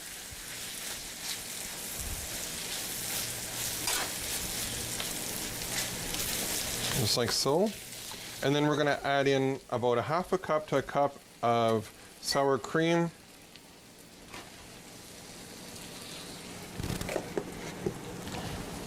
I'm going to reduce this right down to low. And it's going to slowly melt. The whole cottage is going to smell amazing. And in a couple minutes, we'll be dipping some amazing breads from my good friend Christian into this dip.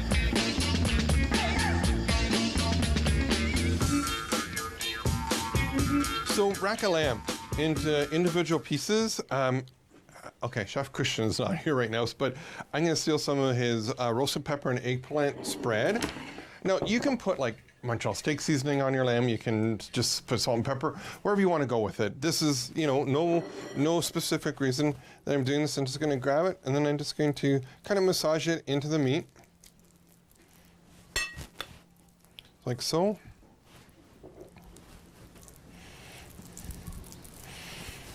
And we're almost done with our marinade here. Again, just massage it into our meat.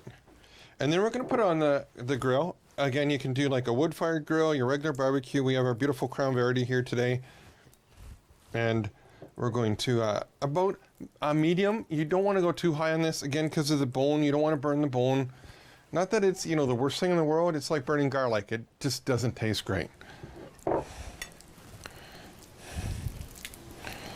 Just like so. And we're going to take this to the barbecue. Grill it. By that time, our dip should be done. Our pizza might even be done. And I'm sure our bacon wrapped dates are really close.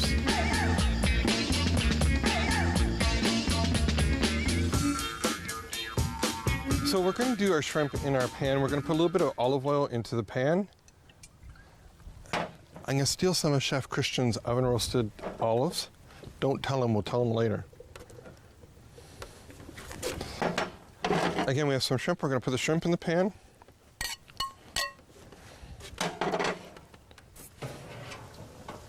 And you can just see our bacon wrapped dates are starting to just brown up nicely. Our pizza is doing its thing.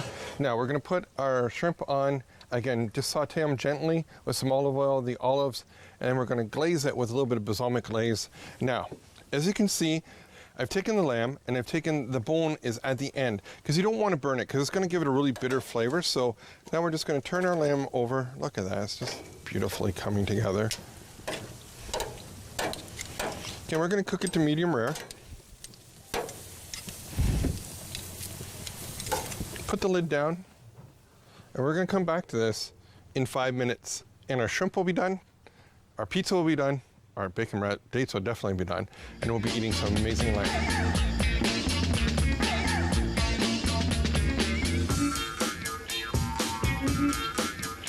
We're in the home stretch now, brother. Yes. But first, I think you should open up your beverage jar, right? I haven't done a lot in this episode, Chef. I've sort of sat back and watched you. And it's been okay. Cheers. Cheers, son. Thanks for coming up to the cottage. Oh. Will you come back again next year? Well, let's look at this weather and this scenery. I don't know. Yes! Done. Come on. Oh, this is really good. Okay, first of all, we started off with our hummus. Yep. We did our beautiful eggplant, eggplant with a little bit of sour cream in that. Our black bean, so we got some dips going on there. Beautiful. But you have not tried. Yeah. My world famous, out of the park, cheddar bacon dip. So here we go. Grab. Boom! All right, here we go. So. Okay, just get right in there. Oh man, come on, Chef. This looks through. Hold on.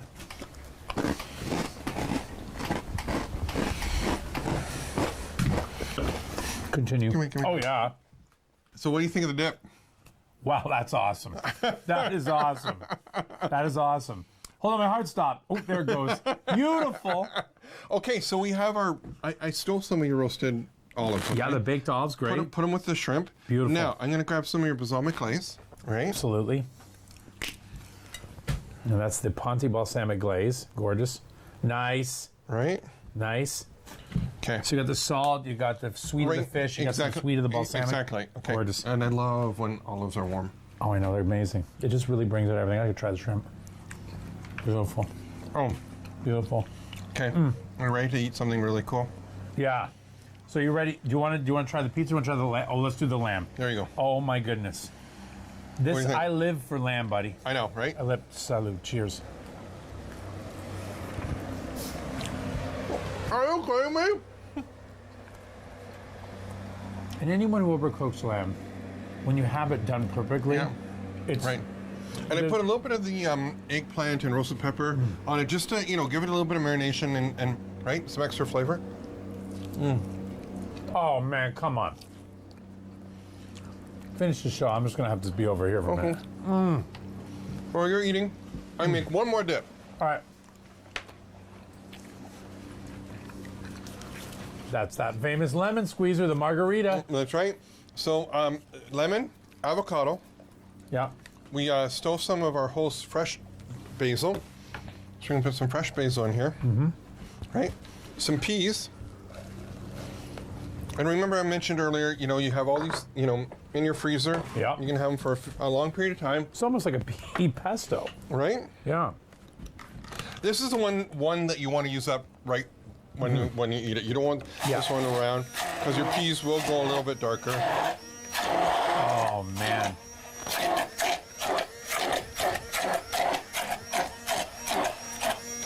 Is that for me to try too, Chef? Yes, it is. Oh, man. And you know what?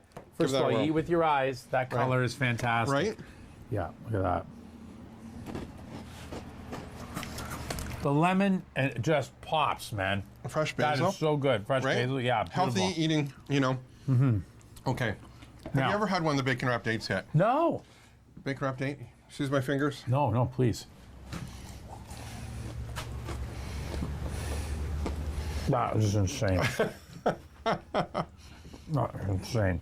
Oh my goodness. I know. You might have the, you know, crustless, you know, pizza thing, you know, here, but I love my bread. Go for it. I love my cheese. So there you go. You see it. There's the buffalo mozzarella, the Sicilian tomatoes, basil, olive oil. I do suggest put a little garlic and onion in there too. It's phenomenal. It's simple, but you can do anything with it. You got the olives in there broken up. And you know what? Sometimes if you overcook it, it's okay because it gets sweeter and sweeter and sweeter, right?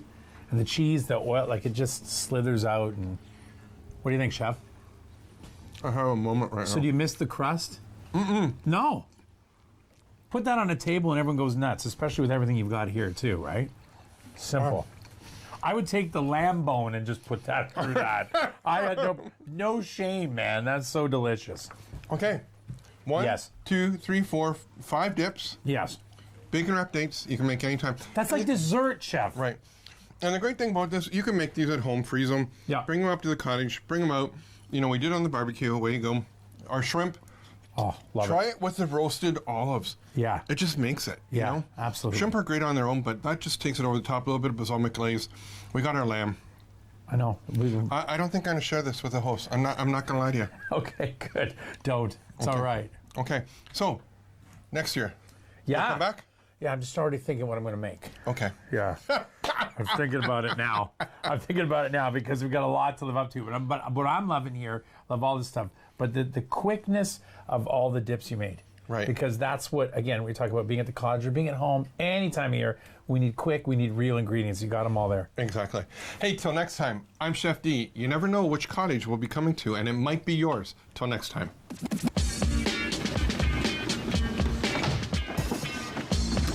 Wow, look at that. Yo, check this out. Enjoy, man. Holy enjoy. Oh, bread. This looks fantastic. Those of us who can't.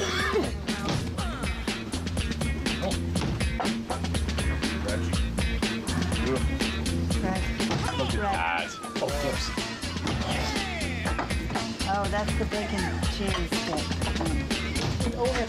Yeah. You gotta try the lamb.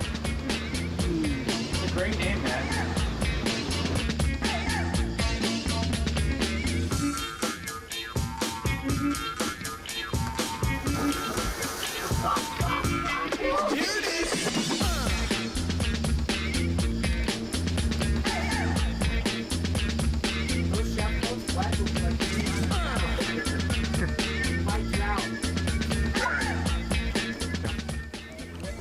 On today's show of At the Cottage with Chef D, I am joined by a really great friend, Chef Trish.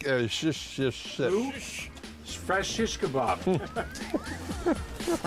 Want some fresh shish kebab? What the f is he talking about? Excuse me, everybody, for the foul language, but for sakes, I've been here for like all day, and he calls me shish kebab.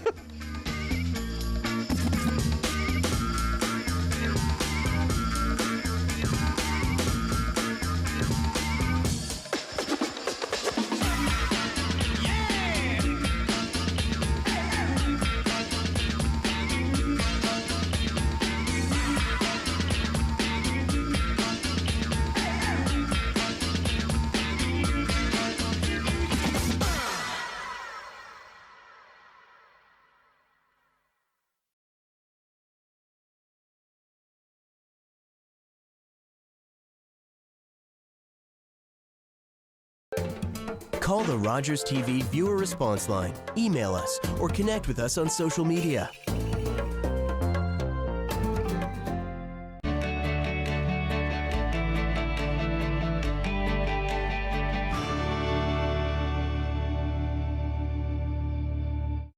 We're the generation that had it all. We're the generation that had the music and the moves. We're the generation that had a dream. We came together to feed the world's children. We came together to protect them. And in this dangerous world, we have to keep on saving them and protecting them, even when we're gone. If we remember UNICEF in our will, we'll be the generation who left a better world for children. Please visit uniceflegacy.ca.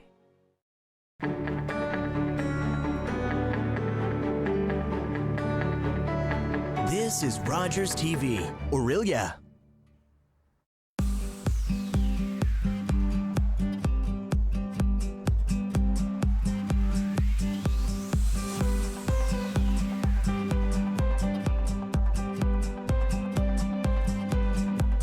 What can we all do to ease the burden that we are going to feel and stop that spike from happening in the number of cases we're going to see? Because it's by doing that we'll take some of the pressure off of our healthcare system. And those things are observe a distance of 6 feet between you and whomever you are near. Wash your hands like you mean it. Warm soapy water for 20 seconds. Alcohol-based hand sanitizer.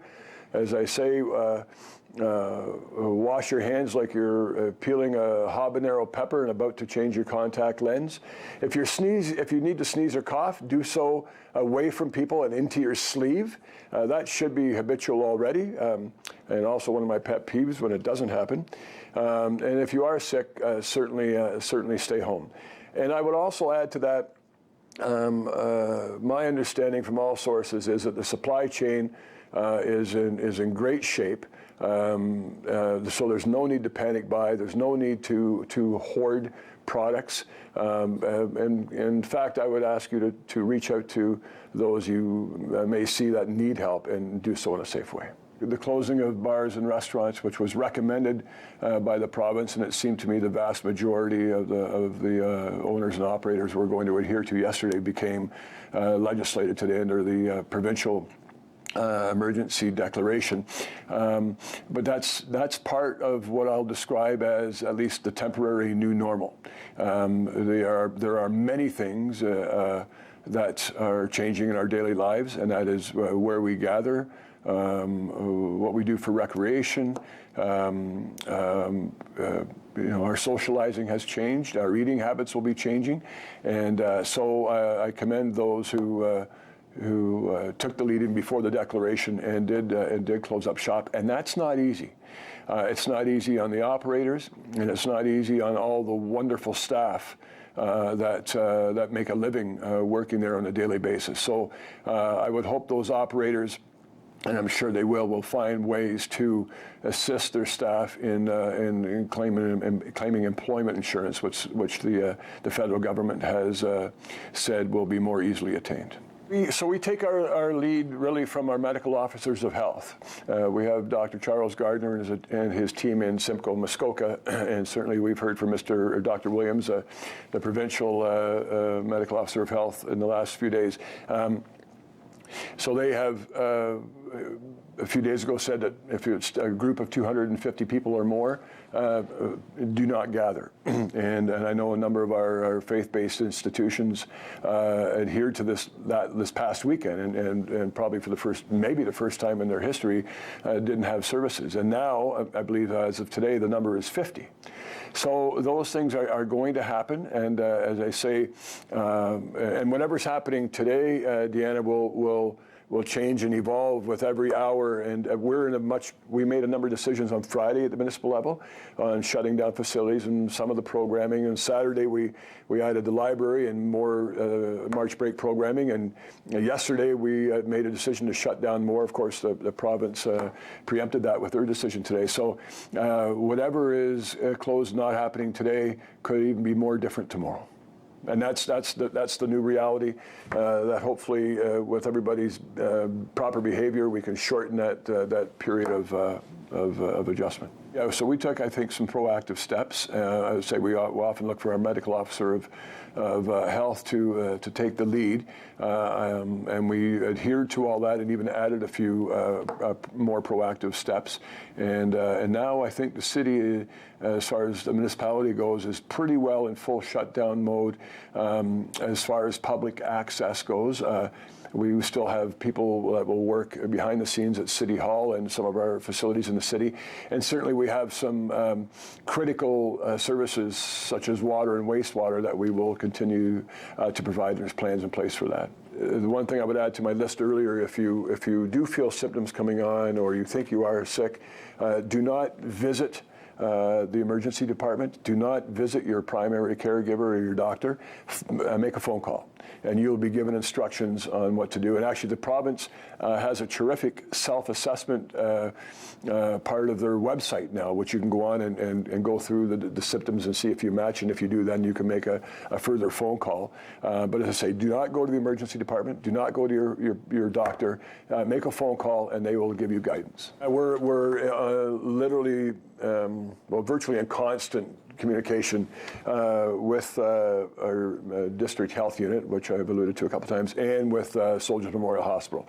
And if they have a need, I know they feel very comfortable reaching out to the city. We've told them that we can offer up facilities if need be. We have a number of them now, certainly right at the moment, are being unutilized or are closed. So we will do that, and other assistance that we are able to provide, we are glad to do so. But we're in constant conversations every day. This is our reality right now, and that's going to continue to change as cases present themselves in our area. This virus has a tendency to grow exponentially. So when it does come